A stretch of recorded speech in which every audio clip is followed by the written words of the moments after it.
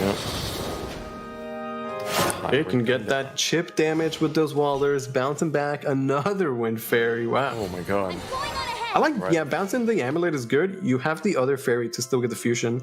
It seems like a very solid play. Just reset it. You're gonna plus even more from this Amulet, which is really, really nice. And you got a bit of the chip card damage draw going through here. It's good. Card draw is huge right now, where like he has the Axles, but he's missing like the rest of his combo. Exactly. Even playing the Wisp just for the early tempo. And ensuring that he's going to have at least one Walder in hand. I do like this. Oh, here comes another one. Yeah, so those are all 3 Walders. 2 in the board, 1 in the hand. And there's the Latika. That's a piece. That is very much a piece, Latika. Now we just need the last one. And I mean, in terms of Axles, we're looking good so far. Ooh, Necro Already at Impulse. 5. Detestable. This is a great answer, honestly. Necro Impulse can clear the board. Yeah, I like it. Yeah, Osaf doing a great job so far. Like, as soon as he draws that Fairy Flowering, I mean, Tier's already at 15 life. You know, Latika combo was 14, so Walder knows 1. Game. Yep. Wonder how he's going to play this turn out. Yeah, this one's kind of awkward because now your kind of like draw resources are slowly running out. You still got plenty of plays to make, but well, he still has the Tree of Wonders for more card draw, which is nice. Yeah, that's true. And I think, like, even though last time the Haven deck let him down, he never drew his Jade Land. At times like this, you have to believe that your deck has your back and it's going to give you the Fairy Flowering. Exactly. Okay, gonna just sort of curb out. Like, not really doing anything that's like too massive, but just, you know, still playing some cards, keeping the pressure up. And I think really just comes down to like, yeah, he needs to draw Fairy Flowering. Exactly. Like, try to somehow stall to that point. Of course, the Tree of Wonders will help with that. Yeah, this next point of damage is absolutely massive, ensuring that Tier's going to be at 14, so the combo can actually, you know, win the game. And by playing the Walder, he actually puts a little bit more damage, which is good because, yeah, it means that even if Tier has like the 1 heal from the Gatekeeper, it won't be enough. Yep. Precisely. Gigantic. We'll see what he draws. Well, for more cards. Fairy Flowering? No Fairy Flowering. But Archangel could draw Fairy Flowering, and it's pretty good against his matchup.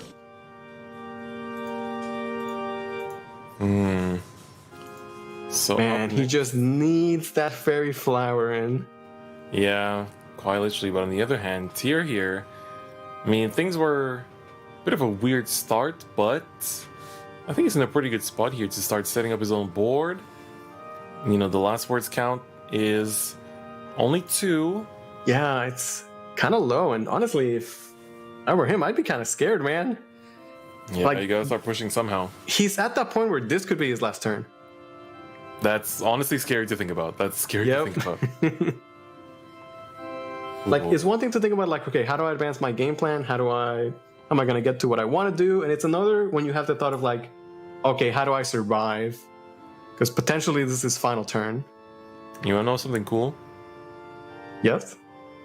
Walder can swing for 10 damage. Actually. Yeah, that's going to be a big Walder. Welcome that to the land of the yeah, maybe. Fairy Flowering won't be necessary. Okay, so Gatekeeper, just, you know, solid follower. He has to answer the 5/5. Absolutely has to retrace. Yeah, I mean, the line of play is very clear. It's just a matter of picking the right answered. He makes quite a Shadowverse board. He heals to 14 though. Again, crucial. He's at 14. Fairy Flowering, not drawn. Walder does quite a bit of damage. Do you really want to commit it here though? Yeah, let's go for Archangel. You're not in danger of losing yet. That's the thing. Tier is, but Osav. I remember all. I mean, Osav could just use the Archangel to draw Fairy Flowering. Can still fight for the board with the Lionel. See what the draw is. Put a Fairy in the deck. Yep. Fairy Flowering. Not today. Not yet, anyway. Oh, this is getting close. Like, man, again, Osaf played well. Like, he played well that first game, and then just waiting for his deck to have his back. Yep. He's, again, about halfway through his deck. Has not seen a single Fairy Flower in just yet. Yeah. I don't want to see them in the bottom 9 cards or whatever we were at there. I wonder if he just like cashes out the Lionels now just to sort of clear. It's kind of annoying for him that if he clears the Gatekeeper, you know, that extra 1 point of life makes all the difference. Yeah. So he does have Walder if he needs to just push 1 damage. That's the thing, like the Walder is really close to winning the game for him, but also those extra accelerates will bring it up to 10. Well, bring it back to 10 now that the... Yeah, because he lost the Evo, right? Interesting, I just hold. Maybe wants to keep tier. It's not a full board lock, but like trying to make it more awkward for him, I guess. Yeah. So he can't just like completely reflood the board. But even then, like he knows the way he wins this. He wins it with his combo. Yeah, like he doesn't win this by fighting the board or anything like that. He literally just wins this with his combo, and he has all the pieces except for the 1 combo card. Yeah, exactly. And that's what hurts the most right now. Yeah, just at the mercy of the deck. He's played well. Just needs that 1 glorious top deck. It's always something missing, you know? It's always some kind of component missing. Yeah, he's already gone through like a lot of the card draw in his deck too, so... Exactly. Oh, I like this play. Tier could be extra defensive. Put in Darkest Desire on a follower. Born to be found. If he can buy himself 1 more turn, maybe he can get more heal, but right now... Things I do for fashion. Osaf's gonna get 1 more chance at it. He's at 16. Destroyed. That's pretty Yeah, nice. 16 is it's enough to save himself from Ladder combo plus 1 Walder. Yeah, yeah. We're slightly out of the range here. The draw is deep. The Well, wolf? it is one of the last pieces of card draw in the deck. Okay, can he board lock him? Like, what if he goes Walder, face, and then Wolf bounce it back? Oh, the board, Tier that's has- kind of nasty. 5, 10, 11, and Evo is 13. And he He's would barely technically still be good, yeah. Wow, that is something to think about. I mean, I'm not seeing a better play. Yeah, honestly. The only thing is that... Oh, hold on, let me think. I'm not seeing a better play. I think that's it. Because he has no card or anything else, so... At least this way he's set up for a 2-turn lethal and a higher chance to draw the Fairy Flower again. There's like an And Tears board locked. Wicked Rebirth into Necro Impulse would be really scary, but that's like the But only if line you- of play which definitely it was kind of close. Okay, but Rebirth summons something, Yeah, so you're still board locked. yeah, exactly. But what I mean is that like it would have given you the Oh, because he's 10 at 8 shadows. Yeah, he's at 8. If he plays it, yeah, he'll go to 10 shadows. You're right. right? Damn, that would have So, I mean- been the one play, but of course, Well, No. that is the one play, right? I don't know, what else is he doing?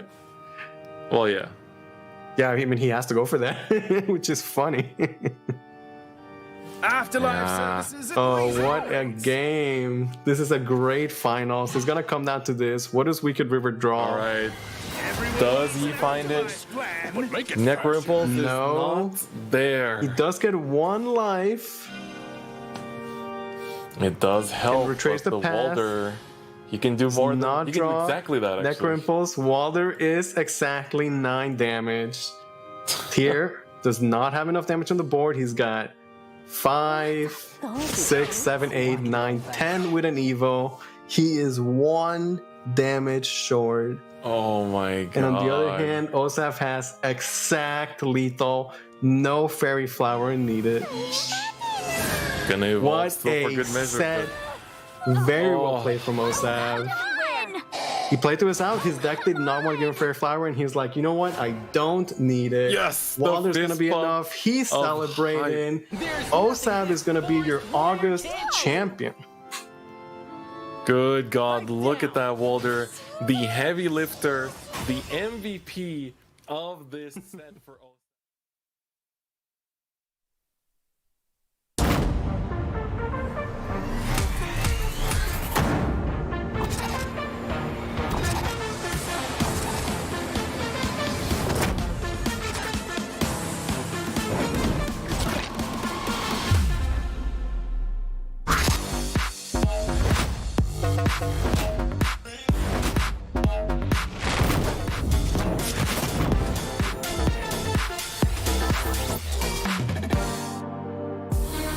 Welcome to the Shadowverse Open. This is it. This is the September Cup, the last regular cup of the year.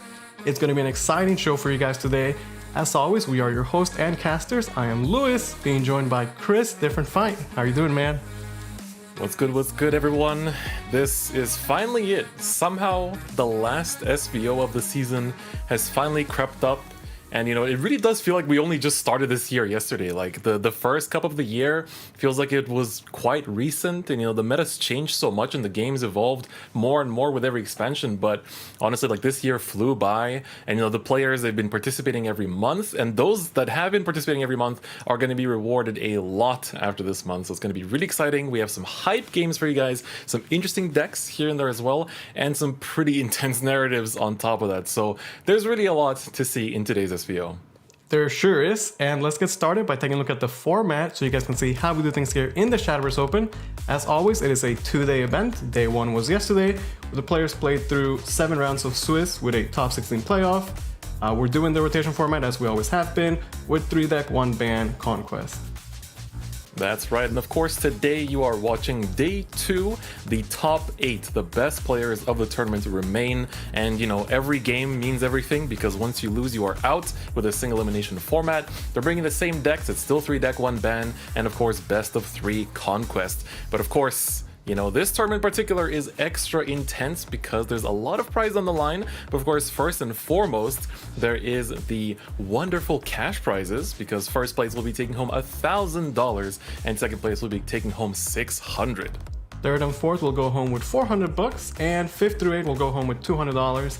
But on top of that, players are fighting for those juicy league points, and this is it. This is the final SBO of the year. So after the end of the day, we're gonna have the final standings for you guys. However, you can see already, Sai is #1 in the standings, and there is no one that can overtake him even after today's tournament.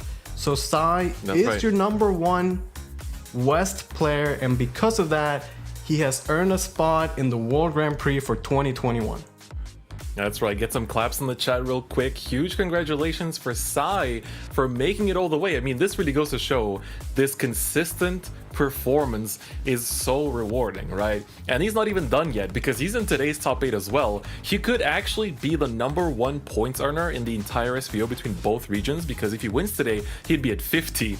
And I think the only person that's close to that is Bima with 49 from SAO. So it's going to be pretty exciting to see. And on top of that, it's a really interesting leaderboard because Osav and Dulan already qualified for the WGP last year, and then basically this means that Doc Dodo would be the second person from the leaderboard to make it into the WGP, because the way that it works is that of course the maximum amount of points that somebody can earn today is 4, but they also get an immediate qualification to Contenders, and the players from this bracket that we have today on the leaderboard are basically Azure Cloud and Light, and they don't quite have enough points to overtake either Doctodo or Sai. So essentially that's kind of how it works out. But look at the ties as well at 42 points. It's going to be super intense. Like, for example, if Azure Cloud wins this, he's going to join them as well at like the 42 point mark, and that's where things are going to tie up and somebody isn't actually going to make it. So that's going to be really, really intense. Yeah, and a huge shout out again to Doctodo. He has been so incredibly consistent this year.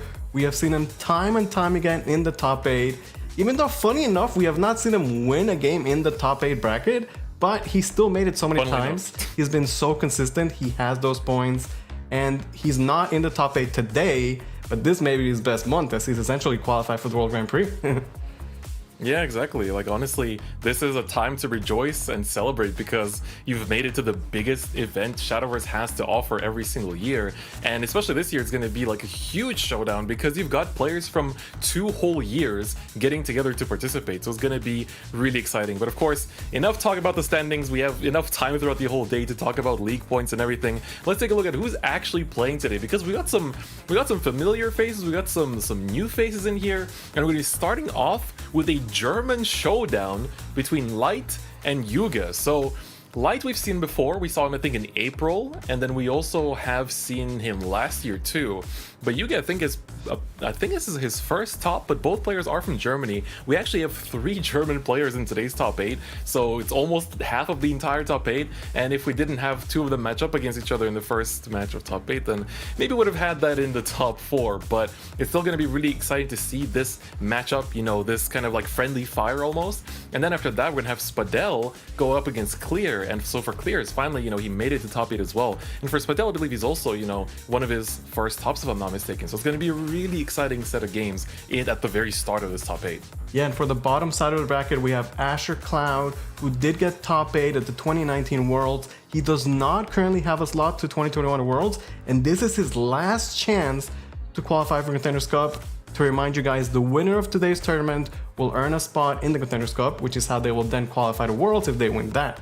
So we're gonna have Asher Cloud going up against Hapu, and then last but not least, we have Melon with his final chance going up against Sai. And I cannot say this enough, this really just has been Sai's year.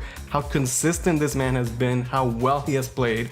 No surprise, Sai is in yet another top 8 and at the top of the standings. It really is impressive. Like for Sai, he technically has the chance to kind of like gatekeep people a little bit today just because he could theoretically win the whole thing. But of course, because he's already qualified for Worlds, it's going to pass down. But it's a pretty cool way to kind of go like, all right, so play against these people in the bracket, these people won't be making it to contenders. So he can choose, you know, whether he wants to be chaotic or if he wants to be wholesome. You know, he could just like meme it up and just like have fun, you know, with whatever he's bringing and just kind of like, you know, do whatever. Or he could go like super try hard and just essentially try to win it all again and be the #1 player in standings, which I think would be really exciting. And I think for him as a player, as someone that takes this game seriously, as someone that's representing his region, I think we're going to probably see some really excellent play from him as well, because I mean, he's one of the region's finest, right? He's not at the #1 place in the leaderboards for no reason. Yeah, and speaking about the Contenders Cup, let us take a look at some of the information for that tournament that's coming up in October. We have 2 tournaments. We have the West as well as the SESO. For the West, we'll see you guys October 16 and 17. That's right, and then of course for SAO, you're going to see the action 1 week before that on October 9th, and then day 2 being October 10th. So it's going to be very exciting, just a month away. You're going to see all this wonderful action. Of course, the format is a bit different from the typical SVOs that you've been seeing. It's going to be double elimination instead of Swiss, or I guess single elimination for the top 8 bracket, and it's also going to be in rotation, but with a new expansion, so it's going to be a completely different, you know, ballpark. It's going to be best of 5 with no ban, so if you've been watching the Rages, then you kind of are pretty familiar with this format.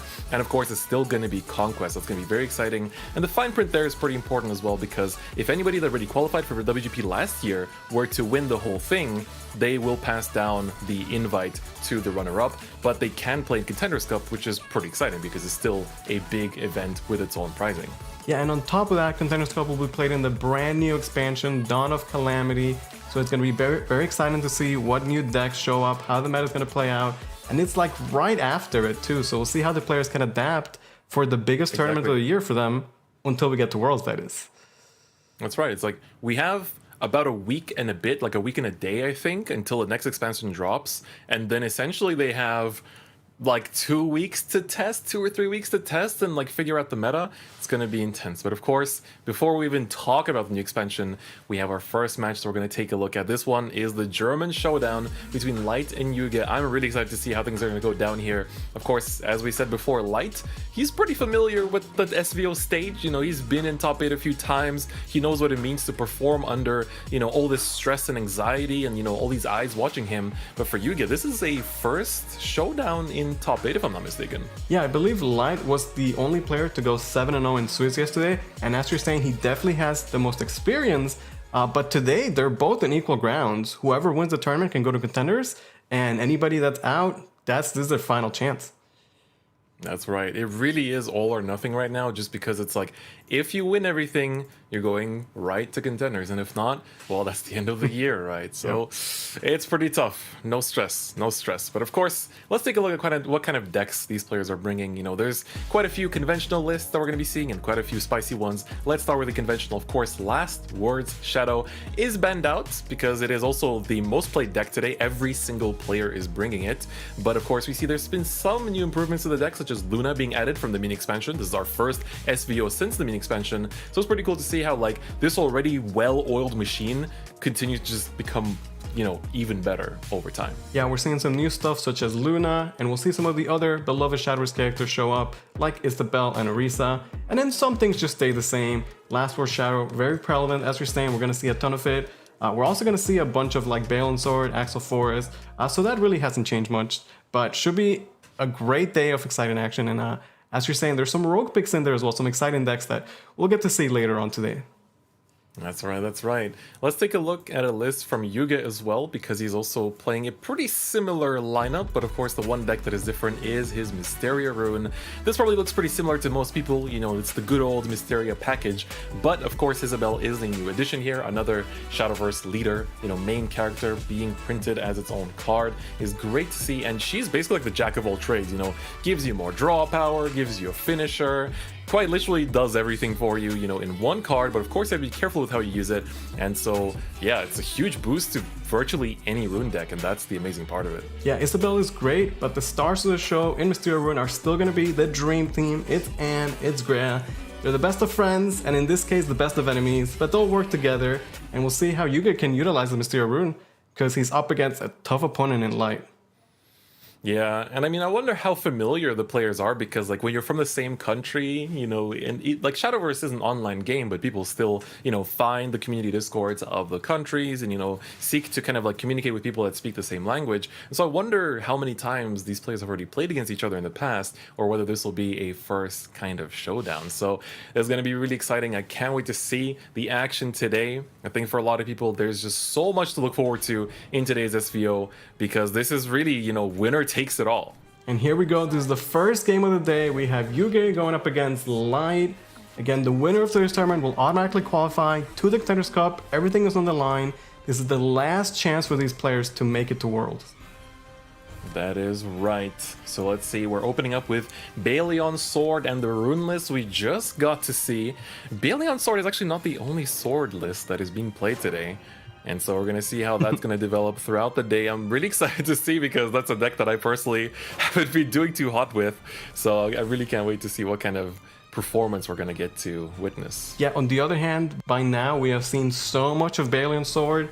You know, it showed up a couple months ago, and at first it was like this very cool deck, had a cool combo, we weren't sure how good it was. By now it's clear it's a mainstay in the meta, and it's pretty strong.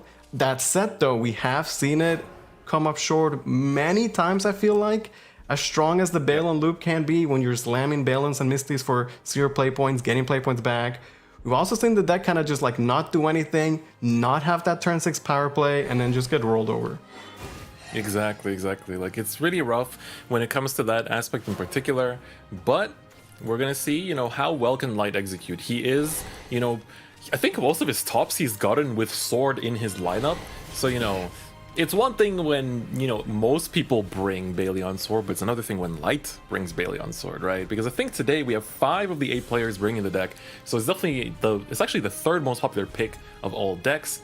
And so I'm gonna, you know, we just have to watch how carefully he chooses to play, because I think that's the biggest feature of a good Baleon player, right? Is like, how do you tiptoe around what your deck's giving you? It's like you have lots of searching, you have lots of consistency, you have many ways to set up the plays in Baleon, and, you know, just like that kind of like ability to find all your pieces, but when to press the buttons, you know, when to actually do the loops, when to just remain with a Mistlene and Baleon on the board, when you want to go for a bit of like field control, when you want to use your more like disruptive cards.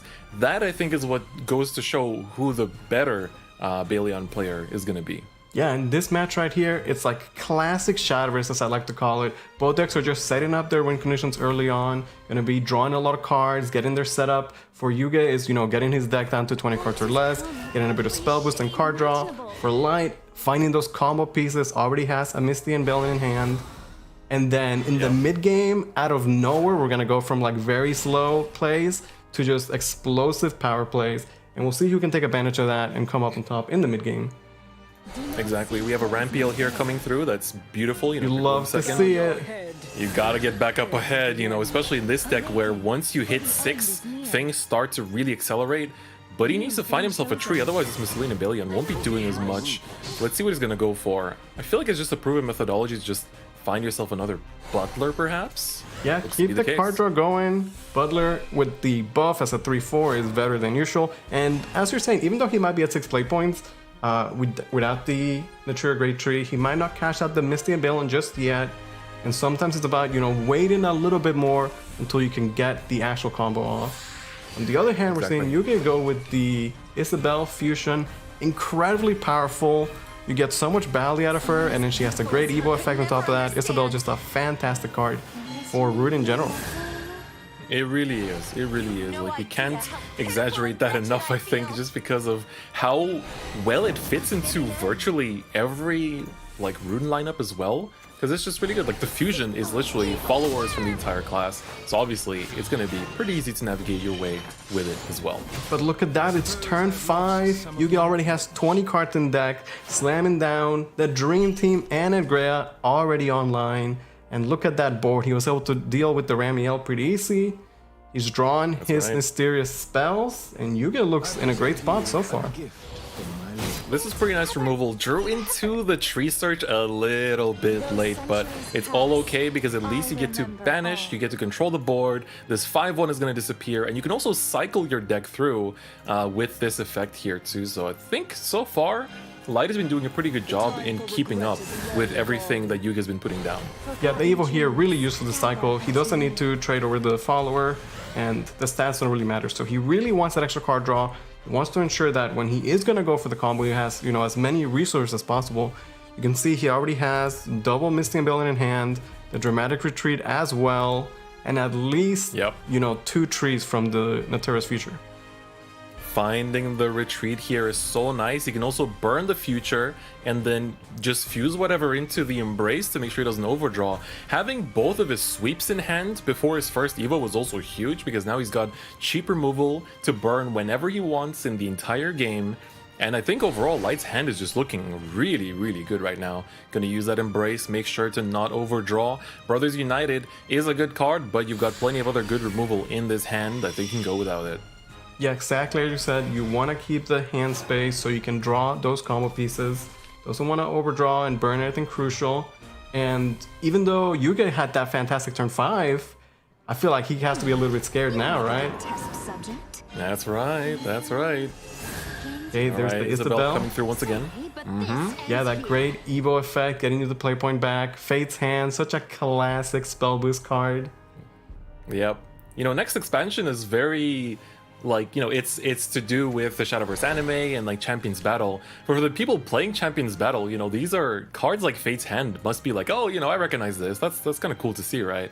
And so definitely something that I think people can get excited about. It's been so long since I've seen it in the meta too. But let's see what he's gonna do to back up on this Isabelle, because the Quadra Magic is at 5 out of 7 spells played. So we don't get the full effect just yet, and Elements of Creation is pretty insane. That's so a good Shadowverse card, yeah. Exactly. 10 damage to the face, you heal for 10. That's a game finisher. Ooh, is he gonna burn the Rending Blast here just for the control? Yeah, he is. I mean, it's pretty good. That's fine. Yeah, it lets him clear, lets him push damage. It's a spell with a different name that's being played, so he can fulfill the conditions for the Quadra Magic. So it seems like a good option. He's at 15 cards in his deck, and he still maintains Grea's spell, the Resentful Blaze as well. But here it comes. Yeah. It's time. He has Dramatic Retreat, but I'm curious if he's gonna burn it here. So because I just feel like this is you just bash. I don't know if he has any more methodology targets left in deck, but I don't know. Let's see. Yeah, sometimes we see, you know, the players, they go for it and then they throw it back, see if they can draw it. But sometimes, like, just keeping the Misty and Balin as a body, Pompous pick up. Solid. The Pompous. This could be big. I was a little bit unsure about it because using it. Oh my god, he gets it! Beautiful, exactly what he wanted. Misty. Yeah. Oh my god. He has the Great Tree.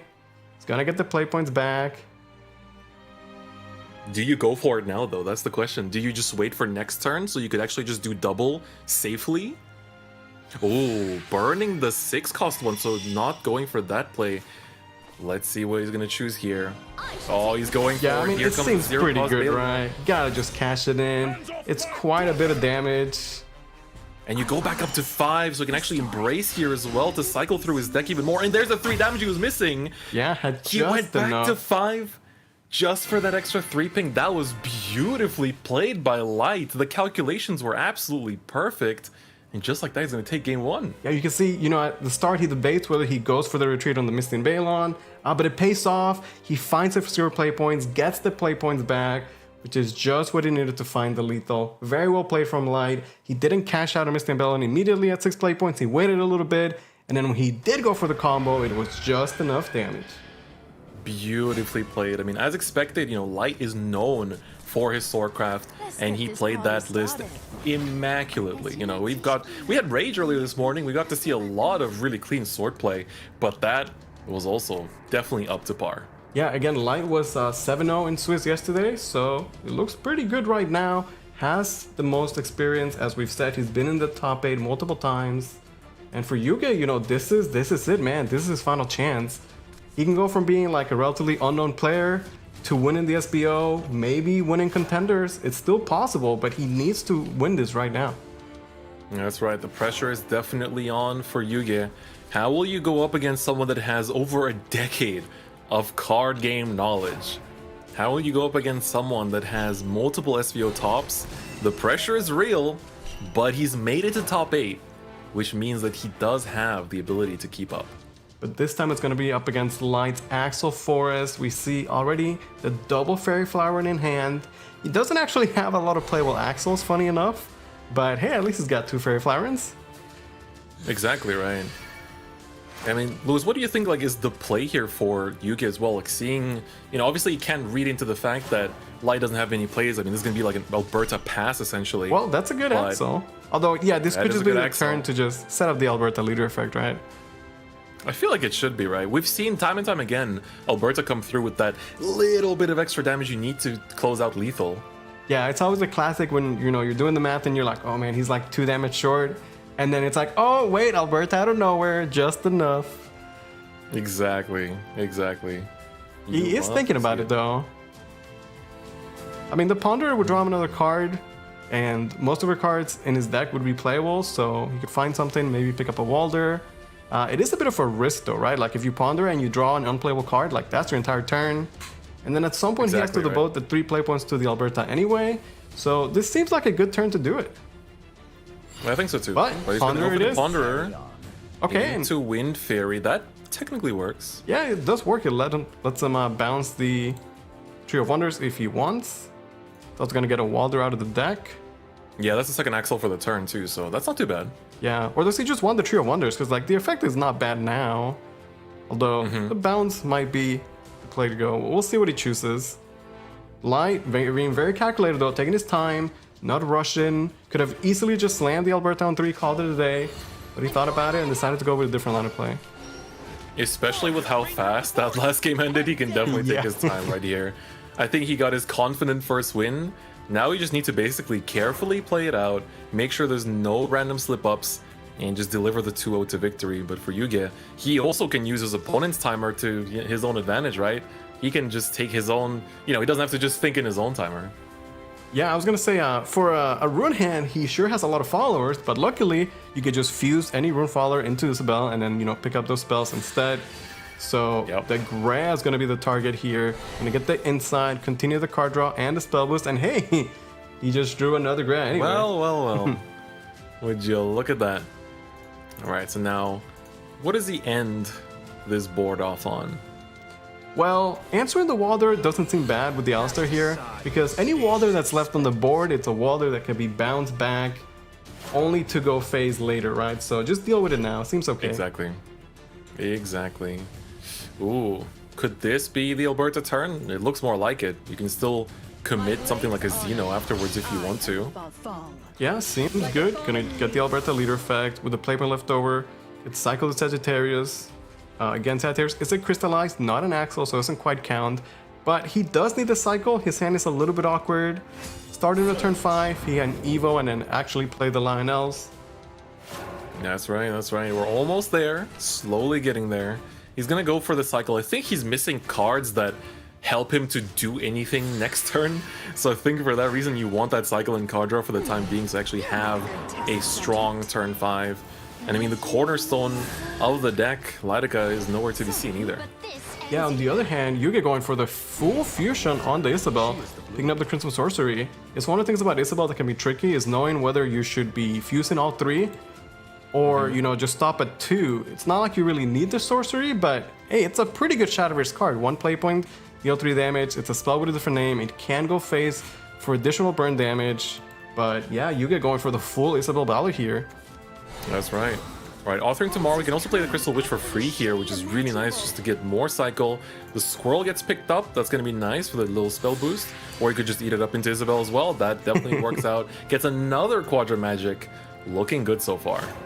Yeah, Quadra Magic currently has played 4 spells with different names, but again, he has the Fate's Hand and the Sorcery and the other Quadra Magic, so that's pretty much it right there. And on the other hand, Light does finally draw the Latica. At long last. But like, you don't really want to cash it in here, it's more of a combo finisher piece. Exactly. Let's see, at least he's picked it up right. It's better to have it in hand early than have to dig through it, let it be in your bottom 10. So at the very least, the combo, the central piece of the combo is actually here. And he does have plenty of ways to get to it as well. It just needs to wait maybe another Yeah, I turn wonder or if two. they play something like play the Fairy Wisp, Evoid, and then that way you can line out the Isabel. Yeah, I mean, that is a play. It's not the ideal way to utilize your Fairy Wisp, but with a hand like this, I don't really see an alternative, and that is the play that Light is going for here. He also has 2 Fairy Flowerings, so we could technically cash one in just for the cycle. Ah, that's true, actually. Okay, yeah, Fairy Wisp Evo. It's a 3-3, he'll answer one of the other followers, and then Lionels are online now. That's right. So it looks like he's going to burn through them here. Of course, they are accelerate effects, so that's going to help the deck overall. Tree of Wonders coming down as well. Double Tree of Wonders. Wow. Yeah, I mean, he does need the card draw, and it also gives him the Alberta back. Again, can never forget about the Alberta. She'll be there the whole game. And Light making the best out of what is an awkward hand, but he's got good pieces. He's got the Fairy Flowerings, he has the Latica, he picks up additional Axles, he should have what he needs. Exactly. And so now he's got more fairy components, pastures if he needs another Axle as well. Keep in mind though, he does reach 6 play points next turn, so I'm curious to see how this is going to play out. The combo is within reach though, the pieces are definitely getting there. But now Yuge, the pressure is on. You need to bounce back this game or the SVO journey is over for the entire year. Yeah, just like last game where Yuge, you know, he had solid plays, he had the Ann and the Greya, turn 5, looked very solid, and then bam, he was gone out of nowhere, right? So exactly. He knows that could happen this game too. Latica with Fairy Flowering is just way too much damage, and he knows the Alberta's there as well, right? So anytime that's being cashed out, you can add an additional 2 damage from the Alberta. Essentially, Yuge's on a clock here. He's got to do something fast. Sorry, but this ends here.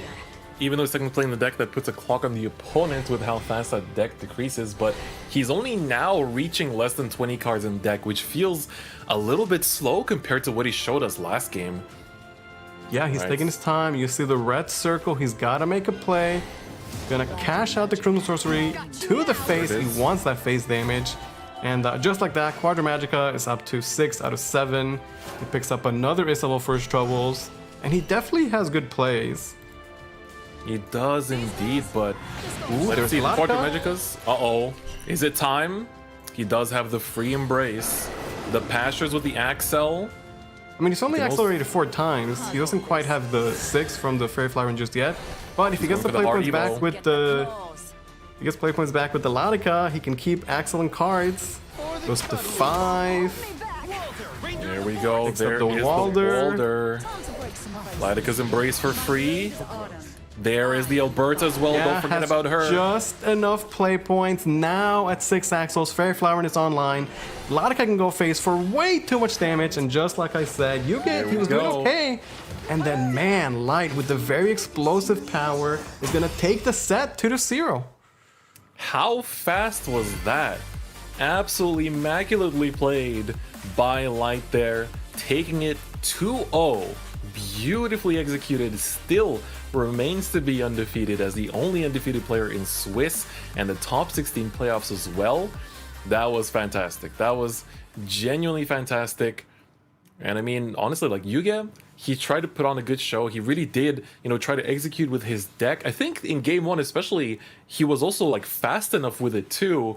But Light just had the right lines of play, he had the right execution to not let him get to that point. And in game two, things felt a little bit too slow. And especially when you're playing against Lightica, which once the combo pieces are together, that's it basically. The deck just explodes on you, and it's really hard to keep up. It's really hard to keep up. Props to Yuge. Hopefully next year we get to see him again, because I can definitely tell, if he made it top 8, this is definitely not an easy opponent to play against. I think he has some potential going into the next season. Yeah, but I'm very impressed by Light. He had some great plays. That Forest game, his hand looked super awkward at the start, but he found a way to make it work. He had the combo pieces. He just needed to draw, the rest of them, and he really did. Stabilized, and then out of nowhere, I think that was like maybe 20 damage, right? It was the Latica going face to 14, and then the Walder and the Alberta, just too much damage. Very well played by Light. And again, this is Light's chance. If he wins today's tournament, he will qualify to the Contenders Cup. That's right. He's getting one step closer to contender. Just 2 more sets to win, right? How hard could it be? But of course, there's plenty more talented players to go up against all across the bracket. And let's take a look at our next matchup. Is going to be between Spadell and Clear. So their player lineups are also very interesting, very similar in that matter as well. So Spadell's bringing Balion Sword, Last Word Shadow, and Sanctuary Haven actually. So we've seen the resurgence of Sank. And then Clear is bringing Axel Forest, Balion Sword, and Last Word Shadow. Quite literally the tried and tested. Yeah, it looks pretty solid. Again, Clear, I feel like his name might be a little familiar, but I've not seen a ton of him. These guys, they don't really have the points in the standings to qualify. But this is September, it's the magic month. You just have to win it, get the Contenders Cup, and then it all goes up from there. So we'll see how it goes. They're going to have tough opponents. Whoever wins this will go up against Light. But we'll see, what can Spadell, what can Clear show for us today.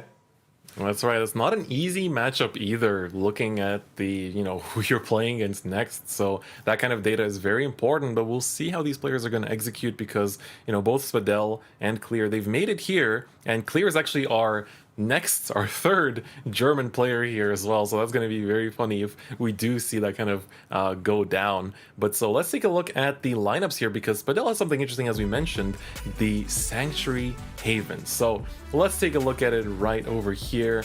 Of course, Sank, we've seen it time and time again. I'm pretty sure we've seen Sank throughout the entire year, if I'm not mistaken, healing up and getting so many bonus effects from doing it. No other deck does it any better. And so Sank, it's tried and tested, and the reason why it's seen a bit of resurgence, there was actually a really nice kind of like visual from the Rage this morning, is that it basically has good matchups against, Axel Forest as well as Balion Sword, and those just happen to be, the second and third most common decks today. So I think that this is a really good pick going into today's tournament. Yeah, Sanctuary is just one of those decks that, like, the people that like Sanctuary, they just really enjoy it, and they're gonna play it until it rotates out. Over time, it's getting some additions that make it stronger. You have the Master Chef, Abdiel, and then Sanctuary is still there. It's a tried and true strategy. It works. It could be very annoying to fight against, but by that nature, the people that play Sanctuary, they just love playing Sanctuary. That's right. That's right. And let's take a look at, well, the deck that it's supposed to be countering, which is of course going to be Balion Sword, which Clear is bringing. And we saw it already in Light's hands, but this is essentially, the deck that is just one engine that wants to run everything smoothly, plenty of removal, plenty of surge power, and just damage all across the board from Balion and Mistelina. It's a very strong deck. It is the second most played deck today, if I'm not mistaken. And third most played deck, and it's, for good reason, right? Yeah, the Balion Sword at this point is just a well-oiled machine. You have a very effective strategy. You want to get to it as soon as consistent as possible. You have the Butler to search the Misty. No need for other Swordcraft followers. Misty and Balion, they get the job done. We've seen the power of getting that 0 play point Misty Balion. It's just too powerful. It really is. It really is. Unfortunately for Spadell here, his Haven has been banned out, so we're not going to be able to see the Sanctuary. I think Clear knows why as well, because of course 2 of the decks in his lineup do get kind of countered by it, so not a big surprise there, and he is bringing those two decks into this top 8 match. So let's just get into it and see Spadell versus Clear. This is going to be a match to see because, again, both players don't have the points to make it into contenders through the leaderboard, but winning the September Cup could be the answer that they're looking for. Yeah, here we go. Second game of the day. Clear, Spadell. Who is going to take it in advance? We're going to start off Spadell with the Last Word Shadow. Clear with the Swordcraft. That's right, and of course, you know, this is the first time we're seeing Shadow today. We might not see it too many times because we've seen a lot of players aggressively banning it out, but of course it is still a very strong deck, and that's a big reason why it is banned out. Once you reach those 10 shadows, I mean not 10 shadows, the 10 followers with last words destroyed, then you basically get to this beautiful win con. You know, you get Chris online, you get so many effects online that just deliver you the win, right? Yeah, it's kind of funny how it works out because the other decks, they all tend to have like a specific combo in mind they're trying to achieve, whether that be a Storm Latica, you know, as being buffed, or the 0 play point Misty and Balon. Well, the Last Word Shadow, they don't have a specific thing they're trying to achieve. It's just like all their cards are so good and they could just make such insane boards, and at some point it's just good enough, right? Yeah, exactly. I also keep saying weird things and saying things like last words followers destroyed. Obviously it is cards, apologies right there, but like this deck is so strong. It's like when you have last words printed on almost every single card in your deck, and even if it doesn't have last words printed, it benefits your deck in some way. Obviously it's going to be super strong, and so we can see already, you know, the count is only going up. He's already destroyed 3 cards with last words, so we're almost a third of the way there. Looking like a good start for Spadell. Yeah, we saw the Butler though, very nice, being able to clear the board. And early game, it might get the job done, but eventually the, you know, 3 damage AoE is just not going to be enough. We'll see if Clear can do a good job of, you know, keeping the board clear as best as he can. Utilizing the EO here. So far, so good. Yeah, he's been doing a good job. He did burn the Pampas there to search for the second Misty and Baleon, which is nice, but I feel like it's good to keep the Pampas for like when you get the refund from Misty and you actually, you know, you put them back for 0 cost and try to search it out. But we'll see. Maybe he just wants to have like a good, you know, 2 turns of back-to-back Misty and Baleon. He does have a tree in hand. He does have ways to get more trees in hand. So we'll see how this is going to progress. We still have a couple turns to wait before we get to that point.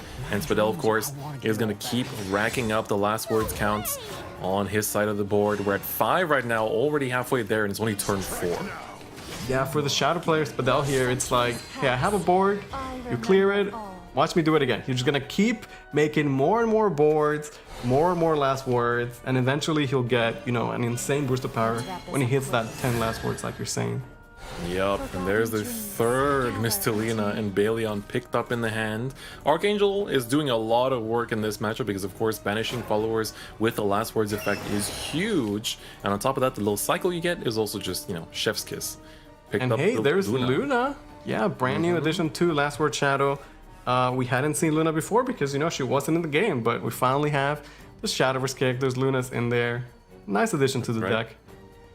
A little bit awkward though because, of course, you know, it is kind of awkward. He needs the Necromancy 6 for the Evo point refund.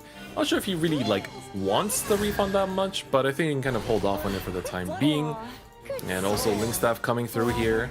Link Staff is always a huge component when it comes to, you know, just establishing lethal most of the time. It looks like he's going to commit the Luna here and just put the Luna's doll down as well for that nice little cycle. And it's also last words effect, so of course that is a huge part of the card too. Yeah, it's nice. Luna just gives you a little bit of everything, right? Last words, shadows, cycle. But hey, Misty and Balon coming out for clear here. Gonna smack Spadell in the face for 6. And like I said, sometimes you want to just play Misty and Balon and then send them back. But sometimes they could just sit there. Like, it's good stat, big ward, it did a good job. And he has other Misty and Balons in hand because he doesn't have the retreat just yet. Oh, but this is kind of a nasty board now because, hypothetically speaking, if he goes for like Misty and Baleon next turn and the damage hits the Lurching Corpse, that's a little bit like, ugh. So we'll see how that's gonna play out because that could be really awkward. Like if you commit to it and then it gets hit, or like optimally you'd want to get the board clear out as well. But let's see how he plays through it. Okay, gonna retrace the past. you know, turn Luna from a follower without last words to one with. He's pretty close to the 10 last words, currently at 8, I believe. In Sarah's, the very a key component in the deck, you know, how the last word shadow can close the game out or survive with the healing. I mean, let's see. He's gonna trace. Oh, Gatekeeper finally. I don't think we've seen any yet this game, so that's definitely a nice thing to see. Ooh, They're gonna evolving keep the with corpse corpse, just yeah. to trade it in. It's a big commitment, but it gets the job done. It does answer Misty and Balon, and it does get him to 10 last words, which means that Chris is now online and is gonna cash it in immediately. That annoying leader effect is only gonna get worse as we go through. So right now, you want this Misty and Balon to do some work, and you want to hit the 7-7, doesn't get it. It would have been so beautiful if it did, because then he would just arm Butler, clear out the board, and get the big damage to face as well. But now, you're in this awkward position where it's like, alright, yeah, you got a little bit of chip damage here and there, but that doesn't take care of the big threats on this board. Yeah, the Butler does work, but like I was saying, it comes to a point where like it's not enough to answer the shadow boards. He's not drawing cards anymore because he's seen all his Misty and Balons. He never drew the retreat, and he's already played double Misty and Balon, so it really comes down to the last one in his hand. But man, he doesn't have a lot of resources in hand. And on top of that, Spadel's just sitting at 17 life. He has the Chris effect live, which is such a huge component. Like, this just scales and scales. So I don't know, man. This is looking a little bit yikes for Clear. Yeah, Spadel, on the other hand, making a great first impression. The Chris effect, giving your last words follower the ward, you know, make it so annoying. It's hard for Clear to actually push the damage he needs. And as you said, with Spadel at 17 damage, he needs a lot of damage. And I think putting that down on turn 6 is like perfect, because you made it so that any like follow-up Misty and Baleons are just really awkward, because now you have to get through all these wards, and of course, you know, the effect from the Ghostly Rider passing the wards onto something else is just really just not good whatsoever. It's going to commit to Celeste here, which is also very nice. Yeah. Because at this point, you can kind of tell them, it's like, oh, you want to do another Misty and Baleon? Well, that's going to be your last one, because you're not going to be able to put it back by any means. Yeah, Celeste is so good for Spadel. They're very smart. It kind of just freezes Clear for the entire turn. And like, this is turn 8, and all he could do is play the Ramiel that instantly gets answered by the Kagero. So I feel like Spadel's in a great spot here. That Celeste, you know, very well utilized. Honestly, Lewis, like, Spadel basically got a free turn there. Yeah, he really He did. basically got a free turn. And because he has so much value out of the Chris effect, like any turn he gets is worth so much for him. Look at what he did with one free turn. Now he has an entire board. They all get way too many stats. They all have ward. And I just don't see how Clear can come back from this. Yeah, auctioning the spoils not going to do too much here. Just burning through the spells. I think he's just playing out whatever he can just to see what he draws into. The Embrace isn't going to quite do it either. Oh, he's just playing everything out at this point, just trying to draw and see what happens. Yeah, that might be the point where, like, as a card game player, you're just like, okay, where was my retreat? I just want to see, like, was it the next card, the one after? Because he just never saw it. 19 cards left in his deck, essentially half his deck, retreat nowhere in sight. And while Misty and Balon by himself, like, yeah, it's a good card, but without the, you know, shenanigans from the retreat and the 0 play points and the replay, it just was not enough to get the job done against such a powerful deck like Last Word Shadow. Exactly. I think for Clear, you just gotta go in with an empty slate here. Understand that, you know, in that game, Spadel just had the answers, but that doesn't have to stop you, as we're gonna go into a mirror match here between the two Baleon Sword players. Let's see who is gonna be able to execute better here. Yeah, I don't know if we talked about this early on, but there is one player today that is not playing Baleon Sword.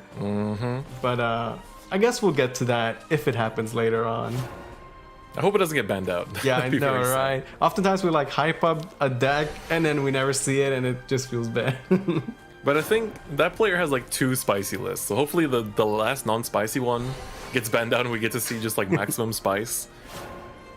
It would definitely be great, but of course, this is the game for Spadel. If he wins this, he goes straight to top 4 to play against Light, so that's going to be very intense. Well, at least this Proven time methodology. Clear, he does have a retreat, the card he was missing last game to really get his deck going. On the other hand, Spadel going second, and he picked up that early Ram PL, and he's got to be feeling good. Absolutely. The Butler's at 3-4-2. You're looking good. You know, he puts that down to search out the Baleon, but you're going to put that down to search it out and to get the board clear. Yeah, plus it's better stats, and he has the follow-up next turn. So, man, this game already looking kind of nice for Spadell. Yeah, it really is off to a good start. Even though he's going second, we're off to a great start here. Of course, we have both Misty and Baleon and the trees in hand here. He's going to actually burn them because you can see that he has a bit too much tree generation, but he draws into the second one. That's quite good. Yeah, usually you want to have the great trees so you can, you know, pitch them for your effects with Misty and Baleon. But hey, at some point, like the original design of the great trees are like you play them to cycle. And if you have extra great trees, well, you can still cycle them. Ooh, double retreat though for double Mistilene and Baleon in hand. I like what I'm seeing so far, but Auction the Spoils here gonna give the little chip damage, gonna do everything for you that you need. He is still gonna commit to the ramp heal, even though, you know, that really tempting aggro Evo to face was on the table, but he chose to ramp, and I think that is the right play. Yeah, it's just so good. It's so crucial for the Baleon Sword to get to the 6 play points. Although, this game, now it's Spadell, the one that doesn't have the retreat. And as you're saying, Clear actually has 2 of them. That's right. Gonna put back the EO, although we've seen EO be really important in other games where, you know, you go for the Mistilene and Baleon, you get the refund, and then EO gives you that little bit of extra chip damage that you need, but he's gonna just go for the full board clear. The sweep will also deal the extra 2 damage to face. So both players are just kind of like chipping away at each other pretty consistently so far, and Spadell will be the first one to play down the Mistilene and Baleon. Okay, yeah, he's just gonna cash it in. It's not gonna clear anything, but it doesn't matter. I mean, it's a 6-7 ward with Storm. He's even gonna spend the Evo on it. That's gonna be a lot of damage, and he still has 3 playments left over to get another Butler and pick up another Misty and Baleon. You love to see it. You know, set up lethal for next turn. It's beautiful. Right now, Spadell is looking insanely good. This is it, though, for Clear. Like, Clear needs a crazy turn, and he's got the pieces. He does have the pieces, but this Mistilene Baleon needs to live first. Oh, yeah. He doesn't quite have the damage from the Brothers United either to take this out. It's a little awkward. Oh, boy. Hey, Ramiel. Oh, is this going to be Ramiel Evo to trade? Yep. This could be... Ah, but wait. He now doesn't have the second tree in hand. Well, now he does. Okay, so yeah, just keep it as a ward. But because of the Swords Masters, it's gonna be enough for Spadell here, right? He has the sweep, he's got the Misty on the Baleon, he's got the Great Tree. Gonna get those play points back, has way too much damage. And man, just like that, Spadell taking the set 2-0.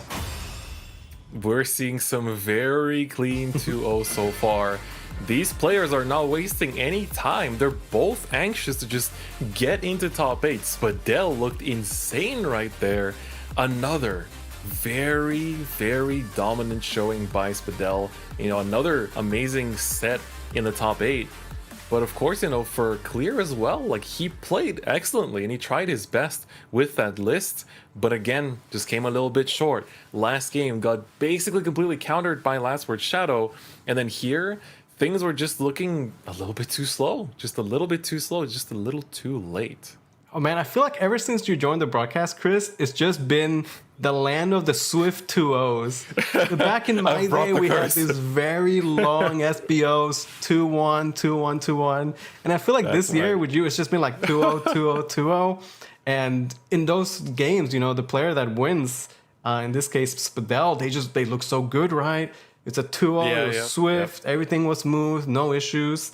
And, you know, he's going to advance and get a chance at light. You know, it's because I'm representing Europe, right? So, of course, for all the European players, I'm like a blessing. Everyone could go to bed at like 10 p.m., 11 p.m. instead of like playing until 2 a.m. So, you know, it's, you know, in some ways, there's a bit less action. There's less of these intense best of threes. But on the other hand, you get to see the most dominating players. And I mean, if these players keep this kind of 2-0 performance going in WGP, I think we might just have a nice West champion going into Worlds this year. So, I'm not complaining. Yeah, and it's really interesting too because whoever wins to this tournament will qualify to Contenders Cup, and then they'll walk into Contenders, you know, with having just won the previous SBO, right? So could they use that momentum to then try and win Contenders? Especially because we might have players playing in Contenders that are already qualified to Worlds, so it's possible that that slot could get passed down as well. So it's gonna be very interesting. We're nearing the end of the Shadowverse season, the year for us, and we need to see who's gonna represent the West at Worlds. Honestly, this needs to be the win for the West, man. It feels like, it just feels like one of those like sports tournaments where everyone just sends their like the delegates from each country and each region, and we're just like, it doesn't matter, who it is from which SVO region, as long as one of us takes it, that's all that matters. We're going to be celebrating, popping off at home. It's going to be a great time, so really can't wait to see how things are going to actually, manifest in the coming months. It's going to be really exciting, but of course, we've seen some very intense and dominant games so far in the first 2 top 8 matches. We're going to go for a short break, but once we're back, there's going to be more games to come and more narratives to develop, so we'll see you guys very soon.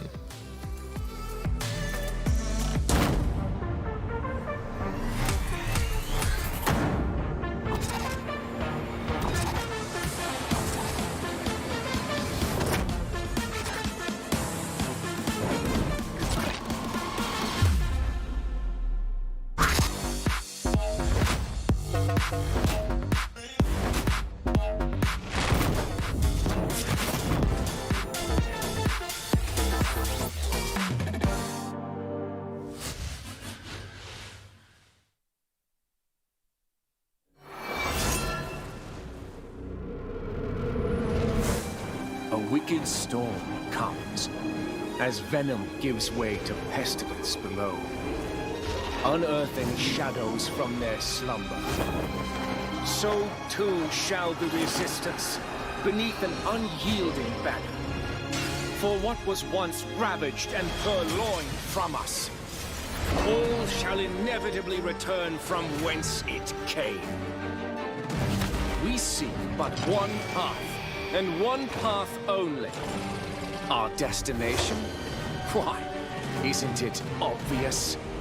The final hour of reckoning awaits us! When justice takes root and blooms, the wind shall sing of its glory. An arduous conflict awaits. Gorges of light, devouring heaven and earth, their legions unlimited and undying. Yet we rise. Though our foes may be immeasurable, we too must never falter. So long as we stand united, order shall reign triumphant in the face of calamity.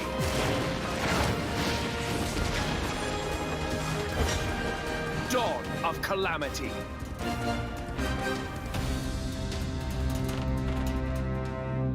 Fear not the chaos within.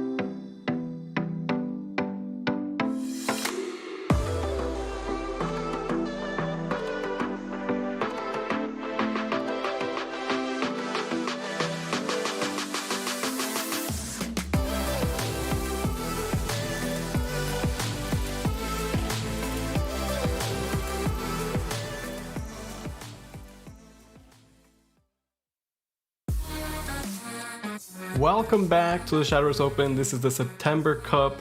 The winner of today's tournament will qualify to the Contenders Cup, and this is our last regular SVO. One more game, one more set is honestly what a lot of these players are probably thinking, right? It's your last possible chance to make it in, and every single game matters. Even if you lose game one, you gotta try to claw your way back with a 2-0 any way possible, because this is their one-way ticket to Contenders, and whoever loses at any point, that's the end of their journey for the whole year. It's a very intense SVO today, but we have a lot of players that are here to show, to prove their worth, to show their best on stage. It's going to be exciting. It's going to be very exciting, and we have two very cool players going into this as well as one player that potentially will make it to Contenders, almost would have made it to Contenders if they played every single month today, which is Azure Cloud. Yeah, Azure Cloud going up against Hapu here in our next match. I could say so much about Azure Cloud. He won the 2019 Contenders Cup coming in as an underdog, and ever since then he's just gotten better and better, getting top 8 at the World Grand Prix. But last year he did not qualify to World Grand Prix, falling short in Contenders, and now this is his final chance to get to Worlds. Exactly, like Azure Cloud right now, he's missing 4 points to be tied on that bracket, right? He missed one cup this month, and this really goes to show, I really want to stress this, that if you play in every single cup every single month, you'll have a pretty solid chance at making it to Contenders, because we have so many players that are at the top of the leaderboard that got one top on stream the entire year, but they just play consistently the entire time, went X2 every single month, and they're going to Contenders, right? That's all it takes. And if they can win in Contenders, they're going to WGP, right? So, this really goes to show that for Azure Cloud, he performed super well almost every single month. And it's that 1 month off that is truly making the difference. But it's not over yet, because if he wins the whole thing today, he is going to be going to Contenders no matter what. But for Hapu, the same chance is also there. The one-way ticket is also there. That possibility is there and is present. But first, take a look at their decks. Of course, we have Azure Cloud's Axel Force we're going to be taking a look at, which of course we've been seeing of a fair bit here and there. It has changed, of course, with the Orisa being added in, honestly just giving you more abilities to just push damage, and just in general it's a great tool. And again, we were seeing a lot of these decks honestly in this expansion that were well-oiled machines to begin with, and the mini just gave them more tools, right? More good generic tools, and that's basically Axel Force in a nutshell. Yeah, we recently just saw the power of the Latica combined with Fairy Flowering. We're able to go phase. The storm damage is just way too much. Axel Force, a very solid deck, and Azure Cloud, he's still one of the best in the West. That's right. He really is.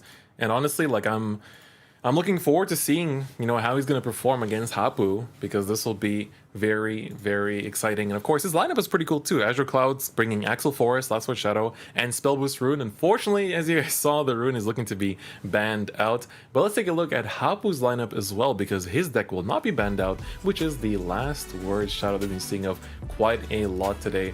Of course, just a very strong deck, as we've said before. Just a lot of amazing effects. Your whole deck is basically Last Words with effects that give other things last words on top of that, and once you reach 10 last words that have procced in a game, well then there you go, you got yourself a win con. Even cards like Necro Impulse that we've always said has been such an amazing card, it gives you lethal, etc.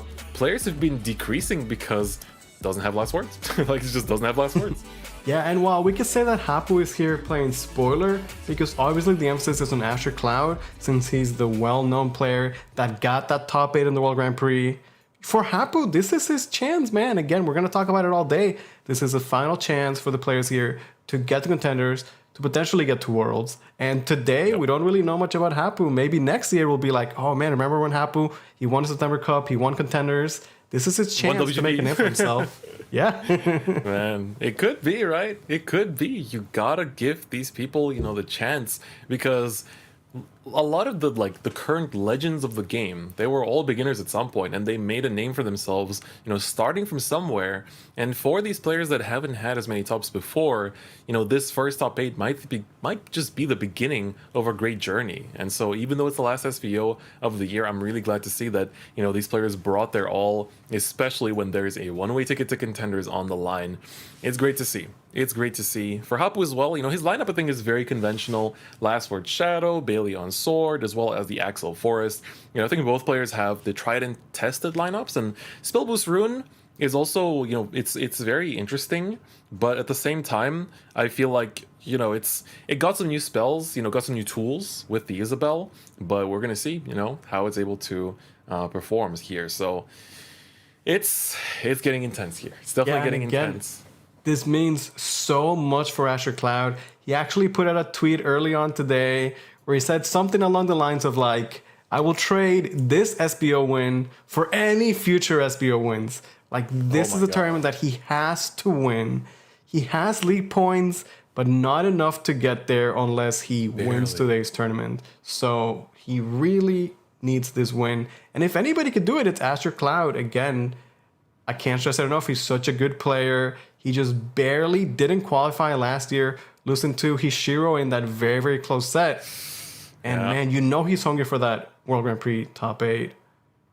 Exactly. I think that, for Azure Cloud is also, he has his legacy too, right? He's been on the stage many, many times. He knows what the pressure is like. He's been to WGP of all things, right? He has that kind of like fear factor when you run into a player that has the WGP sleeves and you're like, I'm going up against the big name, someone help. Yeah. And so just that kind of like ability to be in your opponent's mind, from frame 1 is already something to keep in mind, right? That's not the kind of advantage you have, going up against just anyone, right? So I think it's going to be a tall order for Hapu as well. Like, if he can win this, that's already going to be an achievement, right? You beat Azure Cloud. You didn't just beat anyone in top 8. You beat Azure Cloud, and that is huge. Yeah, and like you were saying, when a player is getting to the World Grand Prix, we are going to all bond together and just root for them. And that player was Azure Cloud for us in his 2019 run. When he got to top 8, he had the entirety of the SBO behind him. And in that time, he became sort of a fan favorite, People got to know Asher Cloud. He's a, pretty cool guy. He's a pretty good gamer. He got to the top 8 and, I'm sure he wants a repeat of that. But, this time to go further beyond. Yeah, you can't help but root for him, to be honest. And so for Hapu, there's a lot of pressure going into so this much match. pressure. And I mean, the rest of the bracket is tough for them as well, because whoever wins this is going to play against the winner, for our next set. And we're going to take a look at that too. But Sai is on that side, and it's not exactly the easiest person to play against this year in particular. So it's honestly, this feels like the toughest side of the bracket too, purely because there's like players that really need the win, as well as the player with the best record in the whole region. So it's gonna be cool to see, and I can't wait to see what these players have to offer. But it looks like we're going into the game slowly. Unfortunately, the Rune for Azure Cloud has been banned out. Oh no. As much as we would have loved to see it, but if he wins with it, we might be able to check it out later. But here we go. Hapu is already excited, ready to get into this, and of course Azure Cloud as well, starting with the Forest. Yeah, you can see Asher Cloud. He's got the check mark in his name. That's how you know he's one of the great ones. It's going to be our third match of the day. Hapu, Asher Cloud. Who is going to advance? That's right. Let's see here how this is going to pace out. Full mulligan. It's pretty okay starting hand. You have a bit of cycle with the Xeno. You got the Wind Fairy for the bounces. Alberta on 3 if you want to push and activate that leader effect. On the other hand, for Hapu, is going to be just kind of waiting for Last Words effects to hopefully show up in his hand for the second turn. Yeah, he's got double Wicked Rebirth, which is such an incredibly powerful card. It does so much for Last Word Shadow. It's so overloaded with effects and juiciness. But he needs early game followers, and he doesn't have a 2-drop just yet. Exactly. Looks like it's going to be the pass. And luckily, that is going to give him something. Yeah, that's a good top deck. You can see in his face, he's pretty happy about it. We love to have the players on their webcam so we can see their expressions. Oh, the Tree of Wonders here isn't too bad. You don't get the full effect, but it's still nice, just to have the bonus effects here. You get a bit of a cycle, you get to, summon a fairy next turn, and double Alberta in hand. It's kind of clogging up a little bit, but Did you see how she'll do big work. his water bottle was? no, I didn't actually yeah. notice. This man is staying hydrated, and I respect that. Hydro hobies in chat, where y'all at? You'll love to see it. You love to see it. Drink your at least 2 liters per day, please, everyone. Yeah, I mean, against, Asher Cloud, he's got to be sweating, got to stay hydrated, drink that water. But he's hype, he's jamming, he's grooving, he's hydrated. I think he might be gaining a few fans as we speak. Yeah, and he's got solid early game so far. He found that card to play on turn 2. He had a solid 3-drop, and, he's looking pretty good right now. The reverts, they're gonna be key in the mid game here. Oh yeah, they're gonna be very important. You got a Kairo off of this as well. Unfortunately, it's not gonna have the bonus effect going for him here, but still pretty nice. And of course now, the ball is back in Azure Cloud's park because he had an Alberta he could have gone for earlier, but now it's gonna do you really want to go for that? I mean, Alberta, you could damage. stabilize the loot effect. I think the clear might be a bit better than the face damage. Later on, it's almost impossible to answer the shadow boards, but early on, it's doable. Yep. And the banish here is nice because this way, you kind of leave up the gatekeeper to have to trade into the fairy here. So it's also very nice. And the Celeste is going to come through with 3-5 already on the board. What is he going to back that up with, though? Finds the crisp, but of course, there's not even a single bonus effect on this guy. Even though we share names, unfortunately, I don't look quite as dapper as this guy just yet. Maybe in a few years. Okay, well, here comes the Link Staff Necromancer. He's going to trade the gatekeeper, like you said. And honestly, Celeste is pretty good. That turn 2 that didn't look like much is now a 3-5 with last words of her own. Ooh, that Lionel is not too bad, though. Although finding something to put it on. Yeah, I was just gonna think about it, what is the follower that you're gonna play in Evo? Because it's not Ponder, it's definitely not Ponder, right? So maybe it's a play kind of like Light was doing, where it's like Wind Fairy, get a Wisp, and then Evo the Wisp to clear the board. Yeah, maybe he's gonna go for the bounce first. Varmint would have been nice if that was a draw for turn, but that's unfortunately not the case. Alright, we ponder in. Okay, well, you can always just Evo a Walder. That gives you a card to activate the Lionel. Kind of gives you a full clear if you want to go that route too. Strong and carry on. Yeah, maybe just taking this turn to get as many Axles as possible. Grant me power. Yeah, gonna Evo the Walder, has the Lionel available. So pretty solid, and then Barman was a great pickup as well. This is the game where it's like the counters, right? You just gotta keep counting.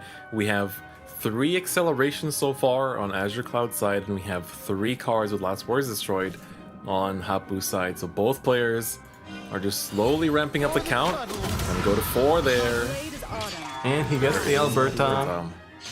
And with the Alberta, you can actually get a full board clear, or just want to cash in, some face damage. Pipe down. I feel like you might as well keep going the board clear route. Yeah, he's gonna go for it and commit. That feels like the right call. Although 6 cards with Last Words Destroyed now on Hapu's side. That's important to keep in mind. And while Azure Cloud, he took a long time to, think of the sequencing and what his order was going to be and what his cards are going to be played. Hapu just instantly slams down the Ceres, gets the Evo. He's doing some math now, but honestly, he looks confident. I don't think he's scared or anything like that. Wow, revert on the Ceres. There's No retreat. That's pretty interesting. So, is he just trying to dig for a desired target?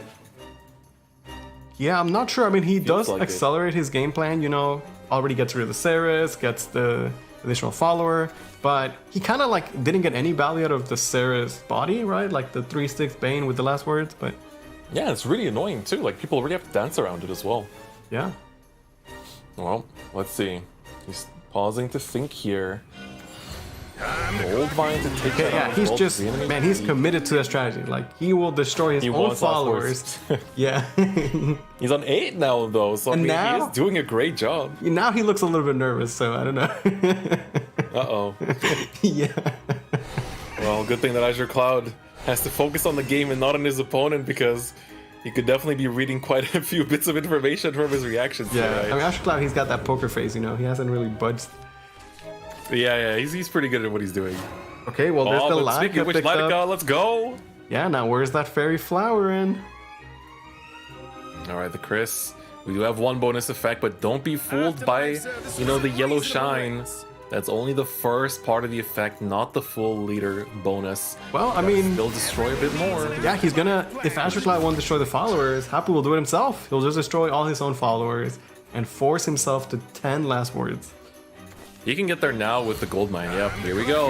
Gold mine's gonna kill it. Just enough play Reanimate points to get the Chris after. Establish that leader effect early on. He really wanted it. He really wanted it. Even gonna commit the Eve on the Gatekeeper, which is pretty good because, you know, it's not just an initial 2-drop. In this case, it's an initial 4/4 ward. And there is the Fairy Flower in. Came a little bit late, but still okay. But now, I think, honestly, Hapu might be rewarded for just the turboing into the 10 last words destroyed, because now he has this annoying leader effect for the whole game, and he has plenty of ways to reestablish it. Also, let's talk about the triple soul strike in hand. That's just, you know, casually 12 damage. Yeah, honestly, very well played from Hapu. He could have sat on the Ceres, try to be annoying, but like, winning through the board is not gonna do enough. Like, it's not like Azure Cloud was gonna answer it, right?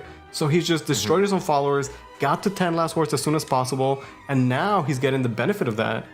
And Azure Cloud has to struggle to answer this.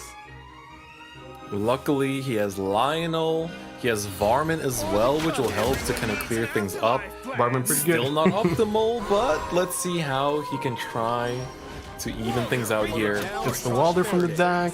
Get that bit of damage. All right, that's little chip here and there. Not quite enough. So much damage from the Varmin. I think he has ways to actually clear up the board here. Wind Fairy with the bounce. Yep.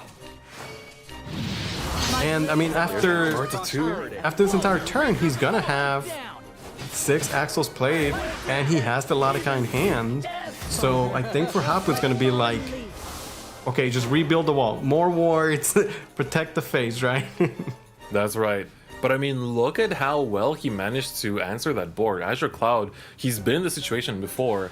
I feel like if it were someone else, they might have actually caved under the pressure of that board already. But for Azure Cloud, you know, just another day at work, right? Yeah, look at Hapu, man. He really went from like being like super calm, confident to now I'm like, oh man, he's sweating, you know, I could see it. Yeah. That's for sure. That's the clock is ticking. He has to make a play. Oftentimes, you commit. You get stuck in this decision paralysis where you have so many options, but you know there's a clock ticking. That makes it very hard to choose a line of play. And he's got to make a decision. That's what you gotta think during your opponent's turn as well. Yeah. I like this Celeste because you turn off so much for your opponent. And of course, you know, putting Celeste on a bike is pretty good too. I like that, right? Because you gotta turn off that Fairy Flowering to at least make the lethal be a little bit harder to achieve.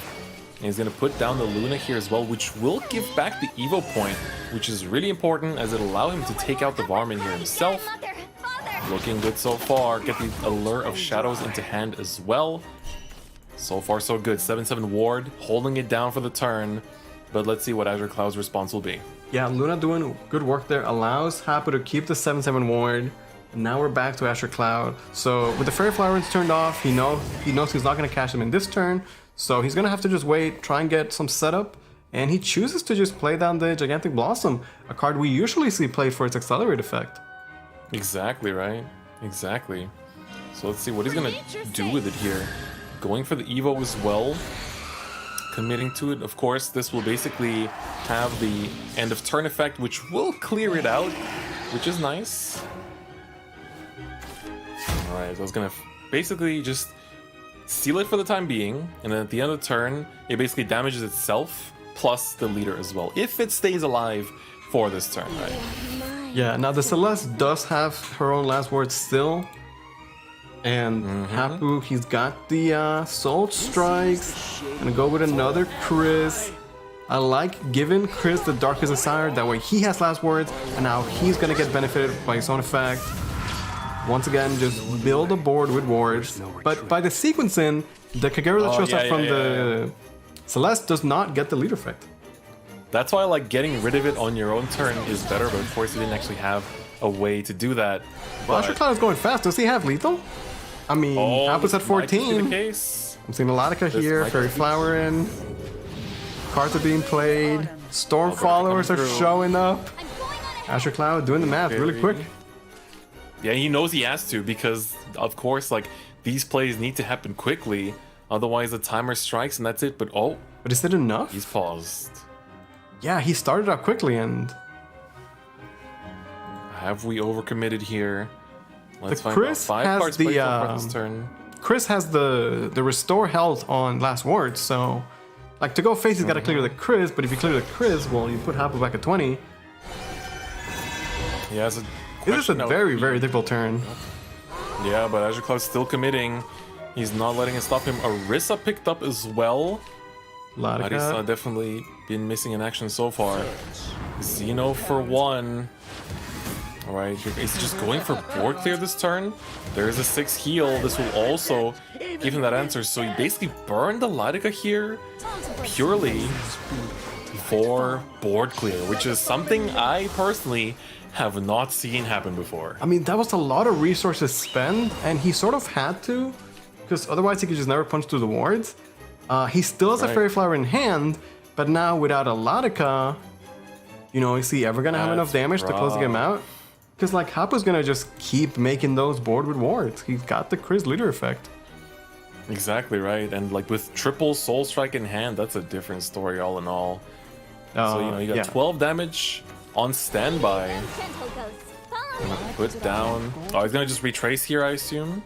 Come on. Oh no, Lure Shadows to Gonna recall steal the one and retrace it. That's kind of Alright. funny. Yeah.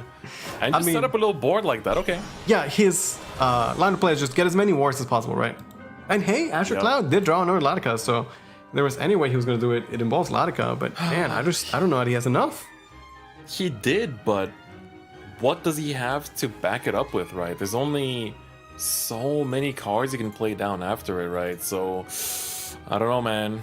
This is looking a little bit rough. At least the Fairy Flowering is gonna go live immediately, which is definitely beautiful, but whew, I don't know, man. Let's see what he can do. Man, I feel like this entire game really just comes down to Hapu having that very well played mid to early game where he destroyed his own followers to accelerate his last wards destroyed to get to that very early Chris. Exactly. Like, that was just really well played. And honestly, I think that sort of like turbo into the 10 last words is what is giving him the biggest advantage in this matchup possible. Yeah, now Asher Cloud has to find a way through this wall of wards, but he's already, you know, committed a lot of resources last turn. He does have the Ladika, he does have the Fairy Flower in. Oh, this is a really nice Arissa turn actually, because the Arisa, you basically put it down, increases twice, deals 1 to everything twice. That's really nice. Yes, not bad. This is a good way to clear. It's kind of like the new Shadow Legendary, but not quite. And not quite. Hapu goes And up passes on it. to 20 life. Can he just And that keep is triple Soul Strike rebuilding? per game. Oh yeah. Don't have to overthink that, yeah. right? Yeah, essentially. And I mean, that's it, right? You basically just deal 4 to something, 4 to face, 4 to something, 4 to face. Or does he want to get a bit fancy with it? Okay, 1 Soul Strike, 2 Soul Strike, Strikes. 3 Soul Strikes will do it. Wow, what a great game 1.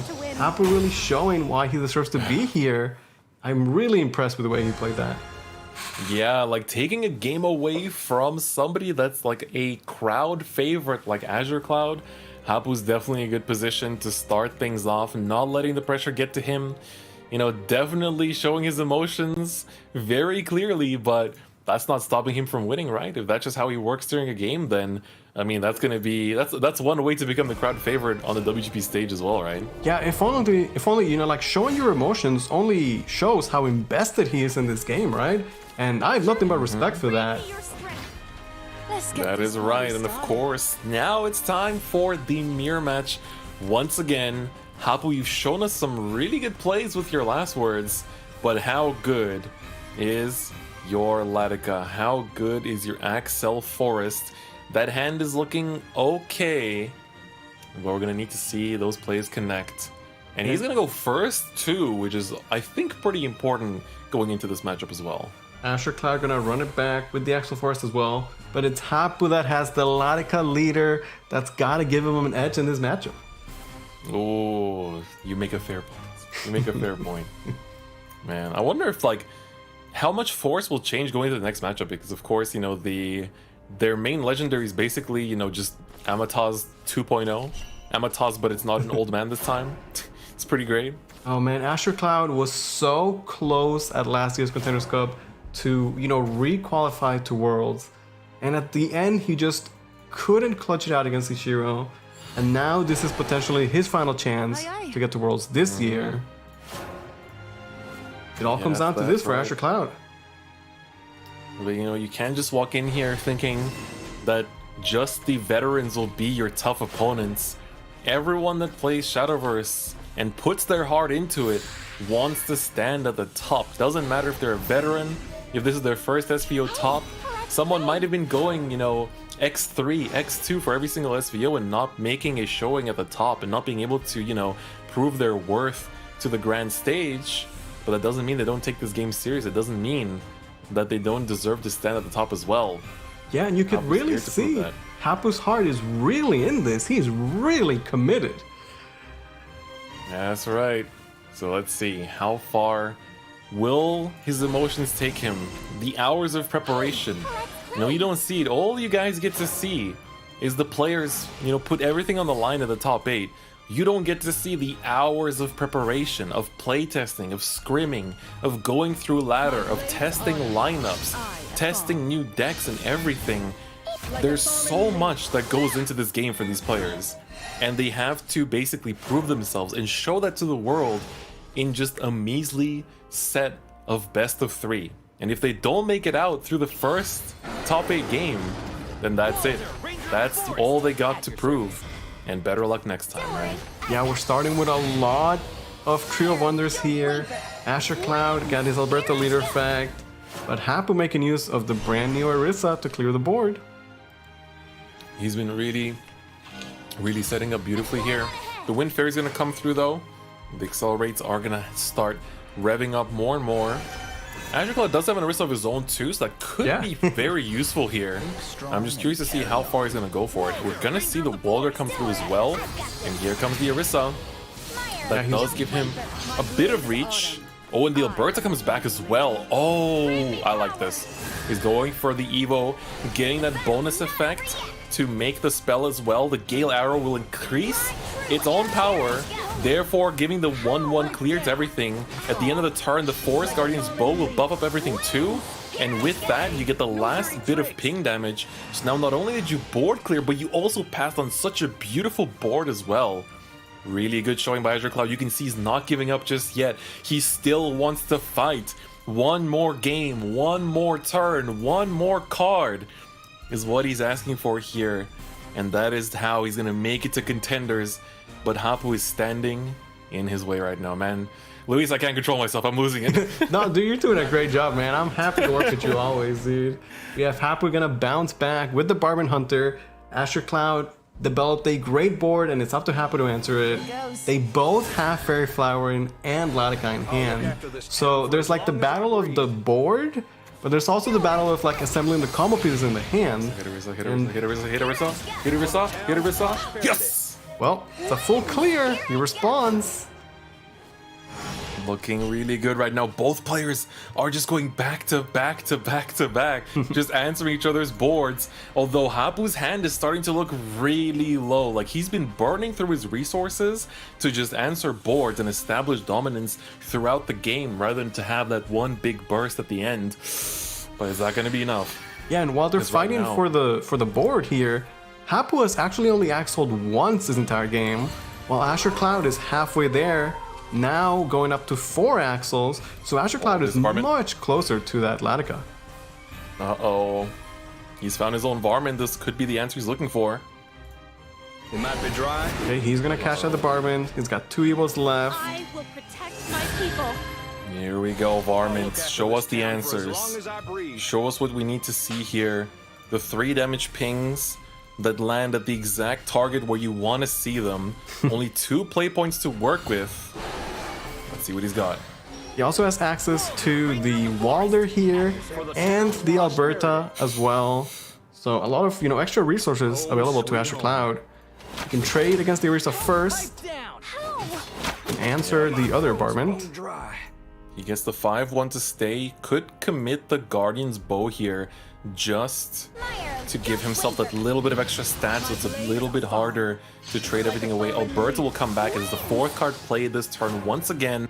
There's going to be a 6-1 farm that's going to stay on this board. Of course, it's not that hard to... Oh, well, it's not that hard to clear, especially with Walder in hand. But let's see. What is the play for Hapu here? I mean, Still like I has an said, point left. although he's done a great job of fighting for the board, he's only axled once this entire game.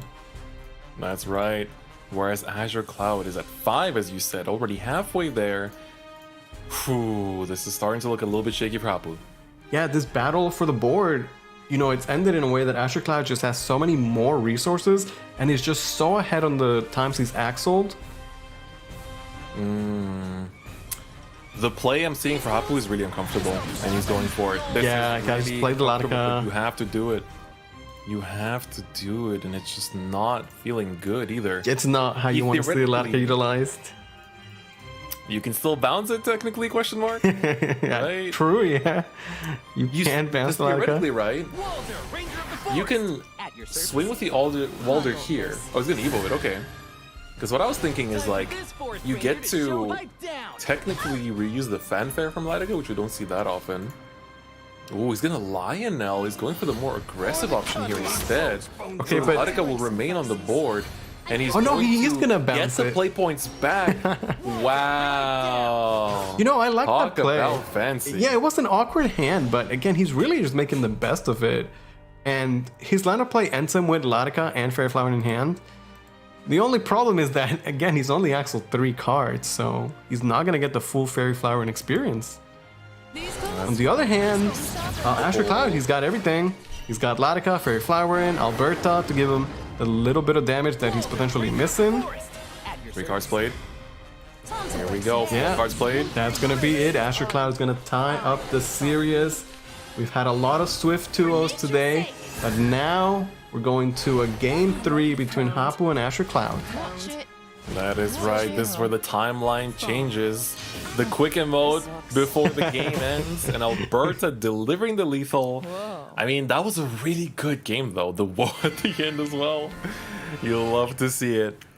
Yeah, Azure Cloud, he did a great job of, while fighting for the board, still advancing his actual inclination, which is, you know, getting enough axles so the Fairy Flower can win the game. That is right. Like, that was just... It was such a back and forth. Like, both players just trying to answer each other's boards as well as possible, but they were both putting in the resources to answer each other's boards, but the one that had the combo pieces remaining in hand at the end of the day was Azure Cloud, and he was the one that made them actually do the work.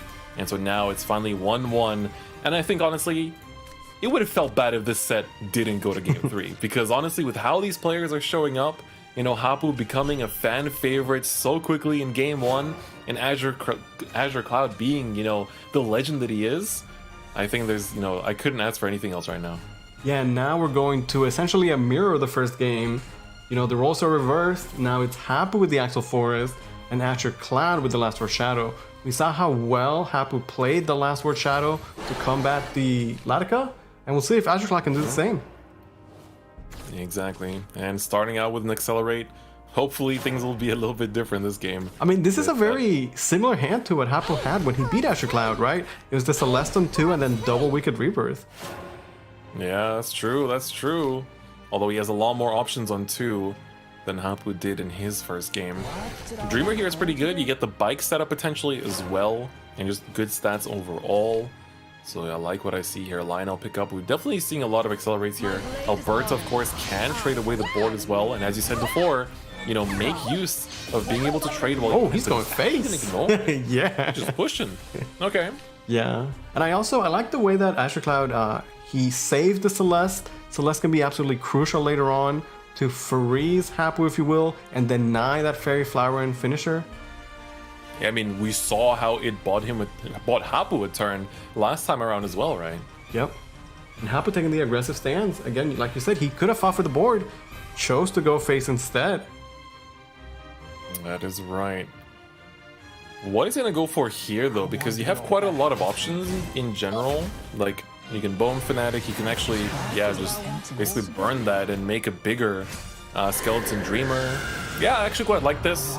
You get to set up a bike for next turn too, and you're going to get another bike out of this on top of that. So whatever you put into play next turn is going to be extra swole. So yeah, it's pretty good. Yeah, he did have to cash out the Celeste though, but hey, he's gonna get a lot of bikes for his troubles. On the other hand, Hapu has picked up the Arisa. We've seen already in a couple games for Active Forest, you know, why Arisa could be such a powerful tool for them. Exactly. Like, it's a really great card for that board clear, but the pass. He just passes. I don't blame him for it though. Yeah, I mean, he didn't have the Evo going first, so it was kind of awkward. He just didn't want to waste any cards, and just passed the turn. But you know what I'm thinking? Does he try to copy? I guess he can't copy too much, but you know, Hapu showed us a pretty impressive ramp to 10 last words He did. play in game 1. I wonder if Azure Cloud is gonna go like, all right, you give me data, I'm gonna grab that and do it myself. But it's gonna be, you know, it's a lot of minusing yourself to get to that point. I like this Azure Cloud going on the aggressive. I mean, Hapu, you know, he had to pass. And against a player like Azure Cloud, he's gonna take any lead you give him and run away with it. Push that damage, you love to see it. Wicked Rebirth, man, he's been blessed with Wicked Rebirths this game. He could burn them all he wants, but you know, keeping it for board clear is definitely quite important too, especially knowing that Celeste is coming into play next turn. But he's only had 1 last words destroyed so far. This feels like the mirror of what Hapu was dealing with last game with the accelerates. Yeah. Yikes, man. And now it's the Barbarian Hunter. It's his job to clear the board, and you know, if there's anyone that could do it, it definitely is him. We'll see how Hapu wants to utilize the rest of his cards. He does have access to a Lionel as well. Could bounce the Steed with the Wind Fairy. Yeah, board clear is not a problem here for Hapu. I think that's not even a question. Arisa coming down as well. This is going to be 2 pieces of spread damage to the board. Don't even need that though, because of course we're going to see all that beautiful work from Varmint. Just like that. Look at that. Nice little board. But once again, Hapu's hand is so lacking here at the end of it all. And there's only 2 hack cells this entire game. Things are looking a little bit shaky all of a sudden. Yeah, this has been the story for Hapu, right? He fights for the board, he does it very well, and then he's just like left with no resources in hand. Exactly, right? Like, he's excellent at being able to trade and just sustain and survive, but that's just not enough when you're playing a combo-based deck. You need to have the components, the pieces, the parts, and you let your opponent have 7 damage to your face uncontested last turn. And sure, you cleared the board in response, but is that really enough? I mean, this is Last Word Shadow. Every time you clear their board, they're gonna get another one. That's just how the deck plays. Here comes a Ceres for Azure Cloud, who is now gonna ramp up his Last Words Destroyed with the Wicked Rebirth. Picking up yet another Skeleton Dreamer. So many bikes.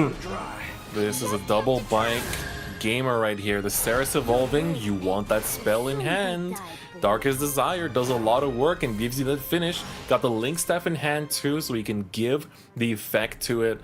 Overall, this is looking very, very good, and I'm very impressed with Azure Cloud's play, because like, he started off with a pretty scary game 1, right? Hapu just recognizing what he needs to do and just ramping up to it, but here, Hapu's just been struggling left and right. And I really like Azure Cloud's play. At 8 Last Words Destroyed with 2 followers on the board. If Hapu's gonna answer his board like he has been doing the entire time, then Azure Cloud is gonna get 3 bikes with a Link Staff Necromancer that has Storm and can Evo the face. And can eat the Darkest Desire effect if necessary too. Oh yeah, I like the way Azure Cloud has set this up. I mean, it's like the perfect bait, right? Hapu has just answered the board. That's what he does, right? He just makes the board, Hapu answers it. Well, if you answer this board, you're gonna pay for it. But it's not like you can ignore it either, so... Home sweet home. Gotta do something. Oh, this is interesting because... How much has he accelerated this turn so far? Oh, he's just trading. Triple bike gang showing up right now.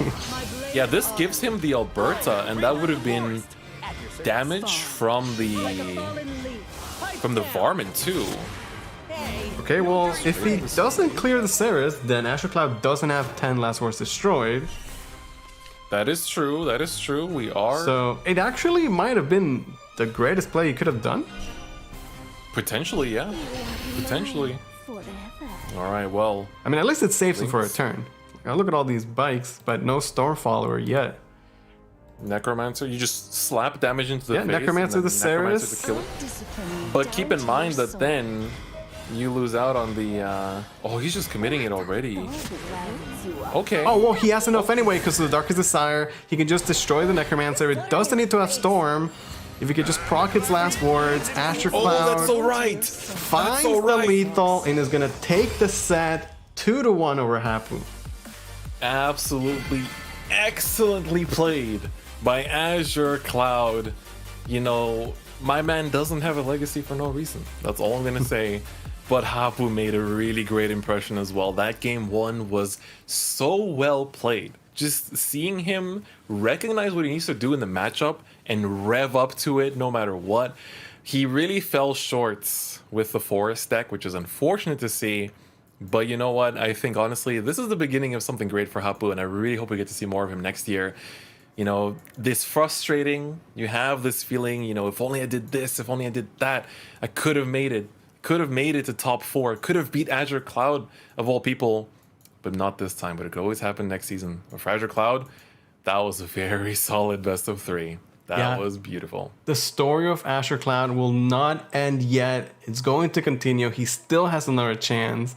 Like you said, well played from Hapu. I like the emotion we saw from him, and I do hope we see him again in the future as well. I really hope so too. But you know what? We've had 3 insanely intense sets. I think it's time we take a look at the bracket before we take a look at the next one, because you know, this has been a very intense showing so far, right? We had Light go with that smooth 2-0 in the German showdown, and then Spadell go up against Clear. You know, both players looked really good going into it, but then Spadell just had immaculate plays throughout both games. That was a very quick 2-0. And just there, we had a super intense best of 3 that, man, I wish I could rewatch that already. Like, those 3 games were such a treat to watch. Yeah, and for our next game, it's now going to be Melon going up against Sai. We have Melon coming in as the newcomer. He's got an interesting lineup. I believe this is the guy with the Rally Sword, the Eris Haven, but his opponent is none other than Sai. Sai has been consistent. He really has grown as a player, and he's now essentially the #1 player in the West. That's right. You know, for Sai, he has the choice to just relax. He literally has the choice to take it easy this month, and he was like, nah, I don't think so. I think I'd rather be #1 in the point tally across both regions. I think that'd be pretty cool. And so he chose to do it. And here we are. Mei Lin, though, has 2 very exciting decks, and I wish we could show both of them to you guys. But let's take a look at one of them, which is going to be the Rally Sword.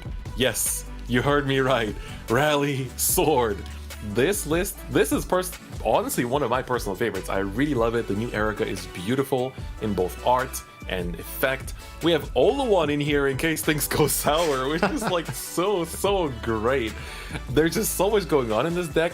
He doesn't actually play Fear in either, which is a lot of people's kind of choices, like, oh, well, if you want to round it out, you got to play Fear in. But instead, you know, he's got removal, he's got all these rally cards that give you more cards on the board.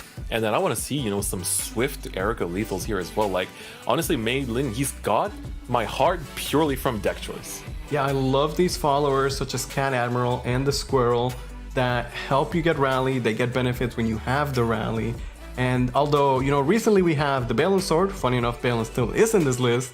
The Balance Sword is like a different type of sword. This is more like a throwback to days of old of how sword used to be played, right?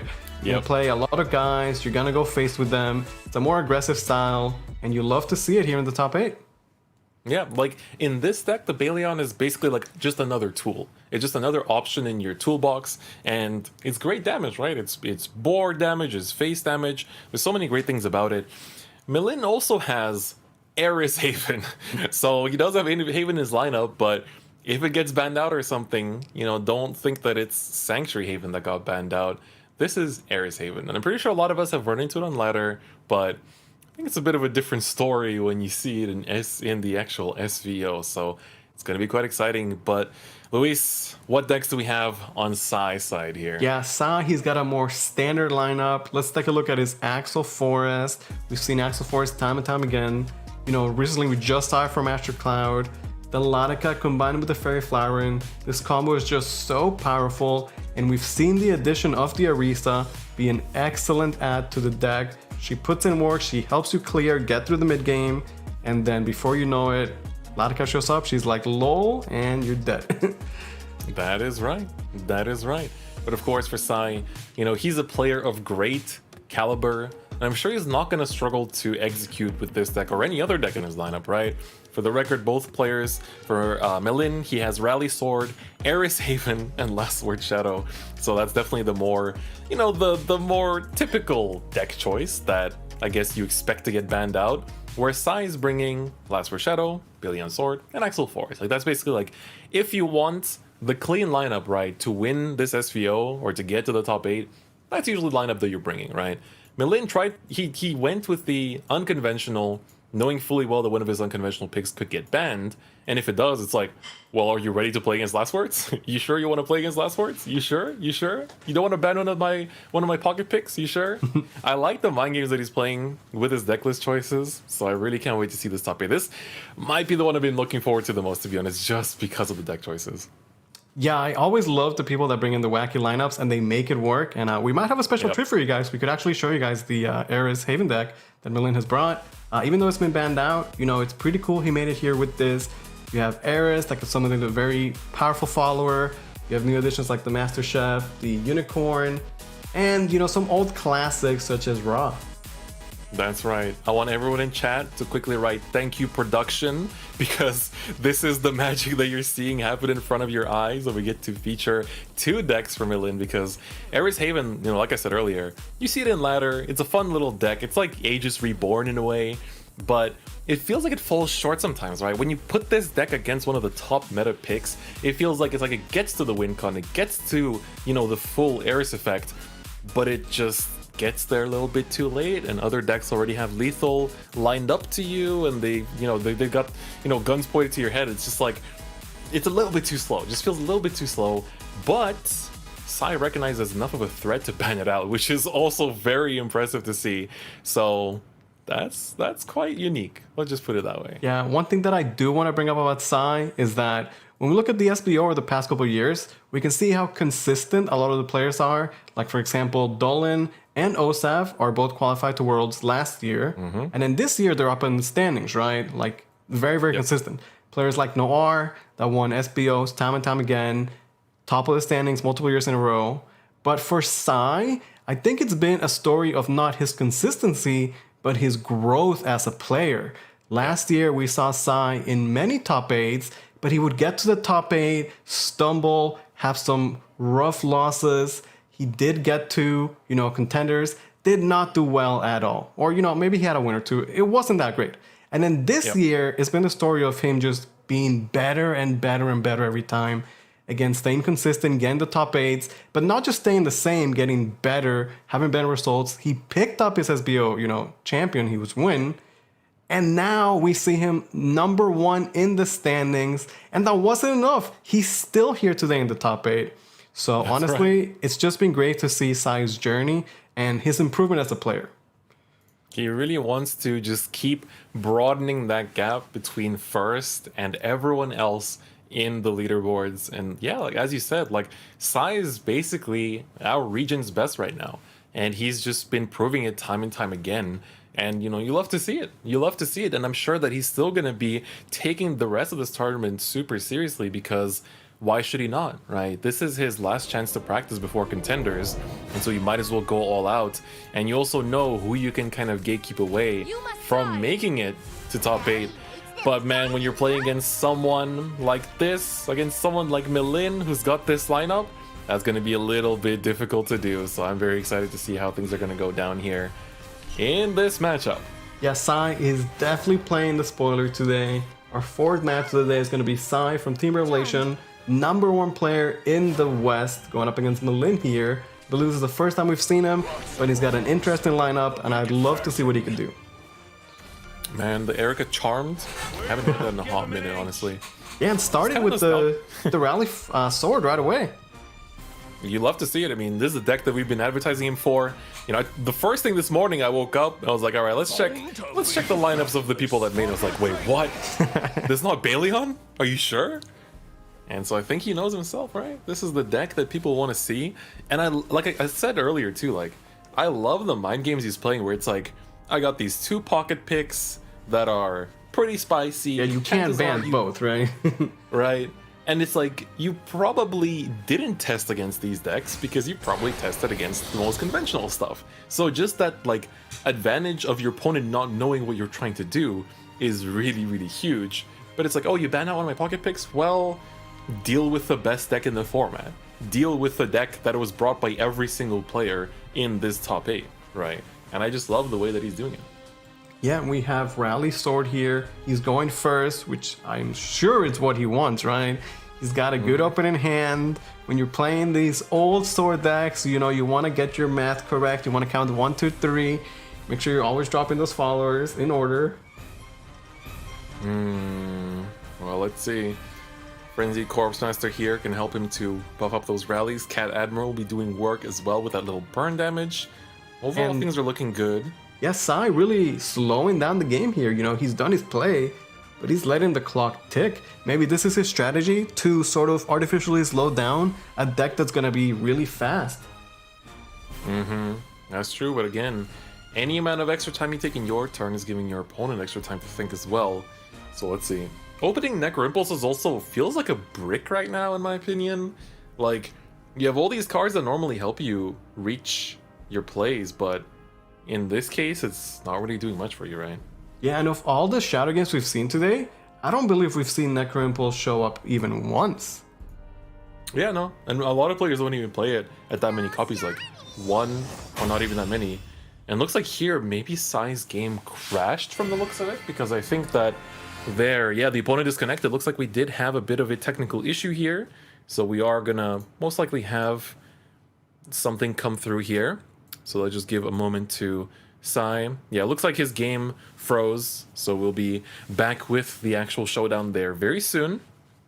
Yeah, I thought Sai was being like super genius, gonna just slow the game down, let the clock tick. It's an in-game issue. We'll get it sorted out, and we'll let you guys know what's happening. But you know, again, Sai, such a great player. He's had such tremendous growth over the past 2 years. And Milin here, this is his best chance. He's got an interesting lineup, and just how far can that lineup go? Yeah, exactly. And I mean, we were this close to see what the Rally Sword had to offer as well. But of course, the nice thing for Milin here is, of course, like, it's his first time in top 8. He's got the crowd's attention from his lineup, right? That's something to already have. And he's got a good opponent.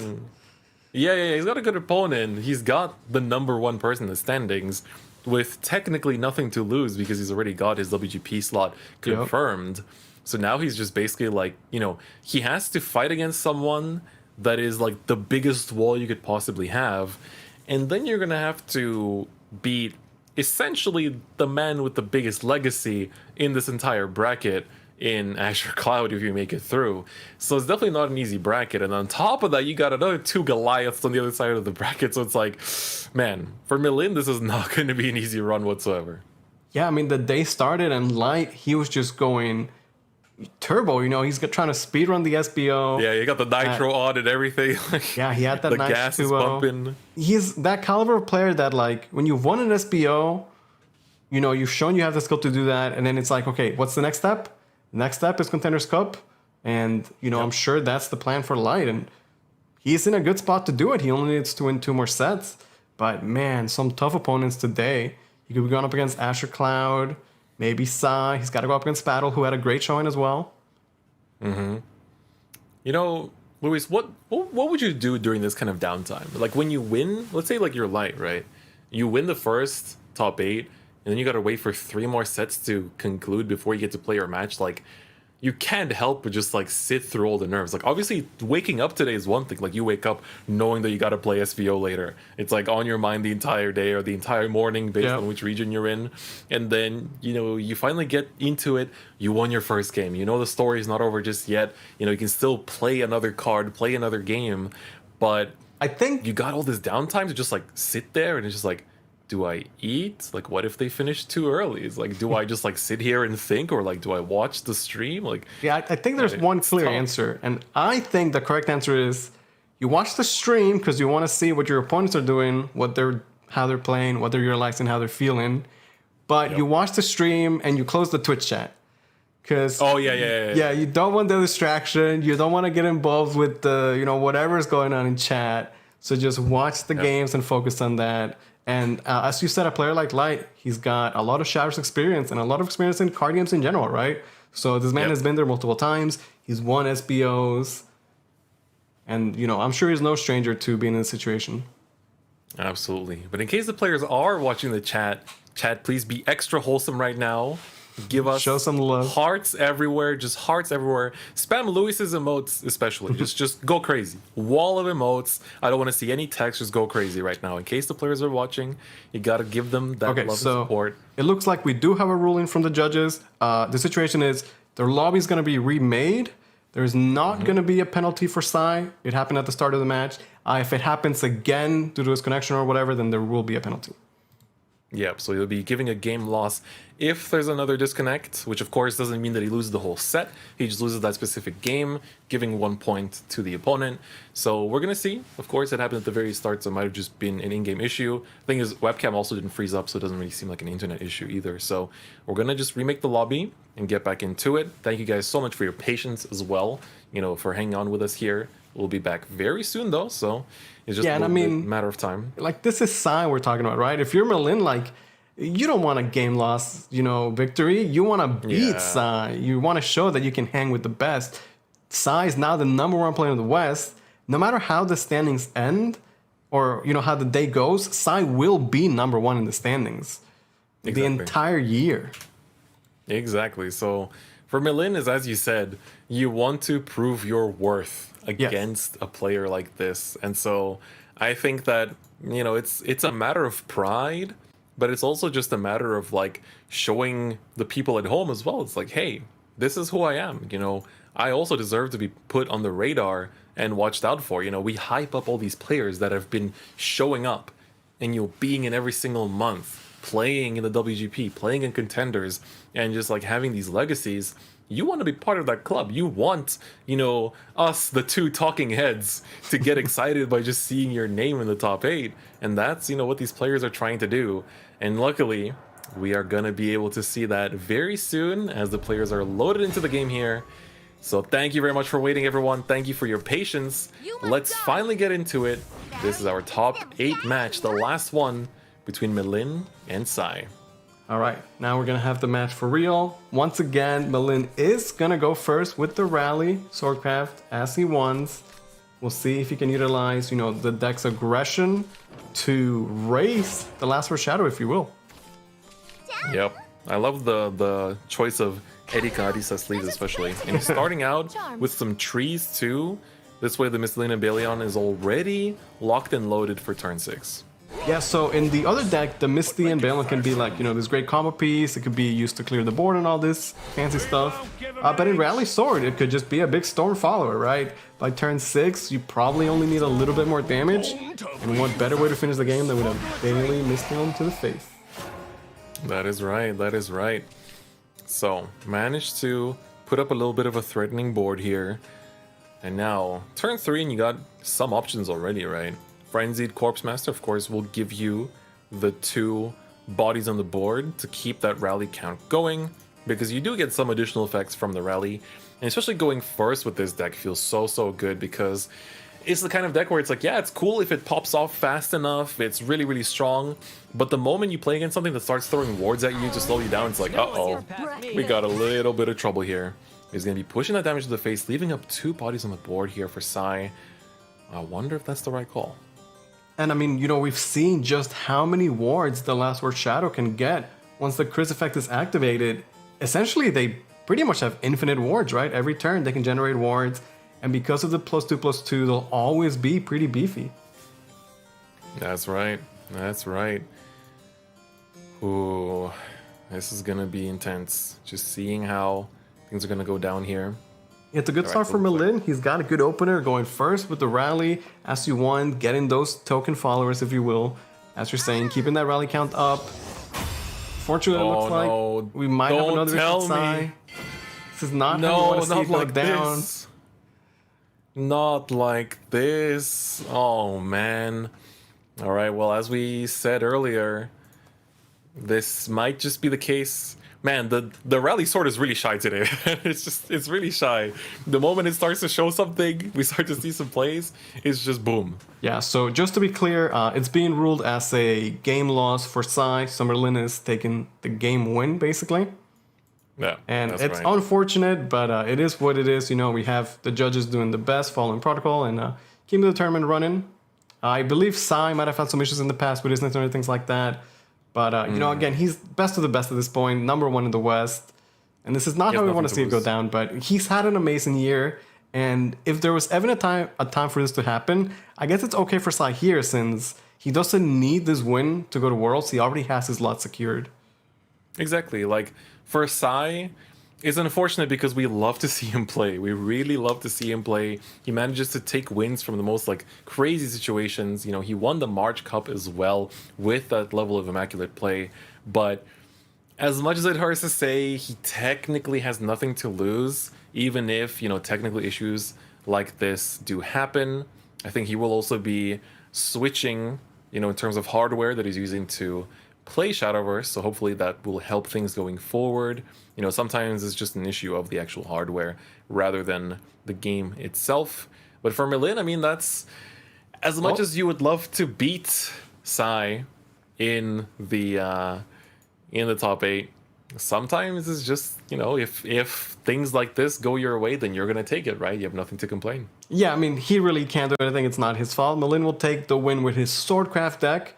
But the set is not over yet. We'll see if Sai can come back, if he can, you know, hopefully be able to play his matches out. Because as you're saying, we definitely want to see Sai put a great show like he has over the past 2 years. And we want to see the newcomers show us what they have. Yep, exactly. And of course, I mean, if this does continue and Merlin just progresses to top 4, he'll be able to do that against Azure Cloud, right? He still has another Goliath to take down on his journey to finals. And so we'll still be able to see plenty of his decks, you know, work their magic. Would have loved to see that sword in action too, but hey, you guys got the deck list, you know what to do. Net deck gang for life. Yeah, and if Merlin is the player that's able to go and win the entire tournament, you know, even if he got this one game, he still would have definitely earned it. You know, this is day 2, but he had to get here by doing really well in Swiss. And then if he does beat Sai, he has to go up against Azure Cloud and then the winner of Lighters Battle. So it's a tough road for him. And if he does win it today, he 100% would have earned that win. Absolutely. Absolutely. All right, so it looks like we're still setting up for our game 2 here. So again, Merlin does have 1 game up now through that game loss. I mean, that's one way also relief for him as well, because he knows that he'll just have to come back into the next one. And so we're still waiting on the game to be ready, but please do stand by.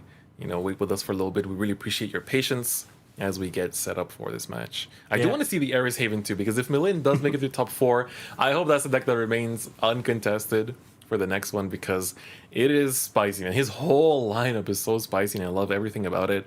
And so it'd be really great to see more of it going into the next matches, but we'll see.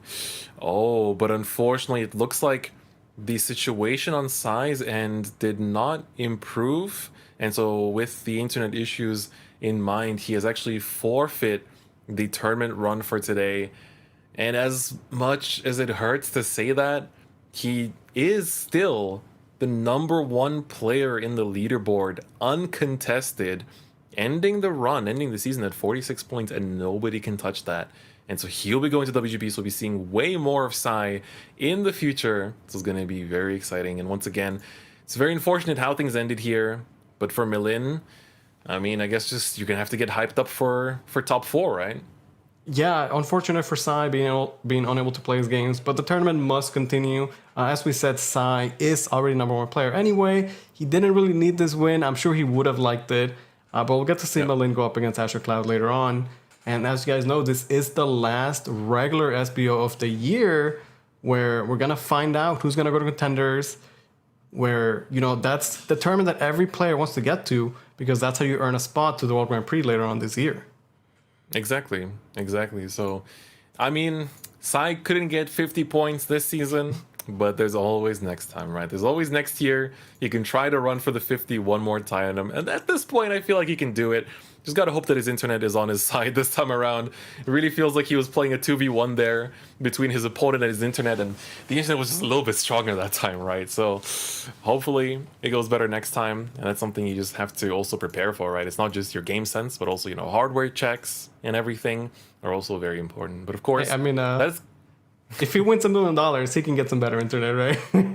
that is true. That is actually true. Better, you know, just gotta go hard with WGP, and next year is looking like a breeze for Sai, right? It's looking like a breeze. But yeah, I think with that, that is going to be it for the top 8. So we do actually know our top 8 going into or we know our top 4 going into the next matches. We are, however, going to take a break now before we go to the top 4. We've had some very, very exciting matches so far. Some swift 2-0s and some pretty intense and almost like heartbreaking 2-1s. I can't wait to see what else there is to see in the top 4. So we're going to go for a 20-minute break, but we'll see you guys very soon. Take it easy.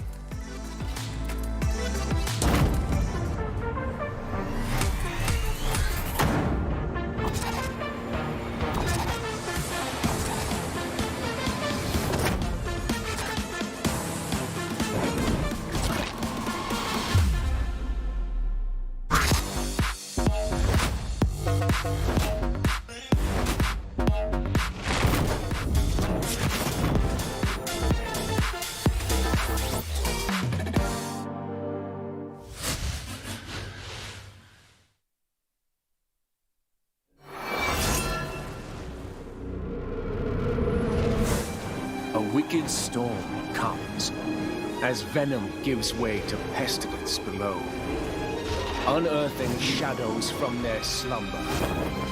So too shall the resistance beneath an unyielding banner. For what was once ravaged and purloined from us, all shall inevitably return from whence it came. We seek but one path, and one path only. Our destination? Why, isn't it obvious? The final hour of reckoning awaits us! When justice takes root and blooms, the wind shall sing of its glory. An arduous conflict awaits. Gorges of light, devouring heaven and earth, their legions unlimited and undying. Yet we rise. Though our foes may be immeasurable, we too must never falter. So long as we stand united, order shall reign triumphant in the face of calamity.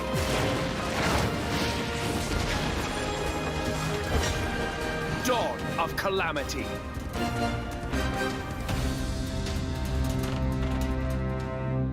Fear not the chaos within.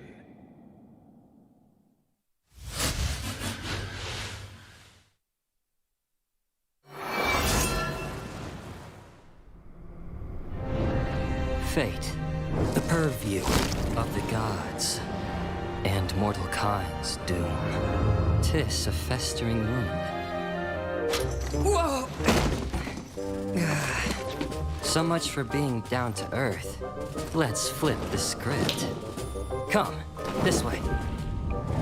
What is a mortal? A trifling puppet of fate. You want freedom?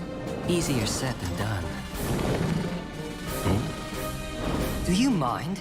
You're interrupting my flow. Now, there is one way to escape. Destroy them. Covenants, rules, grind them all to dust.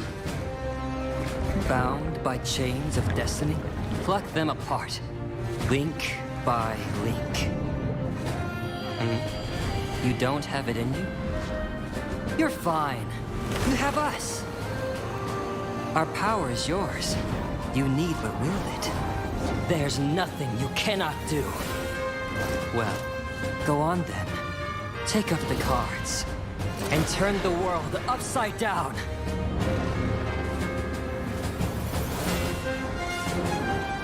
For you are the arbiter of Fortune's hand. We are more than mere playthings of fate.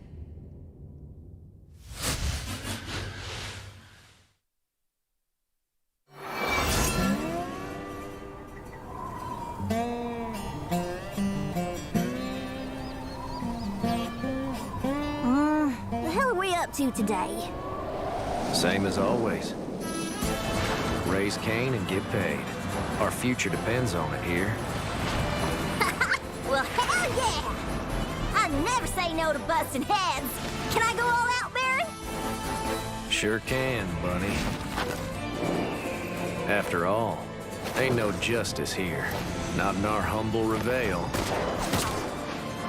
Well, that makes sense. Ain't no gods here neither. The moment you slip up, the moment you ask for help, that's when this world will get you.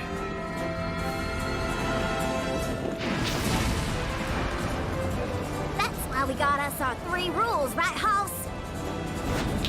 Believe in your own damn power. Don't let nobody in your own damn way. And finally, don't fear a damn thing. Now, let's get this show on the road. Nobody's gonna walk on us. Not till we've remade the whole plum world.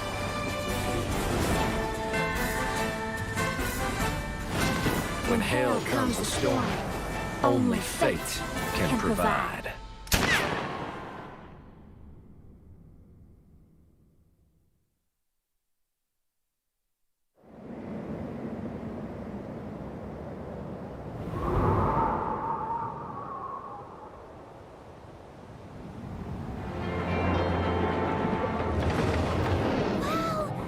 Look! There's the next island! Wonder what's in store for us this time. How exciting! Huh? This feeling! Holy moly! A primal beast!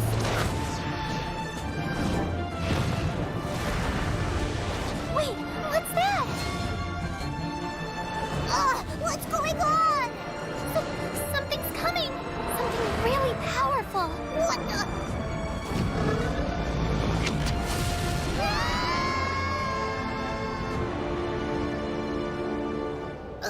Hey, you okay there, Lyria? Uh-huh, I'm okay, but I think we might be in a bit of trouble. Throwing in the towel so soon? Look, when things look bleak, it's easy to become dust in the wind.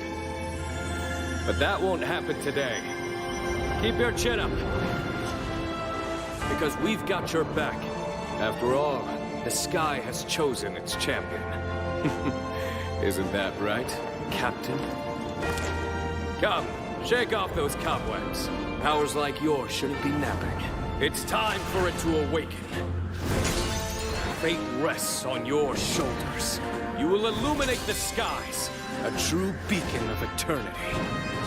And don't worry, we of the Eternals shall follow you every step of the way. Eternal Awakening.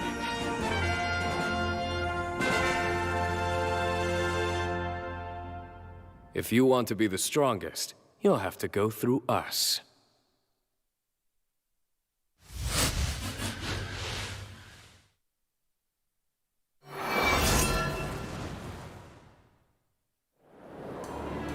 As it is above, so it is below.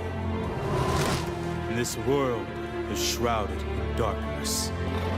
Annihilation looms. And the moon illuminates only despair. But you need not shed tears. Heed your heart and dive into the abyss. After all, this world is a mere flame. Let its heat embrace you and set your passions ablaze. Or perhaps it would be better to abide in hope. Shine its light into your heart and break free of the dark. Mayhap you would dance. Let your feet wander, caper and twirl to a tune never ending. Well, it matters not what you do. Go where your desire bids you. After all, this world is a flickering tree.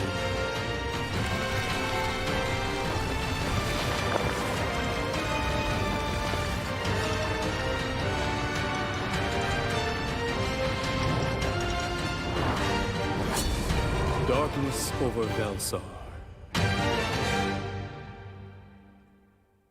May the twilight reign eternal. Curious what Vapo's going to bring here to this game too. Will we get the run back with Dragon, or is it time for the switch out for that breath of fresh air? He's going to stick with it, and I like that. He's looked near unstoppable in the top 8 game with this deck, and I want to see it one more time. Yeah, and so far the forest has looked very strong today. High Guy was saying, you know, you just high roll with it. It looks very clean, looks unstoppable. Latika goes face for 1 million damage. But we'll see if Osaf can do it again. Yeah, the ball's in his court. He's looked really good so far. You know, all his wins have felt very close. You know, long games that need to be played out and look for like, those openings. Osaf, he fights for his wins. Like he has to earn those. Yeah, absolutely. They don't get just handed to him. Yep. Okay, well, he has early game of, you know, cards taking Crystallize and Axel, and the early Latika seems nice. It's good. It's a good start so far. As for Bappo, you know, no real ramp just yet. Feels like he's had ramp pretty much every game we've seen him with the Dragon. I'm sure he could find some. Yeah, it's the first time. First time.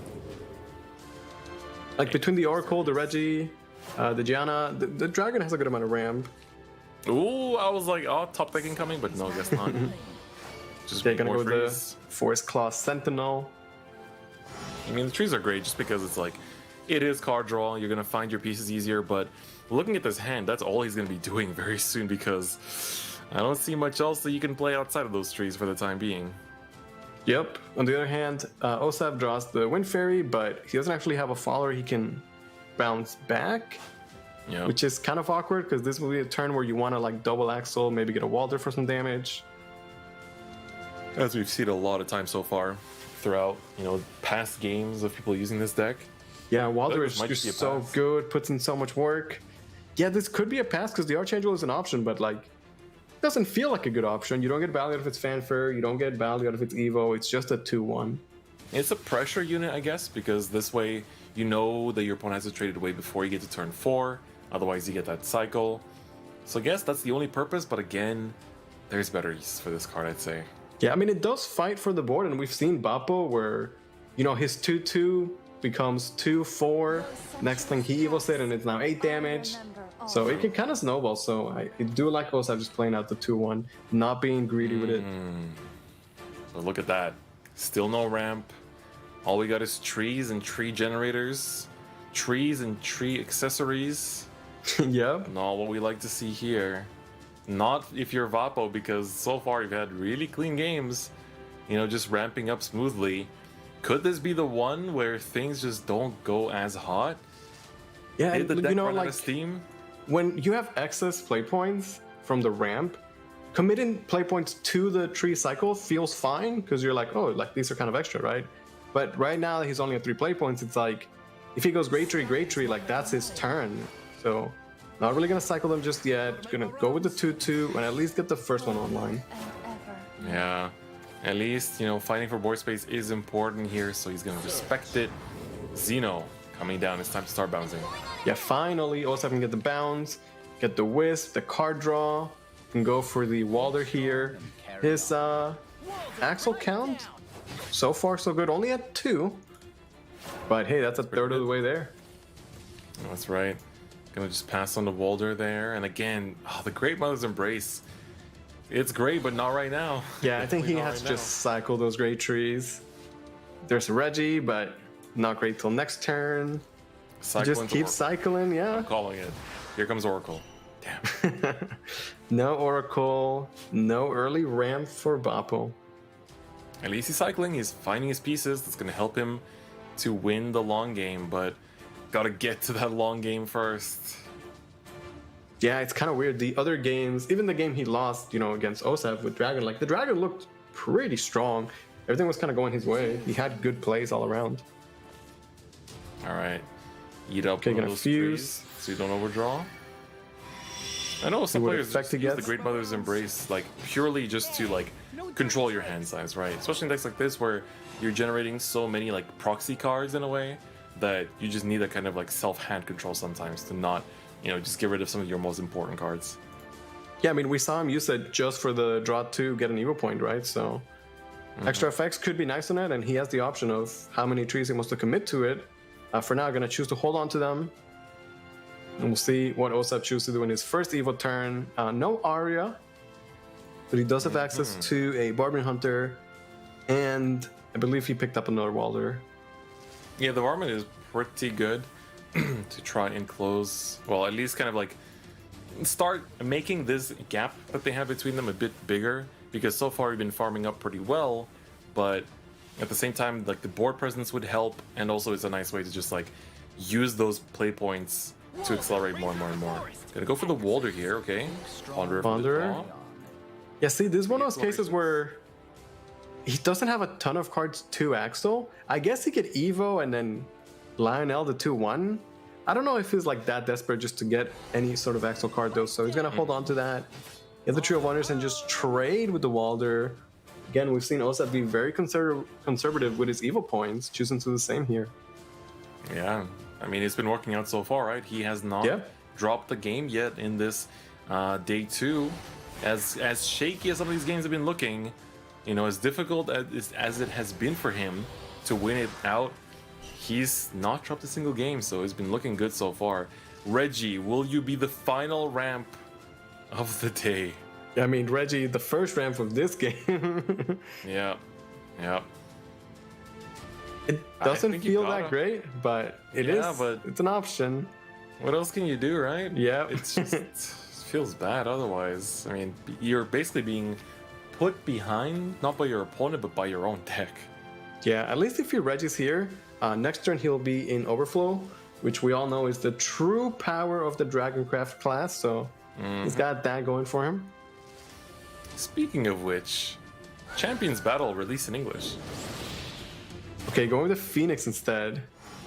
Can't attack just yet because he's not an Overflow, so he doesn't have the true power of the Dragoncraft class. He does not. He does not have the true power of the Dragoncraft class. Man, it's nice. Like all these little like pokes to the Shadowverse anime is great as well. Like with the, I heard apparently the mini cards as well. They showed up in the anime as well. So Oh, that's nice really to cool. see that. And now Champions Battle being out in English. I know a lot of people are streaming that and having fun with it. I actually picked it up in Japanese and then didn't have time to really sit down with it. So it might be time to sit down with it in English now. Oh, nice. Again, as a reminder, guys, we do have a card reveal for you guys later on today. Don't want to miss that. Back to the game now. We see more accelerates being available for Osav. Will he just hard commit to that? We're currently at 3. Yeah, so he's halfway there with 2 cards that can be axled in hand in the Gigantic Blossom and the Lionel. Again, we've seen Lionel, like when he's good, he's so good. Like right now, he can choose to answer the Phoenix for just 1 play point. Alright, well, gonna go for it. Pass. I remember all. Do you see where that Sagittarius, he just... Yeah, flew I for was a like, second? is that my client? Yeah, Did that just, I had to do why a did it double go check there? too. I was staring at it. I was like, wait, are you giving it to your opponent? Where was it going? Is this like a preview of a future buff to the card? You're gonna or nerf? You're gonna give it to your opponent? Okay. Okay, so Lionel clears Walder out of the deck, and then Sagittarius with the Crystallized, not the Axle. That's right. So far, so good though. I mean, nice little board. It's not the strongest board, but we're getting there. While Vapo fights against his own deck, trying to do something. Gonna finally reach. Ooh, double Reggie. Okay, I like this. Get a good amount of ramp. And honestly, the way Osep is playing seems slow, and then you know he's just gonna have that explosive turn out of nowhere.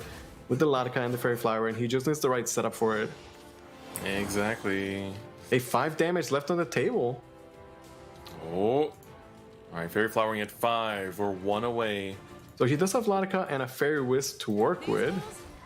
So that's looking like Latica. He's got the 0 cost Embrace, 0 cost Wisp, 1 Playpoint Axle. That's right. There we go, 3 damage. Yep, send the swing Welder first, Phase. then bounce it. Bounce it.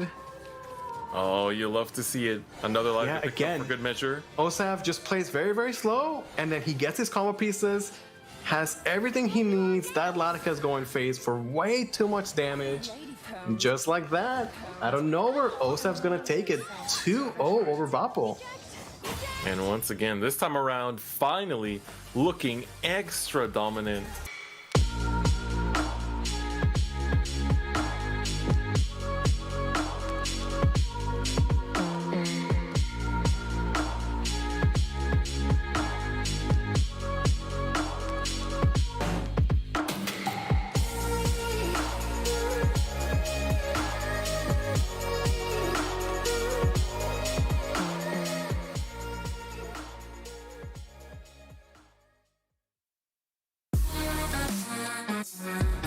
Welcome back to the Shadowverse Open. This is the September Cup.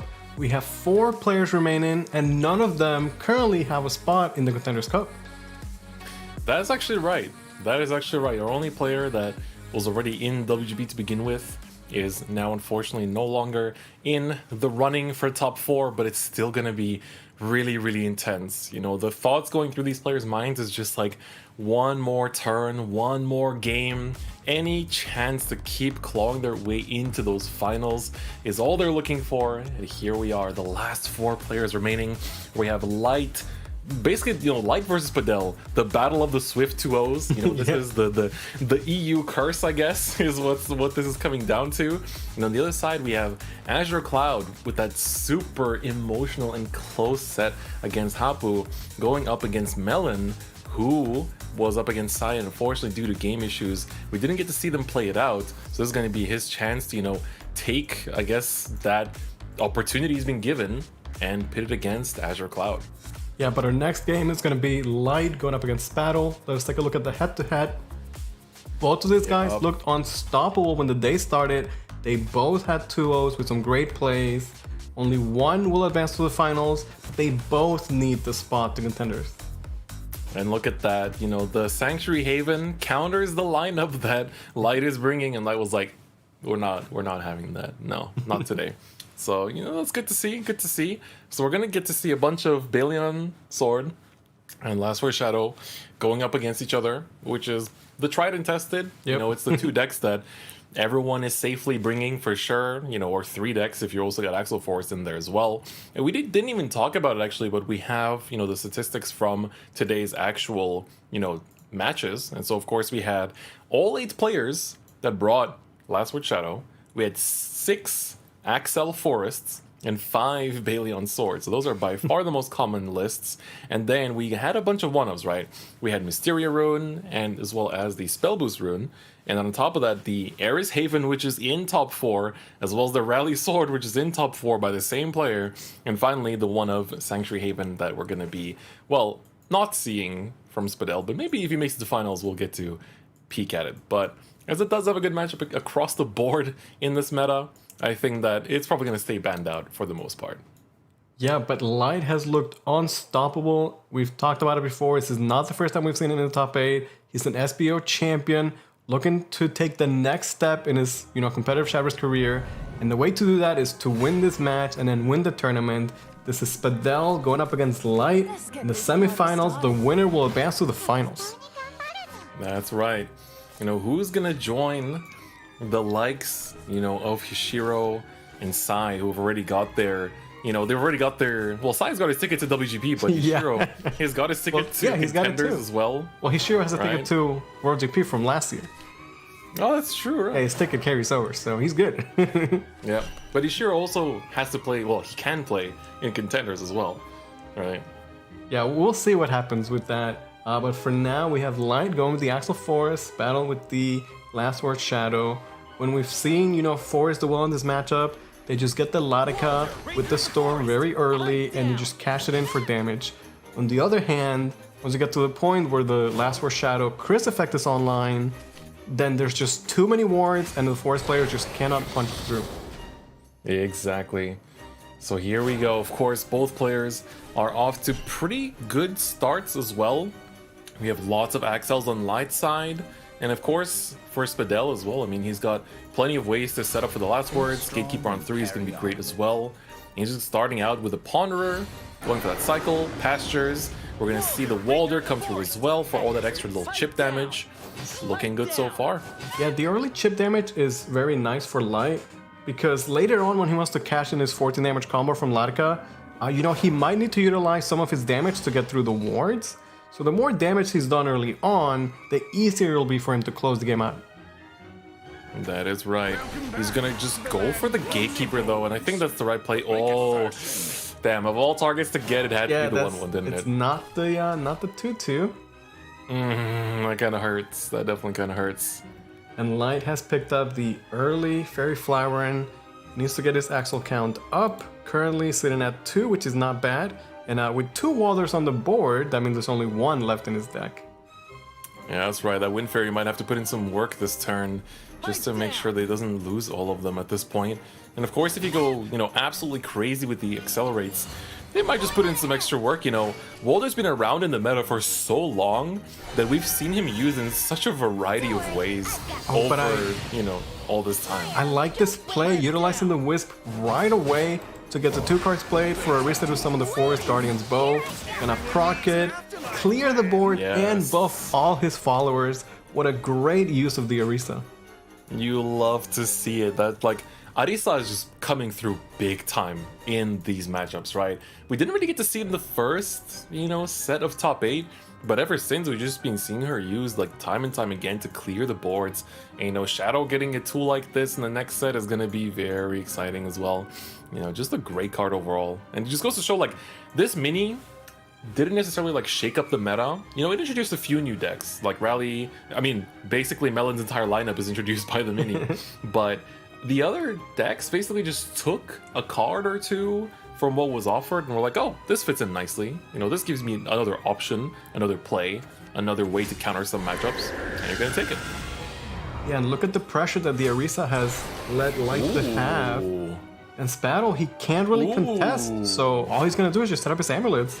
But man, he's currently facing 8 damage on the board, not counting Storm from cards like Alberta or Evos, because I'm sure Light is gonna Evo the face, right? Absolutely. Oh my, and don't forget the Forest Guardian's Bow is gonna give more damage to this board on top of that, so this isn't even the end of it.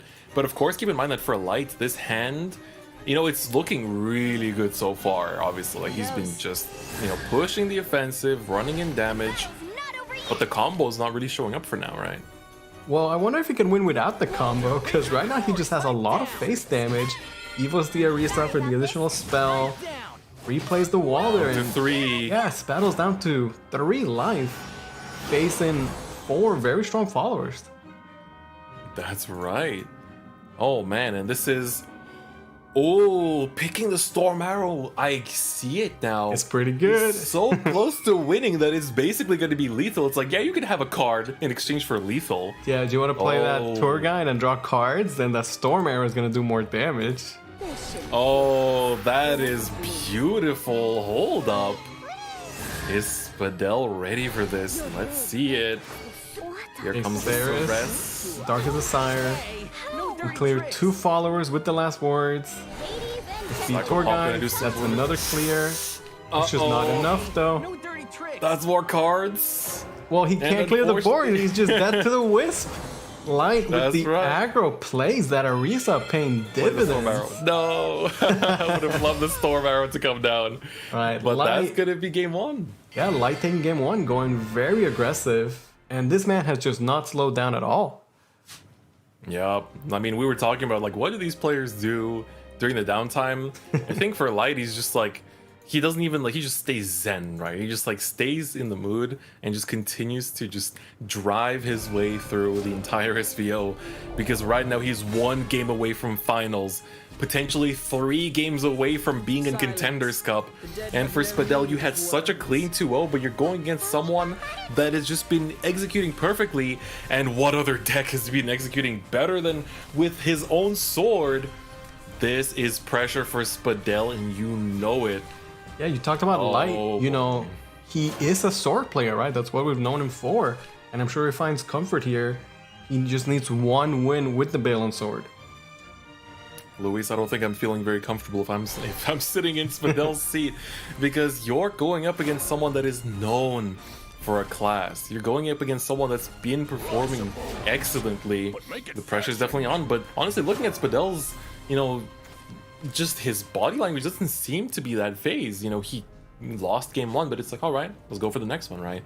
Even though he knows that this could be his last game for this entire year, even though he knows that, you know, this could be the last chance he has to prove himself and to make it to Contenders, it doesn't let his mind be shaken by that. Yeah, he has a good early start. He got a 1-drop. He's gonna Axel the Tyrant, get that nice amulet going. He has follow-up. He's got the Chris already. He needs to, you know, get those last word count up. So Spadell looking solid. We'll see if he, hopefully he doesn't get run over like he did last game. Yeah, like the curve in his hand is looking good. The curve is looking good. He's got the last words coming through slowly but surely. But now it's just, you know, also for Light, it's a little bit awkward because he doesn't have his board clear options as much. Yeah, no Butler inside. He does have the Misty and the Retreat, but kind of missing like that early game to draw more cards, clear the board. Butler, right? Yeah, I think we're quite clearly thinking of Butler here. Yeah. He's gonna get the little damage off here. Do you go for the future just to get the trees in hand already, or do you go for Pompous here? Again, Pompous is such an odd card because obviously you can hold it for later. You have Retreat in hand as well, so you can kind of go for that combo of like, you know, Misty, do the Retreat, and then Pompous and Prey, it draws into another Misty, and then there you go. You got all that damage on the board. But of course, the missing component there is going to be the trees, but he's going to go and just find himself a second Mislean and Balion, and that might come in handy. Yeah, the thing is, this game goes on for long. The Pompous doesn't specify officer or commander, so it's not guaranteed to get the Butler, and he gets another Misty, which, while good, like you'd rather get the Butler than pick up the Misty, right? Yeah. There was also the option to just play Ramiel last turn as well and kind of slow down this aggression that Spadell might start slowly getting. But at the same time, I mean, a 1-1 isn't that scary, but we know how much these last word shadow boards scale. Oh yeah, the scaling is crazy. Once the Chris come down with the leader effect, it just gets out of control. But right now, Spadell, you know, can take it slow. He has time to breathe. We'll see what he wants to do with 3 play points. Luna is available if he wants it. Garo as well. Also, there's just no last words, if like anything with last words being destroyed yet this game, so we're already on turn 3. You gotta start revving it up a little bit. Luna's will give you that option because the Luna's doll is gonna proc next turn no matter what. Do you Wicked Rebirth your own thing or just pass on this board? I feel like I think you can just wait on it. Yeah, the River has more value if you just hold a little bit. He's not under really any pressure. I think he has a bit of time. That said though, we are getting close to the turn 6 for Light. He does have the Misty and the Retreat in hand. Plus ways to generate great trees. Yeah, he does have ways to generate. It's also the question of like, does he maybe want to try to like set up for a nice Mother's Embrace next turn? Ramiels are up on the table as well because you know you're not getting the extra effect off of it this game. Yeah, like what is Light's mid game here? Because it does seem pretty awkward right now. Yeah, exactly. Yeah, but that's not going to be the play. Like, when you have the combo pieces, it's great, but sometimes, like, the mid-game gets you there and lets you do stuff and, you know, clear the board, draw cards, have some followers. I mean, he can play Ramiels, they're just not going to get too much value, I guess. Exactly, and then you still have to get through next turn before we get to that point at all. This could just be the Ramiel drop, maybe fusing one of the trees into the Embrace. But it feels a little bit risky because you then need to have another tree generator of sorts for the Miscellaneous and Balion to do extra work the turn after the 6th. Yeah, it's tough. Like like the Embrace could be that bridge that gets him to that nice, 6 play points. But like, do you want to give every Great Trees? And if you do, you're getting like, if he gives up one, it's a random effect. You can't guarantee you get the one that you want. And now with the Amulet proc, and now Spadell has a pretty good board.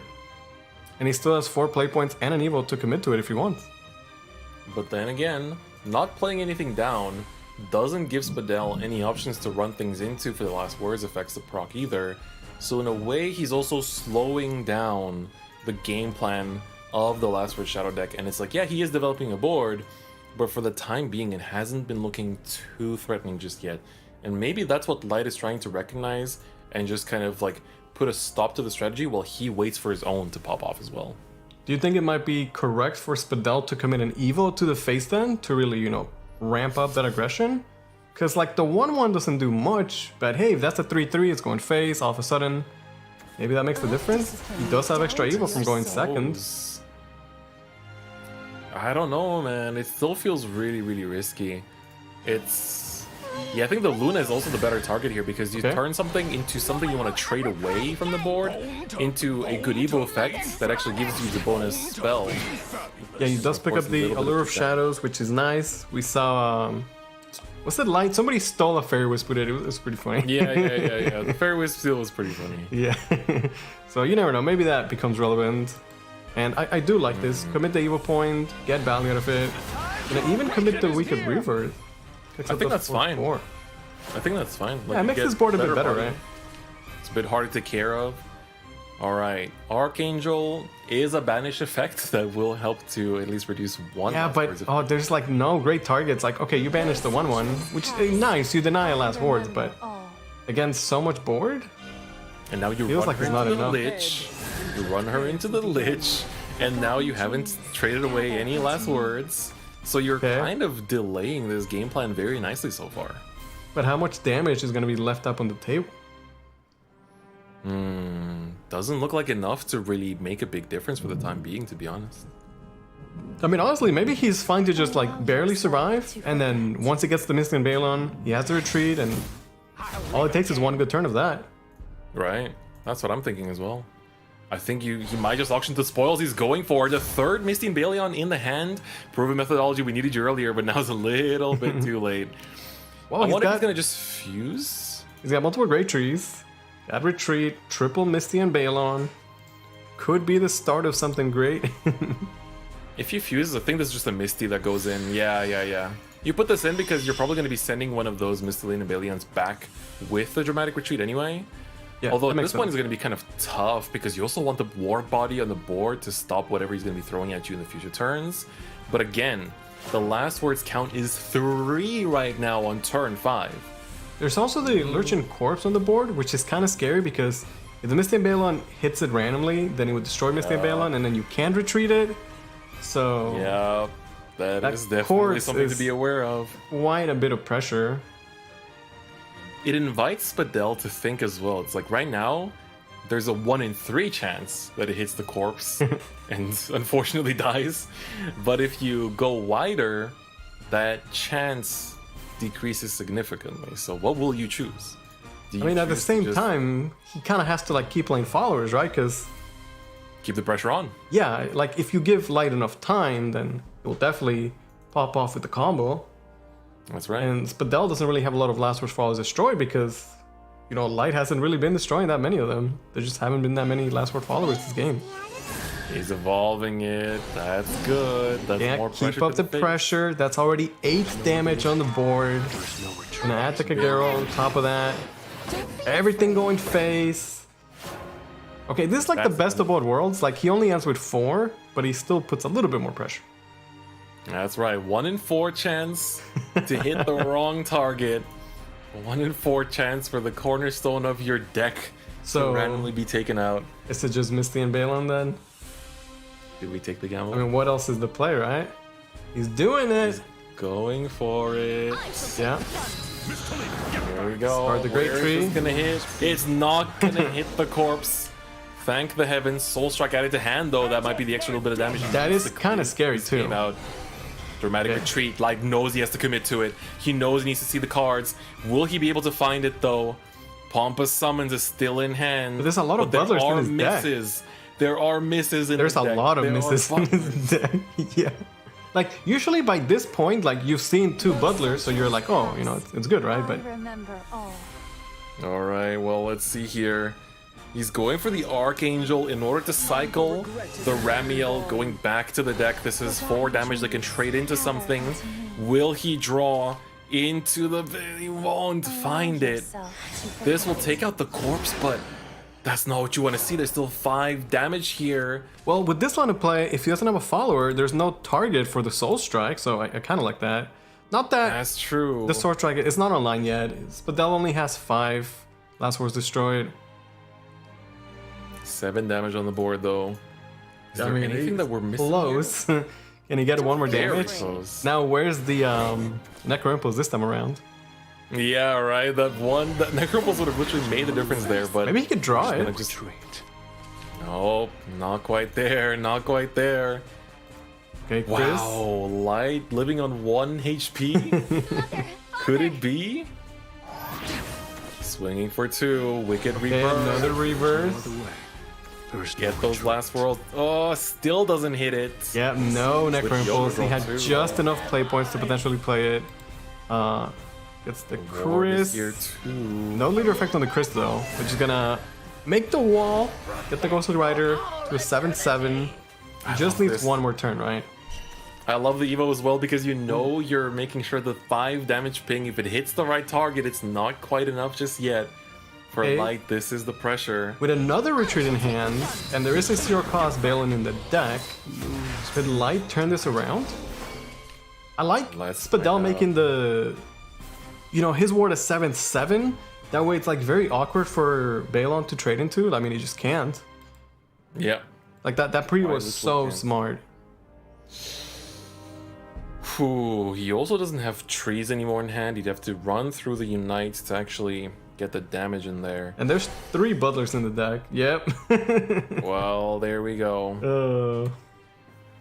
I don't know if Light has another way out of this because, I mean, sure, there's a 7/7. That's gonna give war to something else. Yeah, you're just dealing damage. Oh, but there it is! Okay, yeah, butler The picks up the 0 0 cost. The 0 But cost he is doesn't have a there. great tree. Exactly. So again, for the Great Tree, you do need to discard the Terran. I mean, you do need the Great Tree to get the play ping points. to the board. Oh yeah, the play points. Yeah. Yeah, so you can get the Board happens ping, to maybe go. like, you know, trade, ping, trade. But then, like, I don't know how he wins the game after that. You virtually can trade this in. Something will get ward. Oh, he's just passing. Yeah, but that I is think he definitely knows not that it's the play. over. He just didn't get the right sort of sequencing for the way he drew his cards.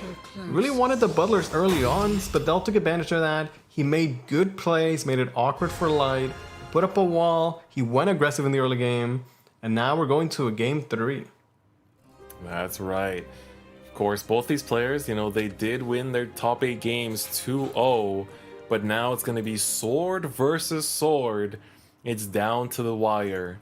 Their last chance potentially for the ticket to contenders. Everything is on the line in this game 3. I can't stress this enough. You know, we might be just having fun watching these entertaining games from home, but for these players, this is everything on the line right now. Every decision will either be joy or regret at the end of this set. Yeah, this is the have to last see. chance for players to qualify to the Contenders Cup. And Light and Spadel, they both have a pretty good chance right now. Well, though, speaking of pretty good, Light has a good opener, but on Spadel's side, the methodology on 2 is looking great. But Yeah, we at least- definitely need more things to connect into that. Light has an early butler, that's a lot better than last time. But so does Spadel. And he's just kind of buff. Stronger early butler. Yeah. Looking kind of swole right there. I went to the gym and everything. Let's see if Light I can pick up also- a Ramiel, so crucial going second. I was about to say that. We need that Rampiel coming through right now. He had way too many of them last game as well when he didn't need it. It's gonna be hard. It's gonna be very hard here. Yeah, we see 1 retreat for Spadel, 0 for Light, and neither player has seen a Misty or Balin just yet. But of course the butler can always pick it up guaranteed. That's right. Oh, Do you just go for EO for the little damage ping? It doesn't feel great. But he's gonna do it though. Yep. I guess this invites the butler to come down as well, rather than hold on to it for a longer period of time. Although you could still do that because, I mean, the 3 damage is just so nice when it's going just all the way across the board. You could technically Brothers Unite here to generate a tree for yourself and just pass on a Ramiel, right, with a nice board. You're not playing against Blasphemous Shadow here where they can trade into things to get an advantage out of them. Yeah, at the same time though, like, this is a matchup where the butler AoE is not really going to matter too much. Like, there's not a lot of followers in the decks. One of the only followers in the deck is Ramiel, and like, she can't take damage from it, right? So. Yep, exactly. It looks like he's going to just pass on the Ramiel here after dealing that little bit of damage. So now the question is, what's the response? Ooh, Archangel is nice for next turn, although he already had one there. I guess it's just Butler. Yeah, it's a poor trade against Ramiel, but it doesn't matter. It gets a combo piece, gets the job done. We'll see how Spadel responds here. Yep. As long as you're finding the one and only commander that you care about in your list, then that's all that matters. Both players have their Miscellaneous Balions at the ready. Can he draw Ramiel? No. And the methodology here is definitely not doing anything either. Yeah, so without the Ramiel, you know, Spadel going first, he's gonna have first access to the Balion Misty combo, get into 6 play points first. I really don't like this for Light. It's just his deck is falling slightly short of everything he wants to do. Archangel Evo just to cycle cards. He's gonna put back the other copy in his hand because it's not really doing anything. Yeah, just needs to draw as much as possible. The 4/3 is kind of nice. Could trade over the Ramiel nicely. Picks up, you know, more of his spells. No retreat just yet, though. Allow yourself No retreat just to yet. forget.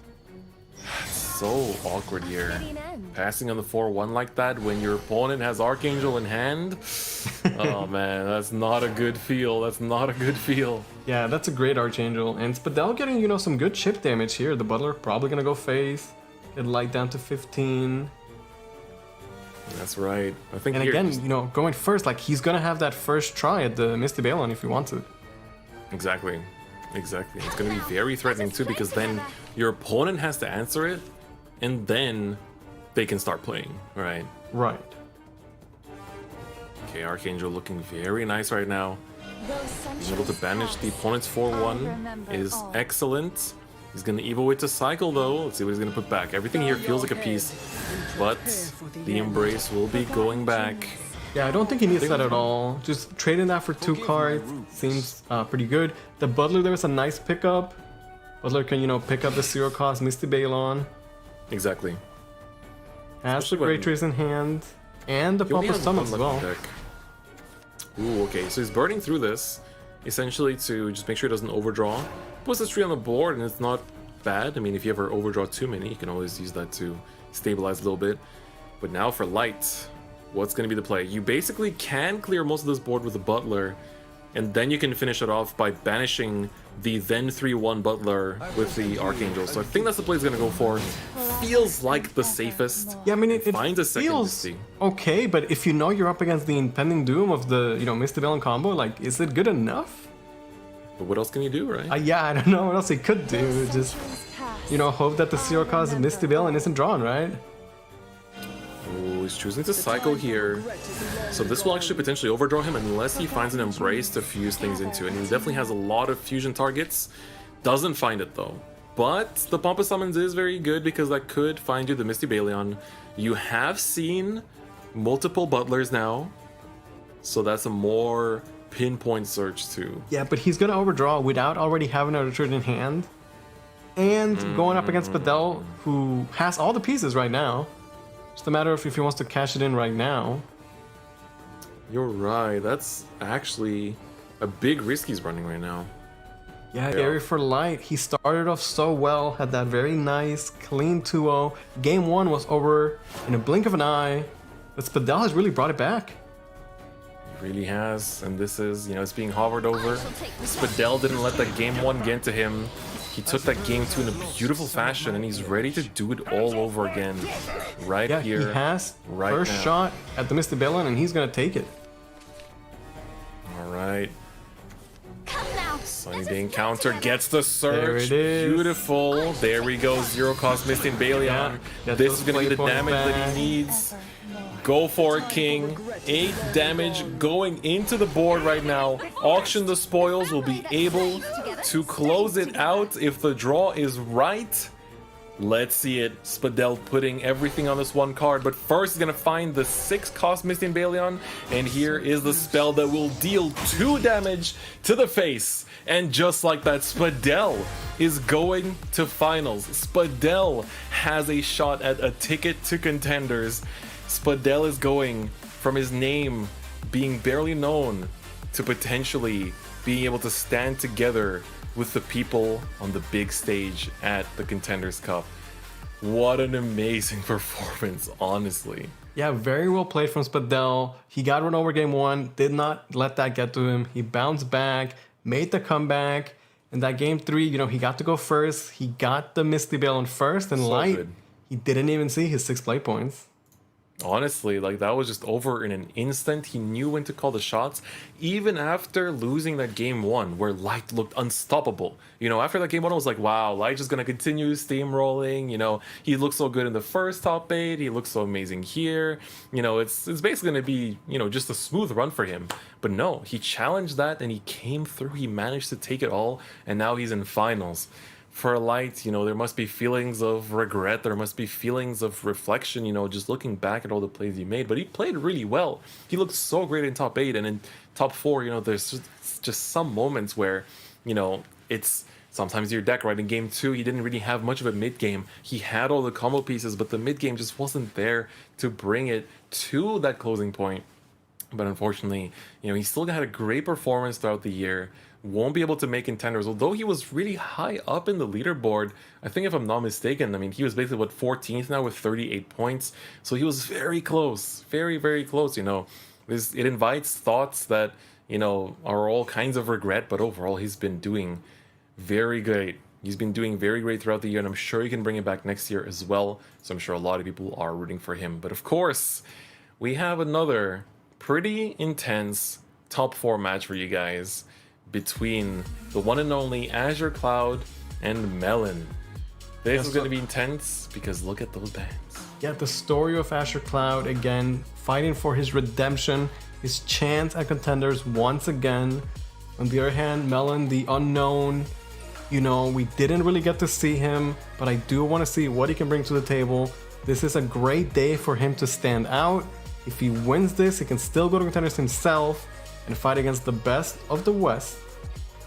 That is right, but of course, this is going to be pretty entertaining to watch because Melon actually has both of his spicy lists ready to show down and throw down in this top 4. We didn't really get to see much of his plays in the top 8, but this is going to be really cool. Like, I mean, we've seen the list. The Rally Sword as well as the Ares Haven are definitely looking pretty spicy. But for Azure Cloud, like, this is his shot. He wants to be back at WGP. You know, especially like after being there and then coming so close last year. Like, you can't help but feel frustrated, and you have to take all of that frustration and just go with it. Just run with it. Don't let it stop you. Don't get demotivated. You just have to keep that sprint going, right? The SVO is a marathon. It's a marathon that you have to slowly and steadily keep running, keep your pace, keep going, you know, don't lose track. And it's the players that can run that marathon that are the ones that go to Contenders. It's the ones that run that marathon and sprint a little bit here and there when necessary that end up at the top of the leaderboards and go straight to WGP. But, man, I mean, at this point, Azure Cloud has become one of the legends of, you know, the Shadowverse Open of the West scene. Yep. And I don't want to be too biased because Melon is great and I like to see him succeed. But at the same time, when you think about it, it would be kind of sad if we got to Contenders Cup and Azure Cloud wasn't there, because the last time we had a World Grand Prix, it was Azure Cloud up there, you know, holding the entire region in his back. He was the only English player to get the top 8, and we were all cheering for him. Yeah, exactly. You know, it's like you can't help but cheer for him. You can't help but want him to also make it through. But for Melon, man, this is just, it's really important for him to show up here and be able to prove his worth, because, you know, it's that first top that can turn into a legend, right? Everyone starts somewhere, and if you can be the one that shakes things up, I mean, look at where we are in finals, right? Look at where we are in finals. This is going to be really, really exciting looking at just how things are going to go, right? Spadell got to show that you don't have to be a seasoned veteran to make it to finals. Can Melon prove the same? Yeah, I mean, maybe this time next year, Melon will be in the Ash Cloud spot where, you know, I go back to the story of the 2019 Contenders where Asher Cloud came in as really an underdog. If you're new to the scene, maybe you're used to Asher Cloud being like the best of the best. But back then, he wasn't known as the best of the best. He like barely qualified the Contenders. He was not a lot of people's pick to win that tournament. But he did, and he didn't stop there. He went on to Worlds where he made top 8. That's right. That's right. And I think, you know, today might just be the day of the underdogs, right? For those of you that watch Rage in the Morning, that was its own show where the second place was someone that played their first ever tournament, right? Someone that played their first ever tournament in their life managed to go second. And there was like half the bracket that actually advanced from the top 8 was all people with their first tops ever. Don't underestimate new players. Don't underestimate the people with a passion that want to prove themselves, because, you know, people that have been at the top before, they have the pressure to perform again. But if you're trying to break through and get your first win in here, the pressure is oh so real and the motivation is sky high from just making top 8. So let's see it. Let's see Melon bringing the Aris Haven. This is going to be very exciting just to see this deck do its work. Yeah, we saw a lot of Last War Shadow, Axel Forest, Balin Sword, but now we have a great match. Aris Haven, Spell Boost Rune, that we've not seen yet today. We saw the Mysteria, I believe, but not the Spell Boost Rune. That's true. That's true. All right, Master Chef coming down, giving you that little bit of extra sustain. Of course, it feels very thematic for Haven as well. Yep. Let them cheat by getting more than 20 HP. Exactly. I can't believe how long it took in the game's history to get to increasing the base defense, you know? It's because they knew it would be cursed, you know? Do you really want to get Haven that power? Well, here we are. The year is 2021, and here we are. And he's got 21 HP, right? Yep. Exactly. So, alright, turn 3. Oh, he's already fusing into the Isabel. Okay. Already preparing. The Quadra Magic is here. Very nice. Yeah, he's got the Squirrel and Insight for a good turn 3 follow-up. On the other hand, you know, Melon just setting up. He's got the Aris, so pretty good for him. Yep. Burns the Insight. Fire Embrace, authoring tomorrow. Very good. I like the Embrace in Azure Cloud's list. It's a one-off spell, you know, it just gives you a differently named spell for the Quadra Magic. And, well, it's a card that doesn't see a ton of play these days. It's just like a Shadowverse staple. When you get Fire Embrace down to 0 play points, like, it's just good, right? Exactly. Exactly. Alright, fusing the Squirrel in as well. Alright, there's another Insight for you. Very nice. Okay, no Squirrel being played today. Not just yet. Not just yet. Alright, air is coming down. This is very big. The first relic is coming through. Chooses not to play it though. We'll be passing on that. Okay, and Asher Cloud has the first Evo, and Isabel is a great card to Evo. He gets the Crimson Sorcery, gets all the fusions on the Isabel. And now play the Isabel, Evo her, get that play point back, Fade's Hand, and he's off to a great start. Exactly, right. He's got a pretty nice board to start off with. He's got plenty of spell boost to go as well. Lots of damage all across the board. And good card draw to go with it too. 2 Crystal Witches and the Fate's Hand on top of that. Yep. I think tomorrow will also proc here to take out the 2/1, so that's not really an issue. Really good turn by Azure Cloud. And Rooney, an excellent pickup as well. It's still early enough that you can easily get that Rooney, you know, going. And we see another Aris, this time gonna go with the Evo. Yep, get that leader effect, basically the cornerstone of this deck. Alright, Sphere Relic, gonna be doing its work with the Banish here, and now it's time to start generating. That's 2 relics down. Okay, 2 relics down, 21 HP. Melon holding it down. We'll see what Asher Cloud can come up with. Alright, so next turn he'll definitely have the Octa Relic. Oh, not the Octa Relic, the Cylinder Relic, which will then form up the Relic Goddess, quote unquote Aegis. And ooh, the Miser's Double coming out of Meister, nowhere. yeah, not there. one but two. That's beautiful for sure. Yeah, although like unlike other rune decks in the past, like Meister doesn't need to do too much for the current spell boost runes. It's nice to get a rapid fire, it's just a differently named spell, it can let you spell boost. A double Meister can still do work though, it's a good amount of rapid fires. Absolutely. And like, what rune deck would say no to zero cost spells, right? Yep. And Miser fans can enjoy the chance to get their own Miser sleeves right now. The current GP sleeves are beautiful. Definitely go for that if you haven't already, but Yeah, there's another a free Crystal Witch available. here. You could also just hold it. Yeah, Think about theoretically it. you can. Quadramatic Magic is at full effect, by the way, now. Elements of Creation at the ready. So that is a potential... I think like that's the level of burst you're going to need against this deck at points too. So Oh yeah, I mean, he needs that 10 damage, right? And with Melon being at 21 HP, like, he needs a lot more than 10 damage. Ooh, awkward Isabel moment when the only follower in your hand is just the Rooney. Yeah, you don't want to fuse that Rooney, right? It's already been spell boosted a little bit. Yep. Wow, look at that hand from Melon. Yeah, it's looking really good. Triple, John. yeah. Again, he's like one turn away from having the Relic Goddess. So now it's just a matter of waiting it out here.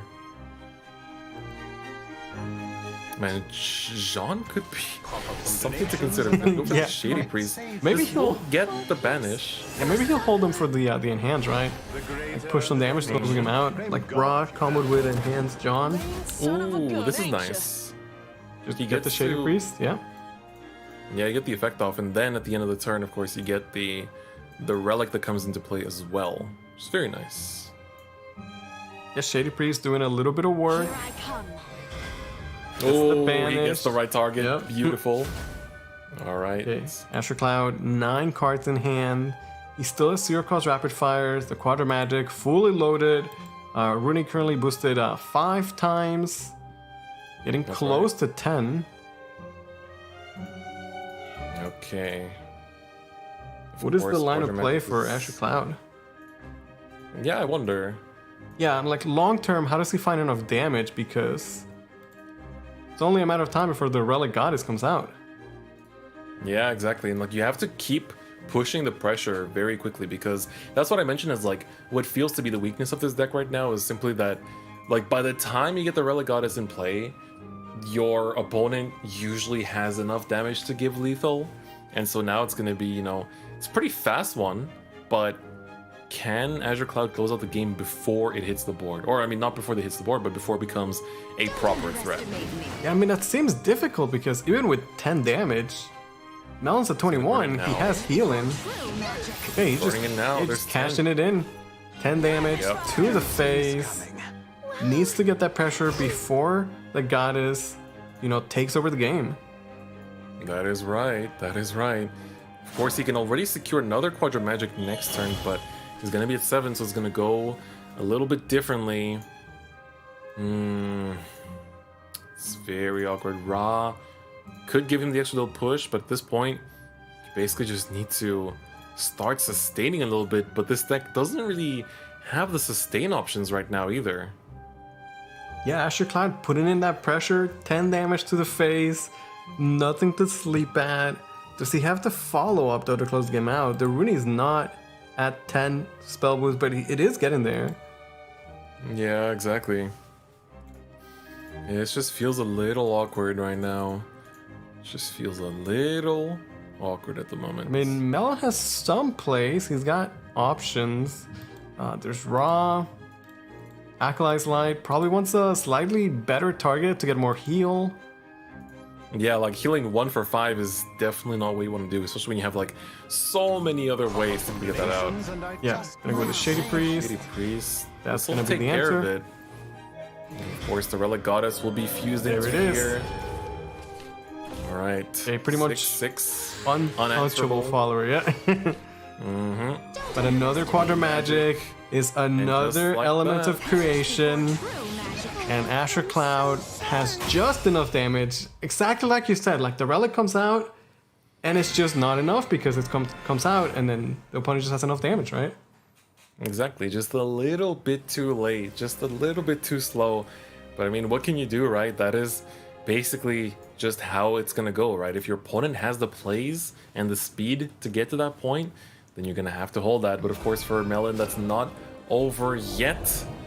He has one more chance to run it back, and he's staying with the Havencraft as well, this time against the Last Word Shadow. I don't know if this is an easier or a harder opponent at this point either. Yeah, I mean, historically, you know, Haven has banished, and that tends to fare well against the Shadowcraft. At the same time, though, the Shadowcraft decks of these days are so crazy that it's kind of tough, right? Yeah, like, Haven does have, you know, Sanctuary Haven is a good matchup against Last Word Shadow, but... Yeah, this is not Sanctuary. I'm not too sure. I'm not too sure, but we'll see. Melon can definitely prove us wrong here. Okay, Asher Cloud gonna start curbing out. He's got the 1-drop. He's got 2-drop options as well. That's right. Unicorn, very interesting follower. You know, played as a 1-drop. It doesn't really do much. It is a ward. He can slow down Asher Cloud. The leader effect is interesting, but he might not get to Evo Weight at this point. Yeah, exactly. So it's kind of like the rune spell as well, where it's just like you either deal a bit of damage or you get a draw. So let's see.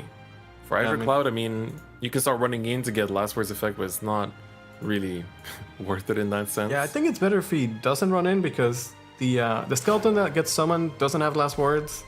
And next turn you can go Kagero and then retrace the past to give the skeleton last words, and then make sure that all your followers get last words. Exactly, that's a different story right there. Abdiel here as well. Like, Abdiel, when she was revealed, a lot of people definitely talked a lot about her. I think we've seen her in action beforehand too, but still an amazing card. You know, just being able to refund evil points like that as a leader effect is so good. So we definitely want to see that in action later on as well. Yeah, but it is more of a mid to late game card, right? He doesn't want to commit to it as a 3-drop, so Melon just passed in turn 3, giving Asher Cloud some room to play with. Alright. Looks like he wants to keep those leader effects in hand as well.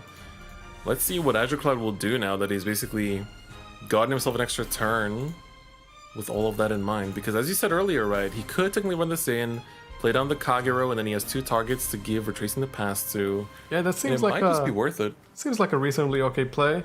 Alternatively, there's also the Celeste Omega. It is an option. I don't know how much he values, you know, hardcasting that as a 6-drop in this matchup. Yeah, I mean, you turn off some of the removal, but at the same time, I mean, that's not really the point of this deck in particular. Yeah, it might not be as good as against some of the other matches we've seen, where it's like, you just, if you turn off like Fairy Flower in, you completely like stop the deck's win condition for the turn. Yep. Yeah, the Celeste Crystallize effect is also pretty big in this matchup too, but looks like he is going to commit to the Kagero retracing play here. So, yeah, this is the play we originally suggested. He took his time though, Asher Cloud, a very calculated player. Again, one of the best in the West. And the Unicorns just won't leave him alone. He's drawn all 3 at this point. Just probably back not to what you back want to see. back. Yeah. No Tortoises, no Heiresses. And like, you definitely wanted to see Eris like as soon as possible too. Like, especially next turn for the leader effect. Like, ASAP, right? Last game where he saw 2 of them early felt like too slow. So, I don't want to say it, but... Yeah, I mean, like, you know. Okay, when your deck is named after one card, like, sometimes you don't draw that card, right? Like, yeah. And it's not called Unicorn Haven, you know? Yeah. That is true. As much as he's been helpful so far, it's not quite it. We'll see how Asher Cloud wants to continue the pressure. He's got multiple 2-drops here. First Evo, since he went second. And this time around, he is going to Axel or crystallize the Celeste. And then follow that up with perhaps the Dreamer? Yeah, I guess Dreamer is the most fine play here. Like, technically, Kagero gives you the Soul Strike too, if you really want to go for it. But Dreamer just gives you the bike to work with that can lead to a very strong next turn.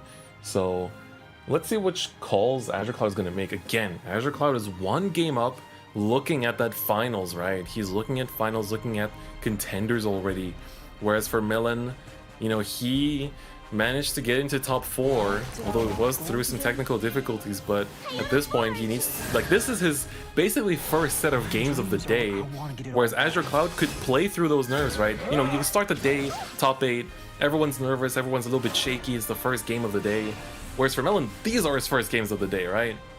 So that changes a lot of things in that kind of like psychological kind of like mind game park as well, right?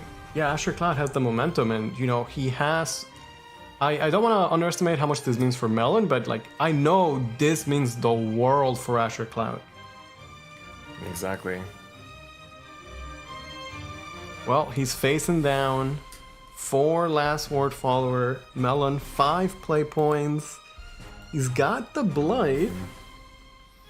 Yeah, the Blight is cool and all, but I mean, maybe the Blight is the play, right? Because I mean, it's good, right? Board clear. Yeah. It's the full board clear. Your deck's not giving you what you want yet. Like putting down a Raw isn't really any damage yet. Archangel of Evocation is cool. You get to, you know, It fuck seems with your life. kind of terrible against the Lurchin Corpse, right? Exactly, right? So, oh, and Is it Unicorn, the another leader effect is unicorn? cool, but Yeah, if you play Unicorn, like, excited. there's no good follow-up, because then you have 4 play points and a bunch of 5 play point cards. mm-hmm. Yeah, this looks like a Blight pass to me, honestly. Like, yeah, you have to hold the Hey, lich, but he's ooh, holding going onto it. Aw. Maybe he thinks he can get a better Blight later on. It's something he needs. Getting That's Raw is realistic. good for the lead effect, but man, it's just, it's gonna get answered like pretty easily. And there's so much board left over for Azure Cloud to work with. Yeah, and it's not like he's being board locked either. You can just run the corpse into the ward and then just rebuild after that, right? Yep. The Celeste is getting close. One more turn. Picks up the Luna as well. Oh, he wants that lich, it seems. Which is fine too. You can trade into this a bit alternatively as well. That 6/4 lich is definitely looking pretty scary right now, and then Celeste coming down the board next turn too is another thing to think about.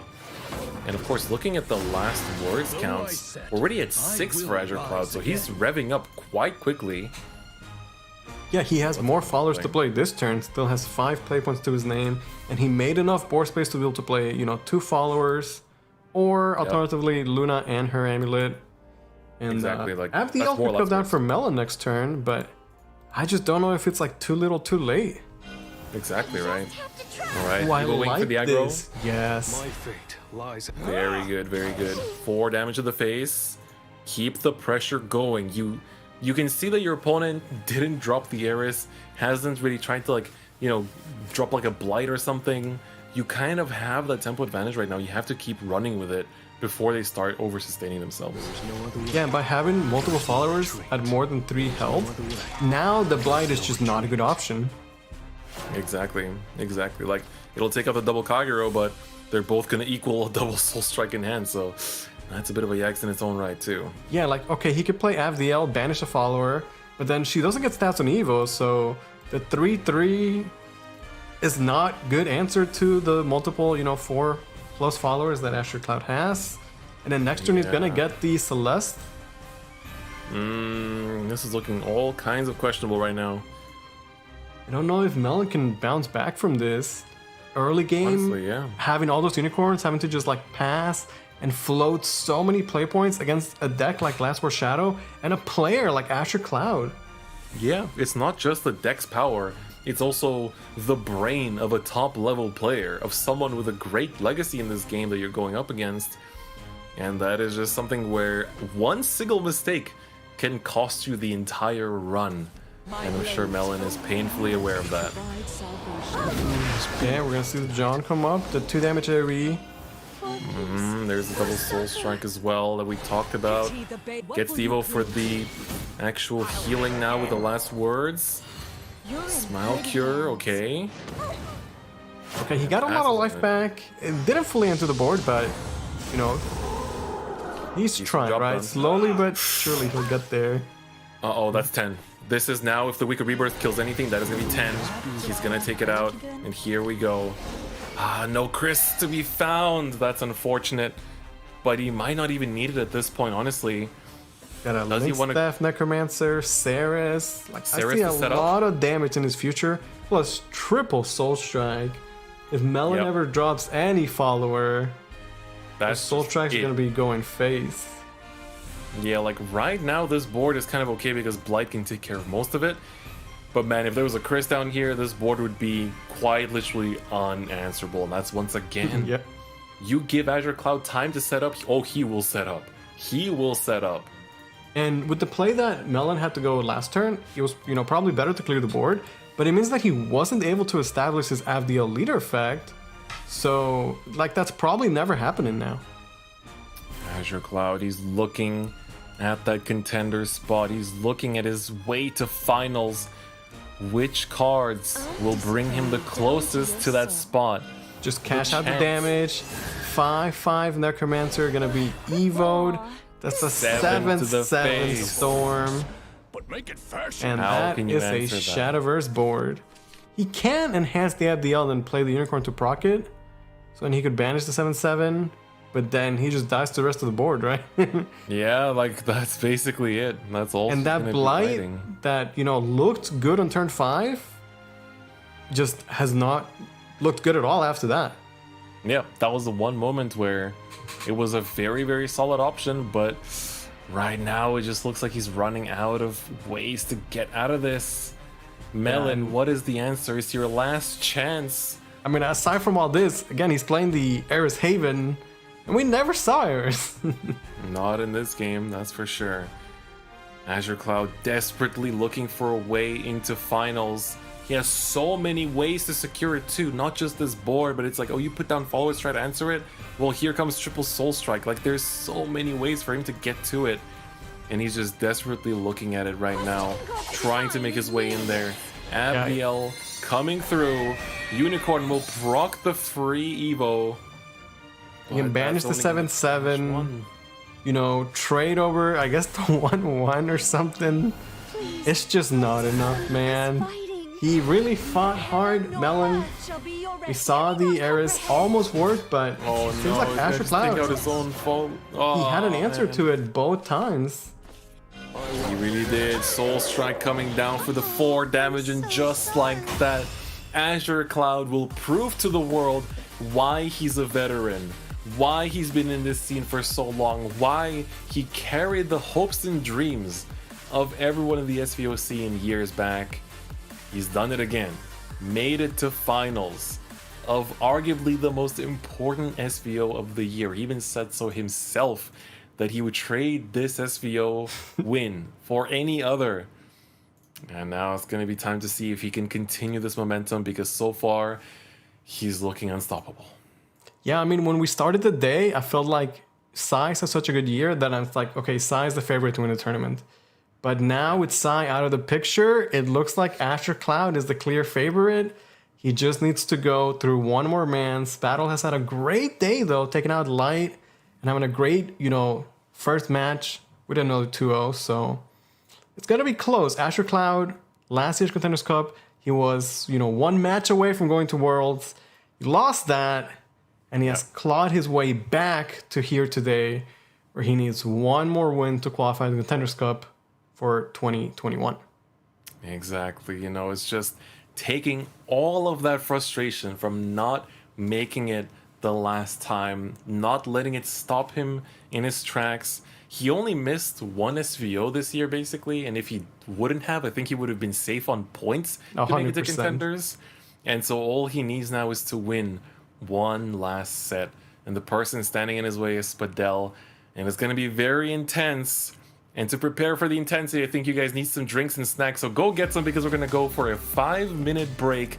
Make sure you do everything in this 5-minute break, because you're going to need it. We're watching arguably the most intense finals after that. We'll see you guys very soon.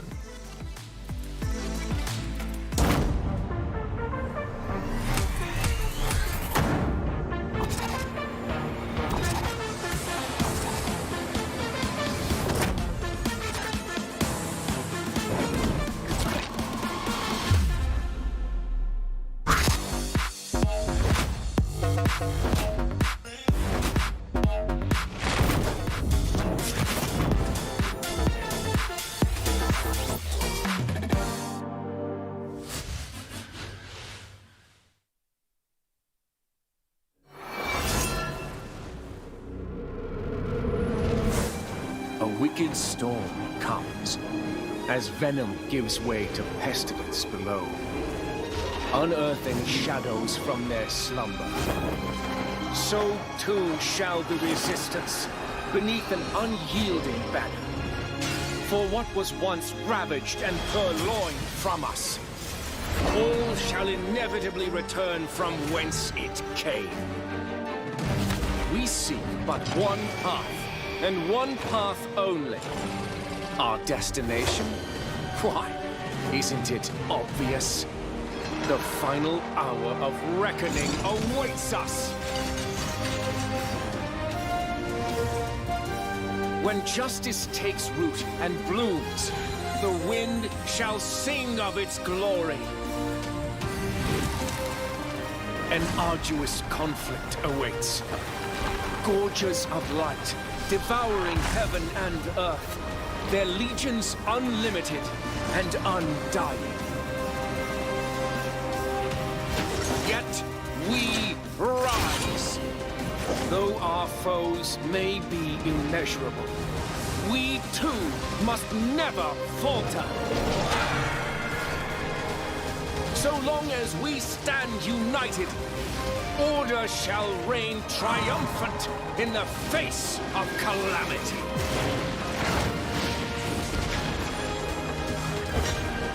Dawn of calamity.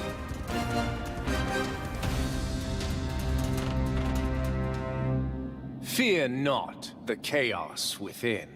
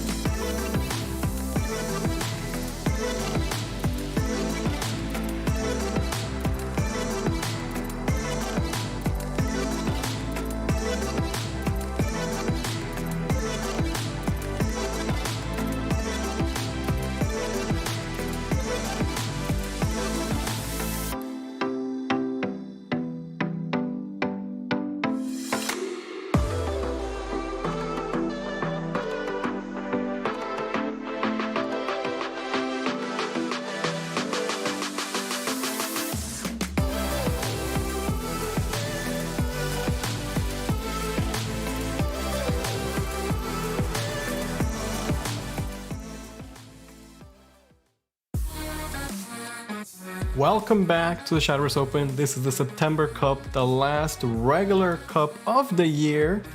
We only have 2 players left, and the winner will get a spot to the Contenders Cup this year. That is right. No pressure, by the way, but this is the last SVO for the entire year.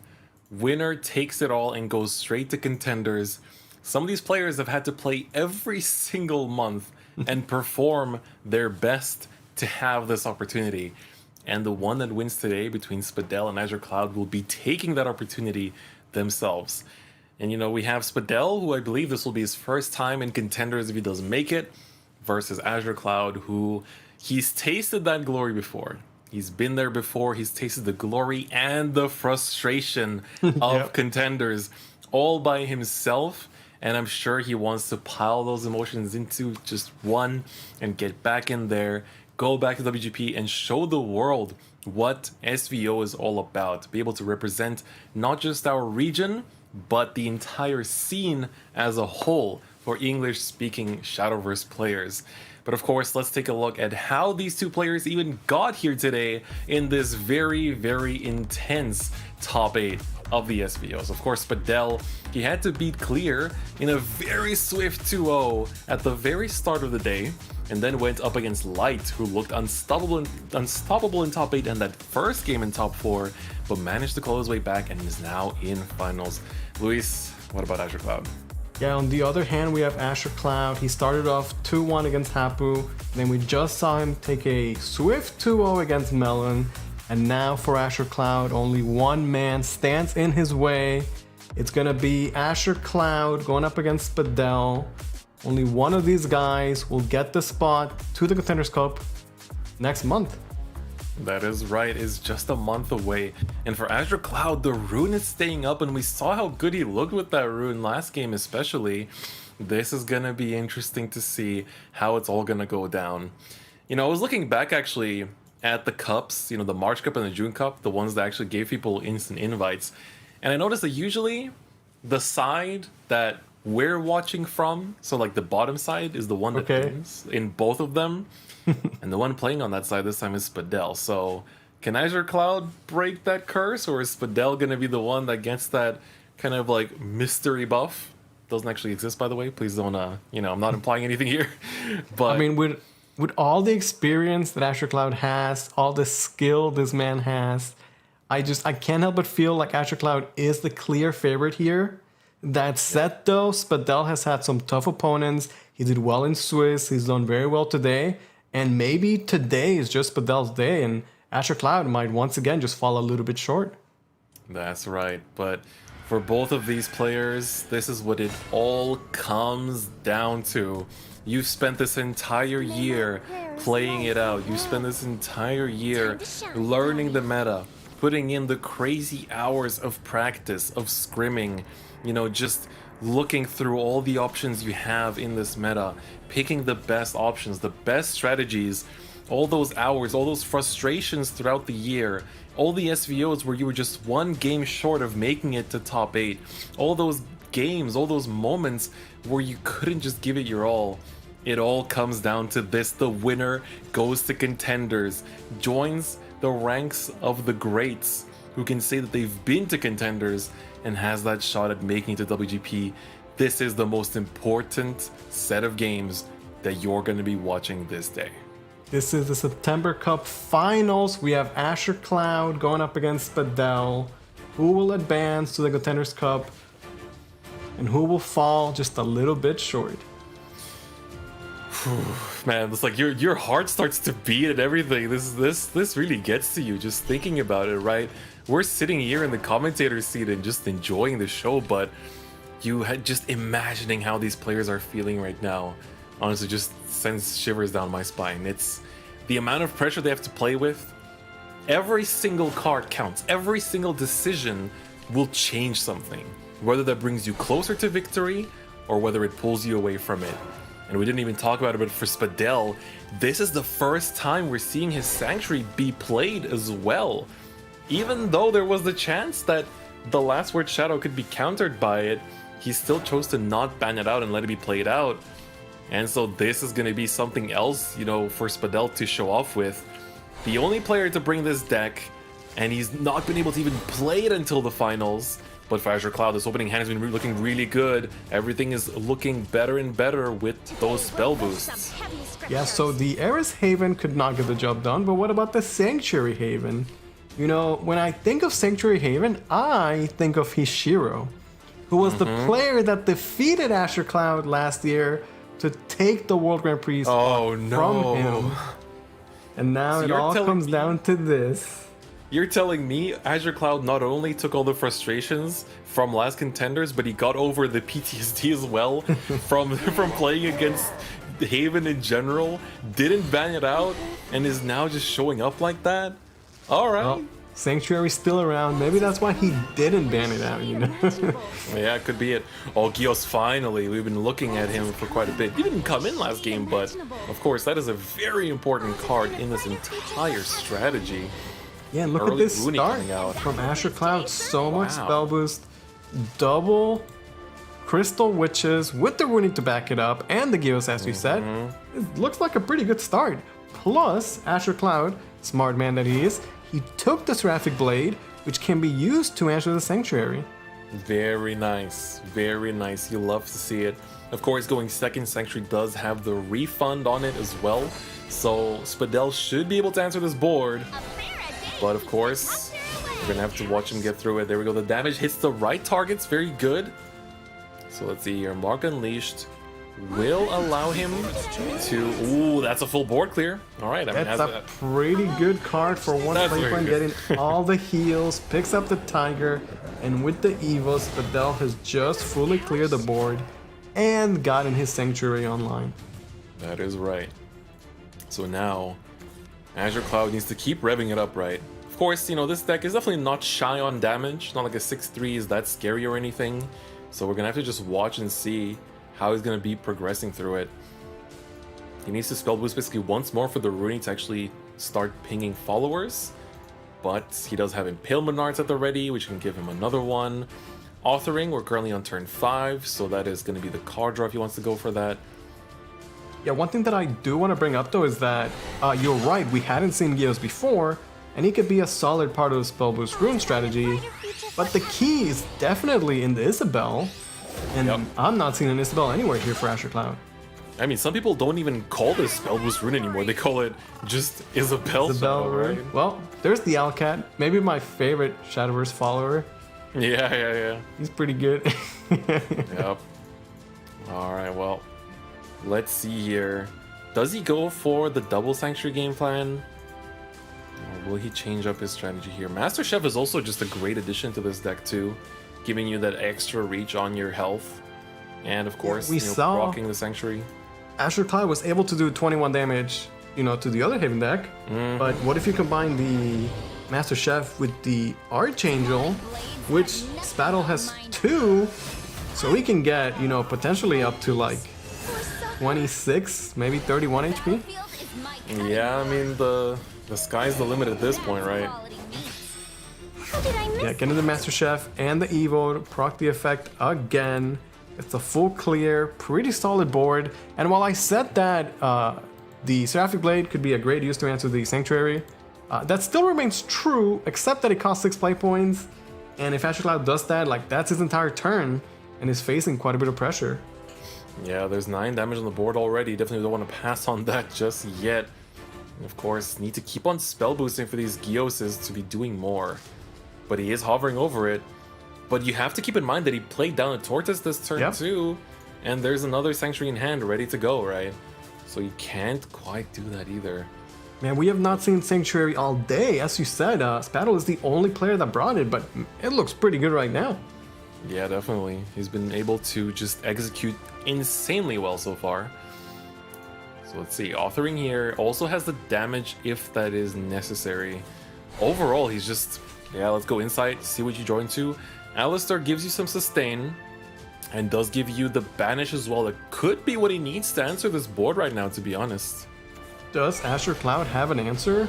No Isabel in sight. He is spell boosting the Gioses, but with the Crystal Fence, it has a big boost to them. You know, 5 spell boost is quite a bit. Now plays Fire Embrace for 0. Uses Yeah. that to answer the Tiger. I like it. I Evo like the it. Squirrel. Yeah, fight for the board. But Go still, Squirrel. no Isabel. You can do it. Go beat him up so you can beat up East one day. Alright, there we go. good. The double Gios. Oh, it's beautiful. Pretty It's good. triple even. It's triple even. He gets the whole squad, basically. Yeah. That Me said, and the though, homies pulling up to finals.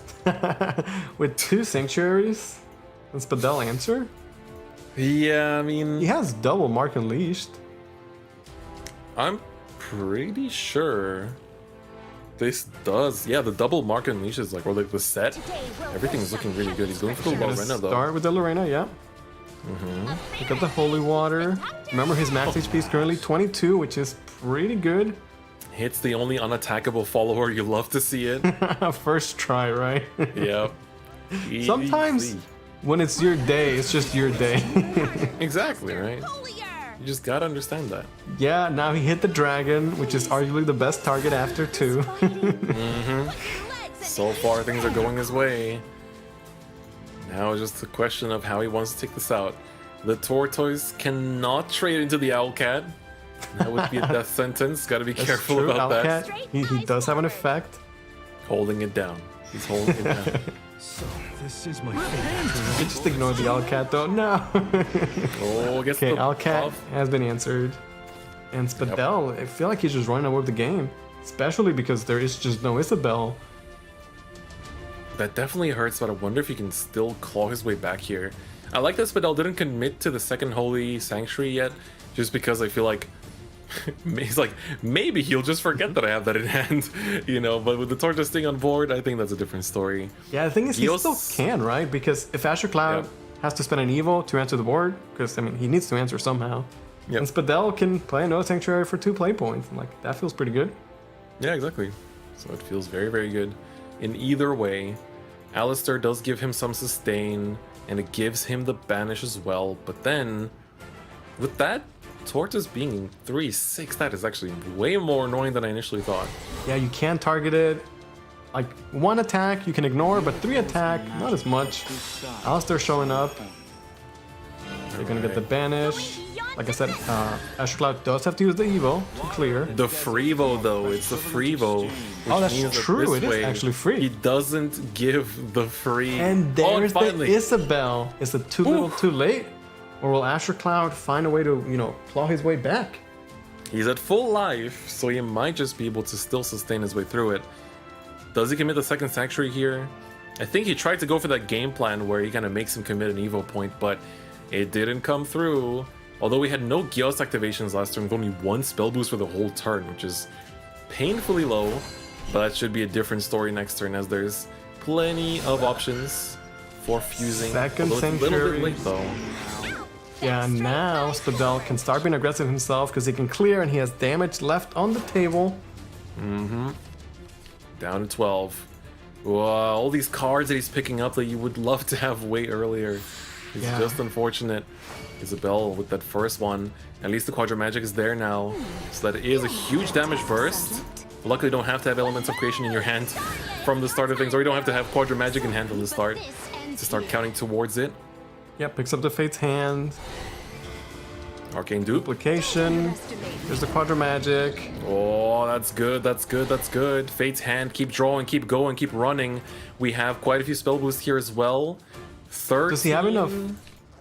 Does he have enough damage though? Yeah, Because that's a Spadell different could story. still go Archangel Evocation and go to, you know, 27. Ugh. That's say a that. lot of yeah. Don't say that, don't say that. Oh my god. Okay, well, he has that as an option. Now he has Ra as an option if he wants more damage. Although now Zalbine is looking kind of a little bit sus. It's not really going to be hitting that 14 defense or less for a while now. Yeah, Let's see. definitely not. Ooh, Priest Leader effect isn't even in play yet, so he could just drop that down and have that as an option too. It's an option, yeah. Lorena, Oh. Archangel. Asher Cloud, you know, he cleared and he set up a nice board of his own with help of the 2 Gyuses. But with the 2 Sanctuaries out on the board, you know, the clear is definitely gonna come through for Spadell. That's an important clear right there. Yeah, once again, just easy snipe on the untargetable follower, or that can be attacked, I guess. It just had to be. It just had to be, right? Okay, picks up some tigers. Gets the extra Nice. stat boost. Ooh. Oh, on the Lorena. Maybe not what he wanted there, but It's more damage though that you can true, get out it of is the more Lorena damage Evo. on the Evo. Wow, that's doing work. That's definitely doing work. Jewel Brilliance, After- might as well. After all that, he still has the Evo himself if he wants to use it on the Archangel of Evocation. Oh my god, you're so right. Okay, so Ooh, Asher well, Cloud, you know, he had his big Isabel turn. He did pick up Elements of Creation, but again, 10 damage is a lot of damage. It's not 22 though. yeah, it's not 22 for sure. Against any other deck, this might have already been over, but with all the sustain and just the long stay power of this deck, it's a different story altogether. Isabel And keep in has mind, targets. There's only 9 cards left in Asher Cloud's deck. Oh my god, you're right. So, like, there's only so many resources he can actually go through. And the heal that Spadell has available to him might just be too much. It really might, and we know from our position that there is a lot of it coming through here as well. Oh yeah, you could see it. The blind can be enhanced, double Archangel, the world in case he ever gets kind of low. This feels like Spadell's just gone too far in this match for Azure Cloud to be able to take it back. And Spadell just showing up and impressing everyone right away. Another Quadra Magic. It's not quite a full clear, but Asher Cloud is going to use the creations, you know, not only for the damage, but for the heal as well. Go right back up to 20. The Meister can Evo it, rapid fire. Does he have the time? The clock is ticking. Oh, the circle is going down cue it so in time? quickly. I think he managed to. I think he barely got it. No! No, he barely missed it! No way! That was Not like close. this! Barely Yeah, well- a millisecond away. He had it ready to play, but it just didn't get selected in time. Yeah, 2 Tigers still stand. And now that Galnea Spadell can got be low, played too. yeah, the world can just, you know, recover all that damage Asher Cloud did. Oh no. Answer the dragon as well. 8-6. Clear the Oh. squirrel. This hurts. This hurts to see. Azure Cloud barely not getting what he needed there. But at least here, I mean, I don't know if I should be saying at least 8 damage is still so much. 8 cards left in deck. Elements of Creation in hand, but you need 2 of them at this point to win. Spadell still has an Evo. He's not Sanctuary anymore. looking really good right now. Gotta just cash it in. 10 damage to the face. Set up for lethal. He also has access to the Raw if he wants just a little bit of burst damage next turn. I mean, at least Elements of Creation gives him the sustain, and if he does draw through his deck, I mean, we forget that the leader effect is technically there already too. He can technically just keep cycling Isabels into creations, but Yeah, I think, you know, it's too costly in play points. Right, Isabel Does he costs sacrifice the 3, Rooney? Quadra costs 1, creation costs 5. yeah. Like, he it's can play weird. 1 creations a turn, but I think Spadell can out-damage and out-heal that. Alright, well, Quadra Magic will give 2 board wide, and then you can get Elements of Creation for the 10 to face. Isabel the Isabel. The Gives classic. the insight. What did I just Okay. say? 6 cards in his deck. Asher Cloud digging for an answer. Perish before true. Here comes the 10. The 10 heal, most importantly. He has 2 that can go He still has board the wide. rapid fire too. Rapid fire that can go into the 6-4, but you have to make the play soon. You're running out of time. You don't want the repeat of last turn either. Oh no, I'm getting worried. Asher Cloud. Please, Spadell you have looking to make pretty the good, though. plays. Spadell's looking insanely good. We don't even need to say it anymore. He's been looking amazing, but he's just gonna pass on that. Okay, he wants to board lock him. He wants to board lock him, and that's 15 damage, and that will actually be safe. It's smart for him to board lock. I think that is the smartest play. We've seen some insane board locks in Rage earlier today too, and this might just be it, but then... Oh my god. Blight for the enhance? You get the heal Yeah, that just, gives you just survival. get the heal, right? Yep. You just need to heal and survive. You can also axle the set. Oh, drawing the up set is so big. to 17. Asher Cloud down to 4. Potentially his final turn here in this game. Oh, I like the idea behind the board lock.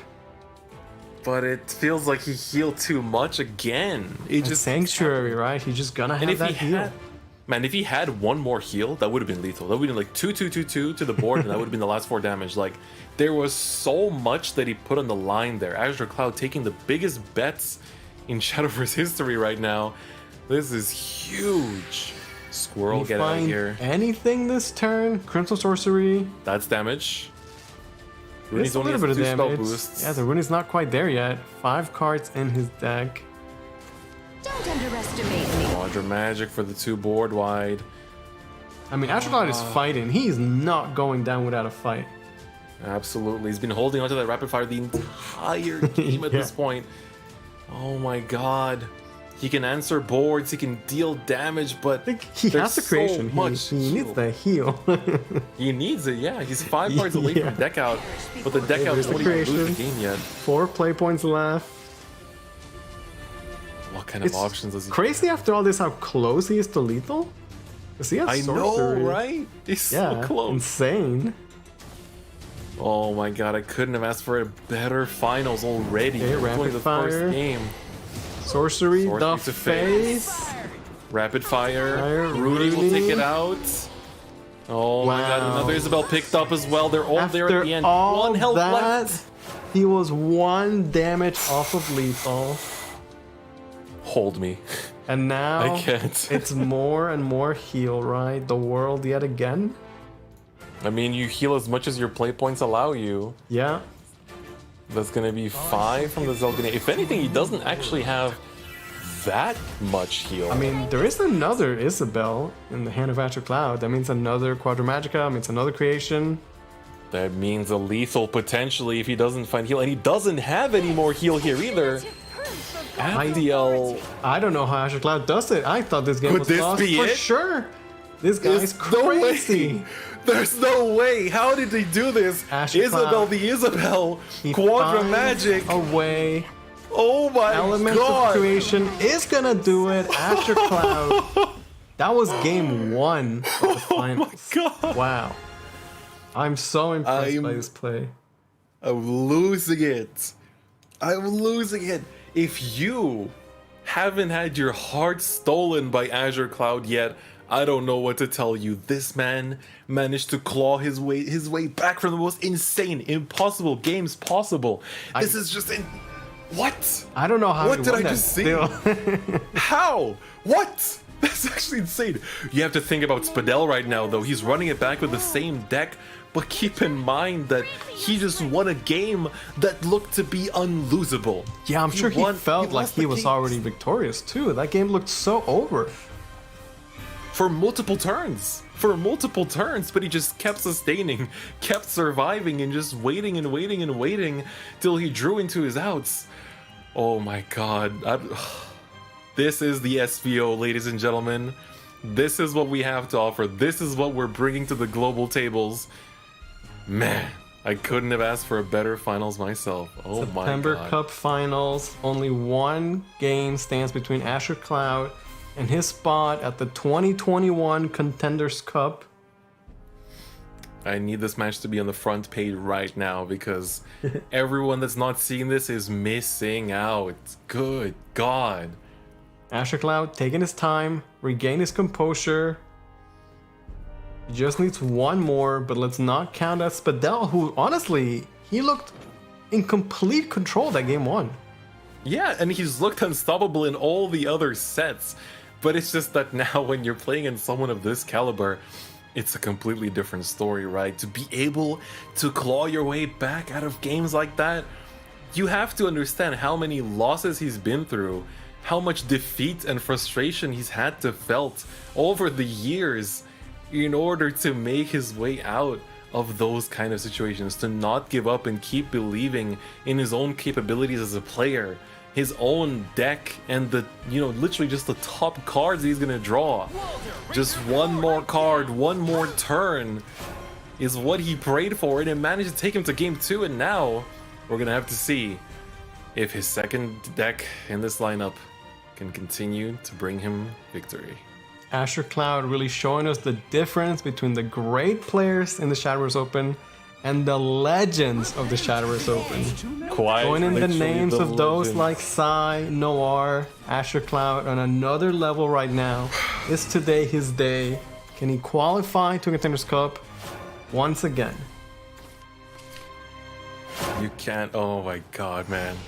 For Spadell, this is so much pressure, but he looks composed as ever. He's not letting the pressure get to him. He needs to win 2 games back to back, not drop a single game, not make a single mistake to win at all, but he still looks fine. He's just playing his best. He's here to show the world that he can stand among the giants. He's not going to lose to this. The Sanctuary looked good. It looked great the entire game.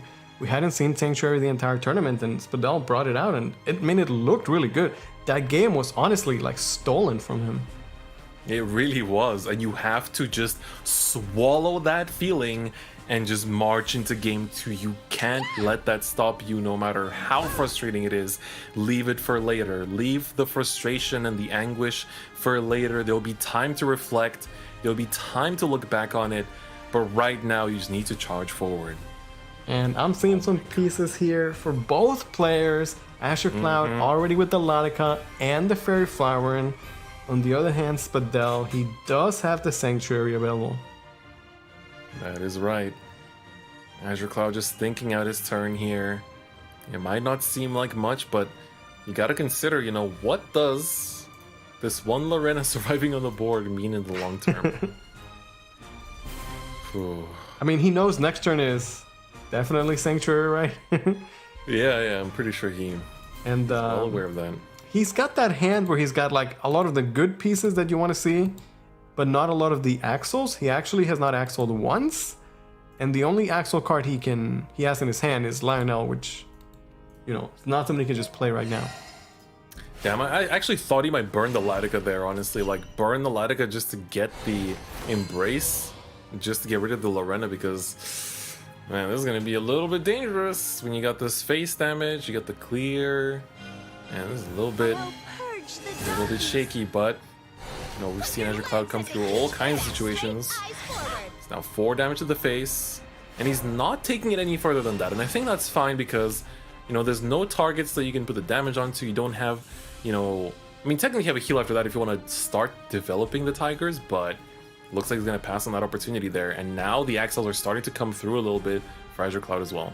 Yeah, Asher Cloud, he took a long time to not play a single card that turn, while Spadell instantly played the Sanctuary. He's ready for this. And now we're back to Asher Cloud. You take your opponent's time as yours too, right? Just because, he's playing things fast doesn't mean that he didn't spend the entirety of his opponent's turn thinking about it. And, you gotta just think carefully. And also not give your opponent too much time to think either, right? Just make your play, pass on it if you're sure that that's the right play, and then let your opponent think during their turn. We'll see what can Asher Cloud come up with. As you said, he did pick up some axles in the form of the Giant Pastures. As the Barbarian Hunter, Orisa has been really good against this other type of decks, like the Last War Shadow, where you need the 1 damage to answer a bunch of things. But I'm not sure, I don't think it's going to be that great against the Sanctuary. That's right. Whew. Yeah, he has ways to develop a board and proc those axles, but he needs to really think about it here. I think Varmint is still the play. He gets the axle a couple times, potentially make a Walder, but does he have enough time to make all those plays? That's a different story right now. Let's see. Pastor's coming down. Uh-oh. The timer's getting really low. Arisa will take care of this. Clear, yes. Summon her own amulet. Not a bad turn. That's some face damage. Some clear. That's good. That's good. He doesn't have a lot of resources in hand. It's one of those games where his hand is filled with good cards, but they're not really coming together too much. He's still missing the axles. Only 1 axle so far. 5 to go, but only 4 cards in hand. Yeah, takes him back to Happu. He definitely, fought the board and everything, but then didn't really have the combo pieces to back it up.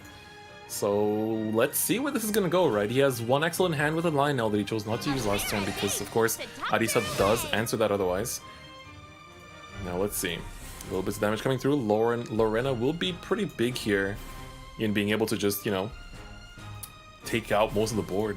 Yeah, and another Sanctuary picked up. He might not cash it in this turn, but once he finds the room, the time, yeah, the second Sanctuary online is definitely going to change the course of the matchup. Gonna cash out the Lorena, as you were saying. Just fight for the board, because like Astro Cloud, he can find a little bit of damage here and there, but against a deck like Sanctuary, you really need the big combo Latika damage. And even then, I think it might be tough. This was really good sequencing because he waited to specifically play out his cards so that he gets the buff first, so that he gets the right amount of damage from the Lorena to actually take out the full board. And I think that was played out really, really well. So let's see, what is Azure Cloud's answer here? I mean, Alberta is not a great draw. That's what he would have wanted to see when he was floating play points before. Exactly. Now you can't really even get it online, and it's almost like a dead card. The Walder, you know, you're like, ooh, enhance Walder, but that's really just a 2/2 because again, he just has not axled. So Walder's not a real play either. And while the Latika could do something, that's his only Latika. You can't be giving out your combo pieces like that either. And because you can't target the Tiger, you can't even Evo to Lionel. Yep. That hurts. That Yeah, really hurts. his hand is just so awkward. Astro Cloud not in a great spot. That said, last game he was not in a good spot and he brought it back. But he's just floating 6 play points, passing his turn. He does not have a good play. Spadell is gonna take that and eat it up for sure. There's no question about it. And man, I feel like that might be what decides if we go to game 3 here or not, because for Azure Cloud, like, he has good components in his hand, but it's just this kind of deck, right? You have games where you have not just all the pieces, but you have the right curve as well to take you to that combo. But some games you just have spaghetti everywhere, right? You got a combo piece here and there. A lot of spaghetti. Yeah, and then you're just kind of playing with whatever you have, but when your deck's barely giving you anything, what can you really do? Extra card draw here. What can you make of it? What can this varmint bring him? Is it too little, too late? You can technically Lionel the Archangel. Okay, Varmint Hunter gonna come down. Astro Cloud's final regular Evo. This town for as long as I breathe. That's right, 5 play points to work with still. Lionel is now online finally, as it has a target at long last. He's definitely not gonna wait to use that. But then what is the rest of his turn? Okay, bounce back the Steed, proc the Varmint. It's a fair risk for his trouble as well. And replay the Steed, play the Walder, maybe. Yeah, that way. Rocket. You. Still seems pretty awkward. Yeah, you don't. It's so hard. Like, these are plays for survival, not plays for victory. But exactly with the hand that Astro Cloud has and the way this game has been going, he just has not had an opportunity to show, you know, his great skills. I guess you could have stayed Lionel. Oh, that's interesting. I mean, he has to cycle it. He just has no options. But now, only 1 play point left. Lionel. Okay, with the Walder, it's just enough to clear the board. Just enough. Oh, that felt really, really shaky overall, and especially when, like, you have to give up such an important combo piece for that as well. And now Spadell, he has free reign to do whatever he wants. He's got an Evo point, 7 play points, 24 HP, and he could just, you know, dictate the pace of the match. Yeah, he can heal himself up to 25 still. Raw leader effect for more pressure. Yeah, because Astro Cloud's at 10. Maybe he wants to go on the aggressive, just get the Raw online. I like it. And with 2 Sanctuaries to back him up now. Yeah, I mean, I'm pretty sure you're safe at 24. Pretty sure you can chill. Even against the mighty Latika. And Astro Cloud, I don't know how he won that first game. And I don't see how he can win this one. Yeah, but there was clear signs of hope. You know, there was clear lines of play that could be like, yeah, he kind of survived here. Yeah, he can kind of live here. But right now, I don't know, man. Feels just really bad. Like, I mean, it looks like we're going to a game 3, but I don't know. it's just weird overall, right? It's just very, very odd. And honestly, even though Spadell lost the last game, like his Sanctuary has looked clean. He's played well with it. It seems like a solid deck. Yep. And keep in mind, this is like the only time we've seen the Sanctuary being played so far by him as well. Yeah, he's just going for the Blossom and passing on it as his only play for the turn. Yeah, doesn't really do too much. Spadell still has an evil. You can go to, 29 health. Can clear the Blossom if he wants to. It's not really that scary. Oh my god, he could technically go for an evocation again. And That's just what I was push thinking, himself yeah. to 30 life. Because why not, right? If you're Sanctuary Haven, sometimes you gotta send a message. And for Yeah, all the it's like- time we spent hyping up Asher Cloud, as we should, today could still really just be the story, the beginning of the story for Spadell here. Yeah, it really could. It really could. Punish the Let's see wicked. it though. Spare the innocent. Buffing Let up. judgment fall. Oh my god, that's just insane to think about. Yeah, It's 'cause like, oh, you play clear. Blossom? You're trying to extend the length of this game? Alright, let me show you how we extend the length of this game. 29 health to his name. My god. My god. Oh, Mr. Lionel, that's not quite it, buddy. I mean, Lionel clears the board by himself if you play him as a 7-drop. But I don't know if it's doing enough. Keep in mind the raw leader effect is there too, so that's 4 damage you have to factor in for next turn. He needs to see the combo right now. Yeah, Sanctuary, something's never changed. It's like the games go slow and it just like slowly and slowly drains your hope. It looks, bad slowly and slowly, and then it gets to a point where it's like I don't see a way out for Asher Cloud. Yeah, exactly. Keep in mind the state is also at 2 cost because of the Archangel. I always forget that part of the effect. Always focus on the life edition. Oh yeah, he but that does does have make things a. pretty annoying. He's got a fanfare, right? Yeah, it's like if he were to have the combo to bring himself up, that just makes it a little bit harder. Okay, looks like he actually will go for Lionel. This was the first play that I thought of. It does clear the board. But Yeah, and it kind of gives him a bit of security for next turn too, but just a little bit. okay, well, any way that Spadell wants to heal will clear the Lionel, and then Yep. he just has to wait one more turn. Ra's doing 4 damage this turn. Will do 5 damage next turn. I was gonna just banish it, not give it the light of day, and just like that, he can actually set up 2 tigers with ward on them too. Just in case, right? He's making it hard. Oh my god, he's just making it hard at this point. Okay, so Asher Cloud, he had a great game 1. This game, he just wasn't able to come up with a good game plan. His hand was awkward. He had solid cards, but they just didn't really come together too well. And it looks like we're going to a game 3. Yeah, I'm not seeing a way that he can make it out of this. I mean, Okay, Latika's wait. amazing, but Double wait a Latika? second. Don't tell me. Don't tell me. If there's any time to impress us, it's now, Asher Cloud. Can he steal Yeah. another game? He got 6 play We're points up to back. 6. Wait, can he actually do this? It's 30 damage and an 8/8 unkillable ward. They auto evo too. It's not like they have to be evoed by your own points. He's played 6 cards. 6 cards played. Bertha Alberta 7. coming in. Alright, that's He's 7. going all out. He has to, right? Yeah, this is the only turn you can do that.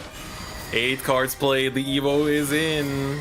Still not quite there for the storm effect though, but now he has 3 life. Alright, that's gonna just clear the board. Walter's gonna be the 1 damage you need to just Oh, he has trade. 11 cards, not 1 well. card off.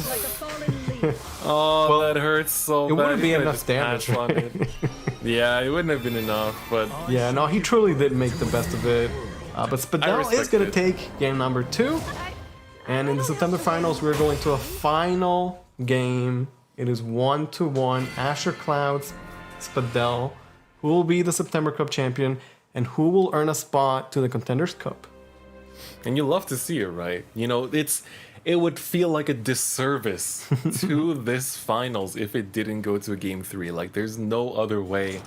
Both of these players are just bringing their best to the battlefield, doing everything they can, whether you have the legacy of Azure Cloud or you're just playing immaculately throughout the entire day and making your name as Spadell.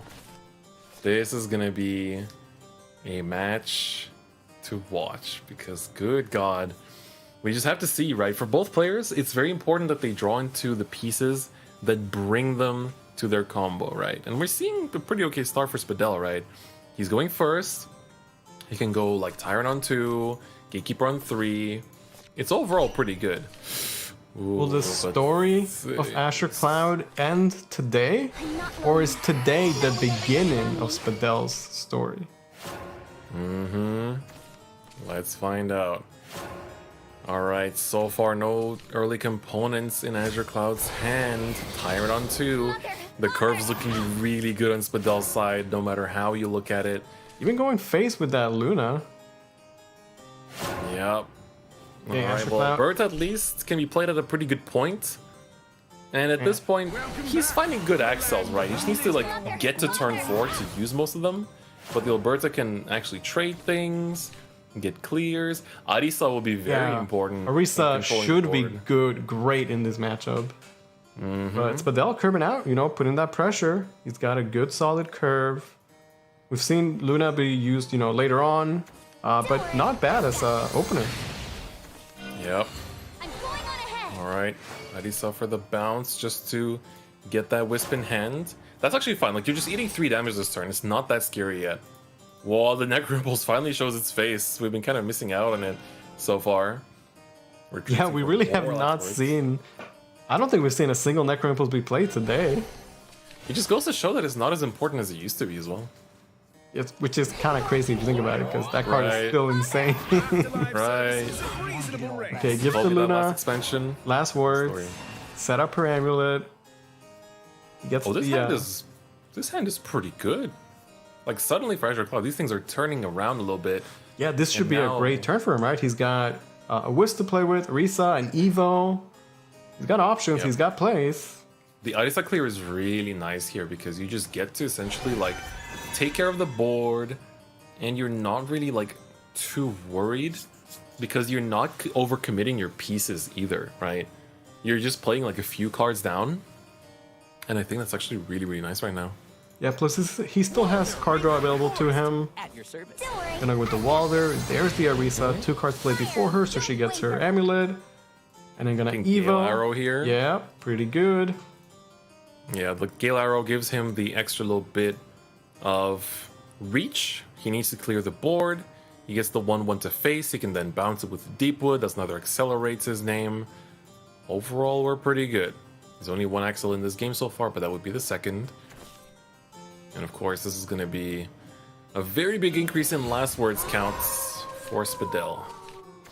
Okay, he gets, you know, good amount of card draw from that. Picks up the Fairy Flower and Evo's the Arisa. Yeah, pretty solid turn. He had a bit of a slow start, but finds a great turn 4. Yep, Gale Arrow going to be doing work. Boom, boom, boom. So far, so good. Yeah, full clear.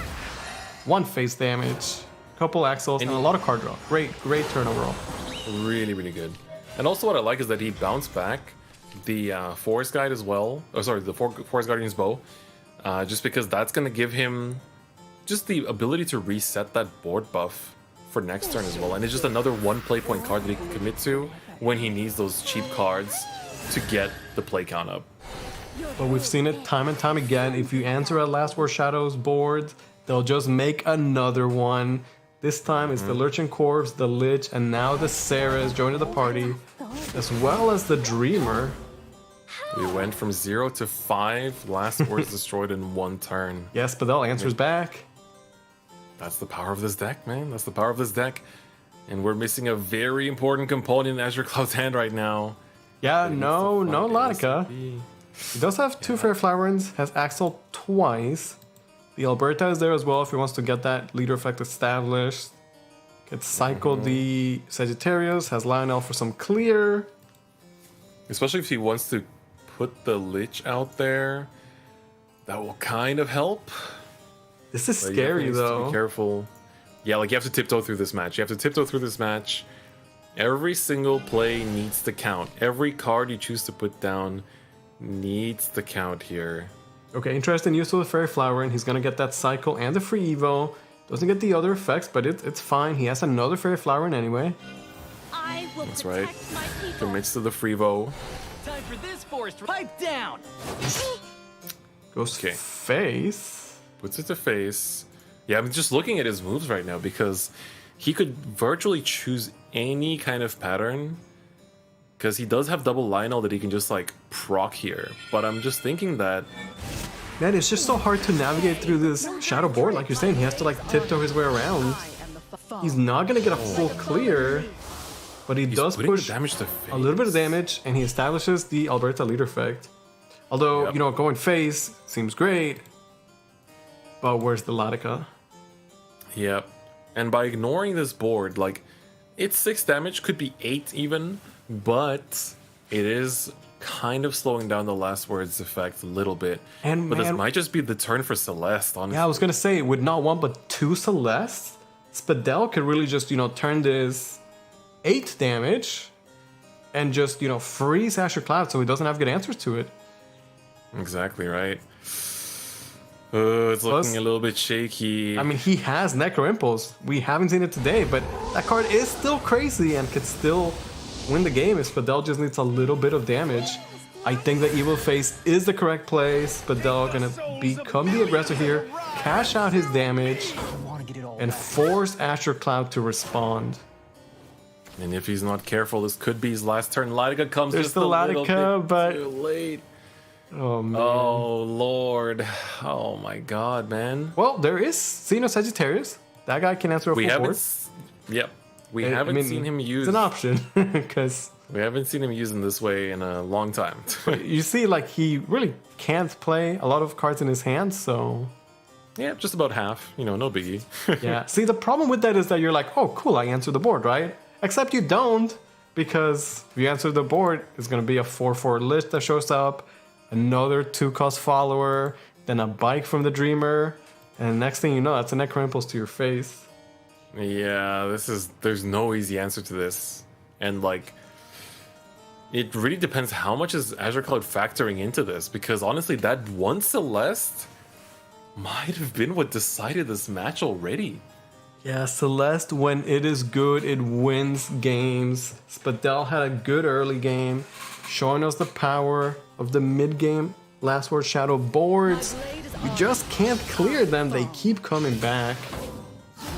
Alberta gonna trade away again. But he's that's just gonna passing do on it. that. He just doesn't have answers. Spadell has. Oh no, that's gonna be 5 damage to the face, and we all know what that means. He has the Necro Necro Impulse Impulse. coming down for the 1 damage that he needed, and you see the sigh of relief, you see the joy starting to shine through Spadell. The sigh of relief, the feeling that you know that you have defeated one of the crowd favorites, that you know that you managed to win even after that game 1 was borderline stolen from you by Azure Cloud of all people. That was so beautifully played by both players, just putting everything on the line. Like I said earlier, like this was arguably one of the most important matches in their Shadowverse career, and the one to take it all was Spadell in such a clean fashion, right? Game 1, he almost had it, but then game 2 and 3, he didn't let that feeling. Like I think we were all just sitting there breathing heavily, like shook beyond belief after game 1, but he didn't let it get to it, and he won game 2 and 3 just like that. After that first game, it felt like it was like fate, like it was destiny that Asher Cloud was meant to win this tournament somehow, some way. But Spadell, Yeah. he brought it back. He played so well, not just in the finals, but the entire day. And Spadell is your September champion, and he has earned a spot in the 2021 Contenders Cup. And he's not had an easy time to get there either, right? Clear It was a very strong 2-0, but that's not an easy opponent to go up against. Light looked unstoppable, managed to win 2-1 despite that game 1. And then here again against Azure Cloud, that game 1, he looked unstoppable, and Azure Cloud clawed his way back. And as you said, it almost looked like fate that Azure Cloud was meant to win it all, but he didn't let that stop him. This man's determination and just his ability to not let it get to him yet was so important in letting him get to the final spot. I better see all kinds of GGs in the chat right now because Spadell definitely earned it, and he'll be joining the Giants at Contenders next month with his shot to make it to WGP. And of course, speaking of which, let's see the standings in terms of league points here. You can see Azure Cloud made his way up with 39 points. It really is like if he played just one SVO more, the one that he missed out on, he would have had the points necessary. If any, he might have been really high on the leaderboard too. Yeah, he might have been potentially like, you know, number 3 or 4. You could see Sai is the #1 player in the West at the end of the year, and Duck Dodo gonna get the spot since 07 Dolan already have one. These are the finalized standings. However, we cannot exactly tell you who is gonna play Contenders Cup just yet, because players that have already earned a slot to Worlds, like Dolan and Osef, could opt to not play. That said though, if you guys follow the SBO social media, Twitter and all this stuff, I'm sure there's gonna be a post as soon as we know the exact roster for the Contenders Cup. Yeah, exactly. So just follow the social media. It's all over there. You know, it pops up in chat. It's in the description. It's in, you know, below the stream as well. Make sure you're following the social media so you know who are going to be the players making it to the top 8. Once the ones that have already made it to WGP confirm whether they're attending or not. It's still a great tournament with a lot of great prizes, and it's the best way to practice, essentially, you know, before WGP, where the final showdown happens. But of course, let's take a look at when is the final showdown for this region even happening, right? The Contenders Cup is just a month away, less than a month away if you're in SAO. But for the West, we're going to see you guys on October 16th on a Saturday for once, and then day 2 on October 17th, which is a Sunday. Yeah, for SEAO, Contenders Cup is day 1 October and day 2 October 10th. The winner of Contenders Cup this year will qualify to the World Grand Prix later on this year, so you guys definitely do not want to miss that. Again, it's going to be played on the brand new expansion, Dawn of Calamity. Going to be best of 5 with no bans. And unlike the regular SBO, it is a double elimination tournament. That is right. That is right. It's going to be really exciting for those of you that watch the Rage Cups. You're going to be pretty familiar with that format, but for us, it's going to be really exciting to see how things are going to go. We also have a small update in standings because Azure Cloud's points were just barely off, so let's quickly take a look at that again. There we go. He now has 40 points, so standing at 11th place. And so you can see here, you know, that 42-point tie is going to be very important because somebody is not going to be making it, and that is definitely heartbreaking. So we're going to see once everything is confirmed, and you guys will see on social media once that is going to be the case. So look forward to seeing how things are going to pace out. And this is going to be very exciting, right? And also keep in mind, for Azure Cloud, he actually had, like, we didn't even talk about this earlier, but I think he has the highest win rate percentage of any player in the SVO from, like, the people at the top of the leaderboard. Like, that's insane.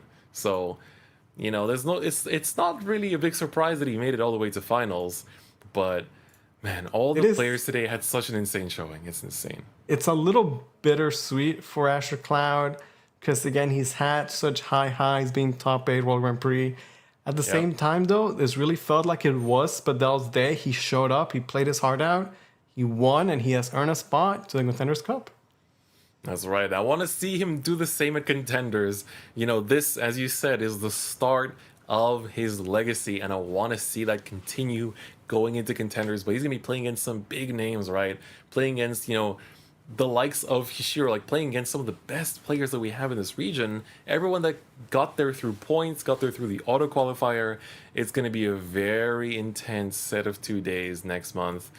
Man, I'm excited. Luis, how are you feeling, man? We've had nothing but intense games. Like, I don't think I've ever been this hyped during an SVO before. Like, this is the last one of the main season, but this was one of the best, honestly. Yeah, the finals were crazy, especially with all the storylines. This has been a great show, and honestly, just a great year overall.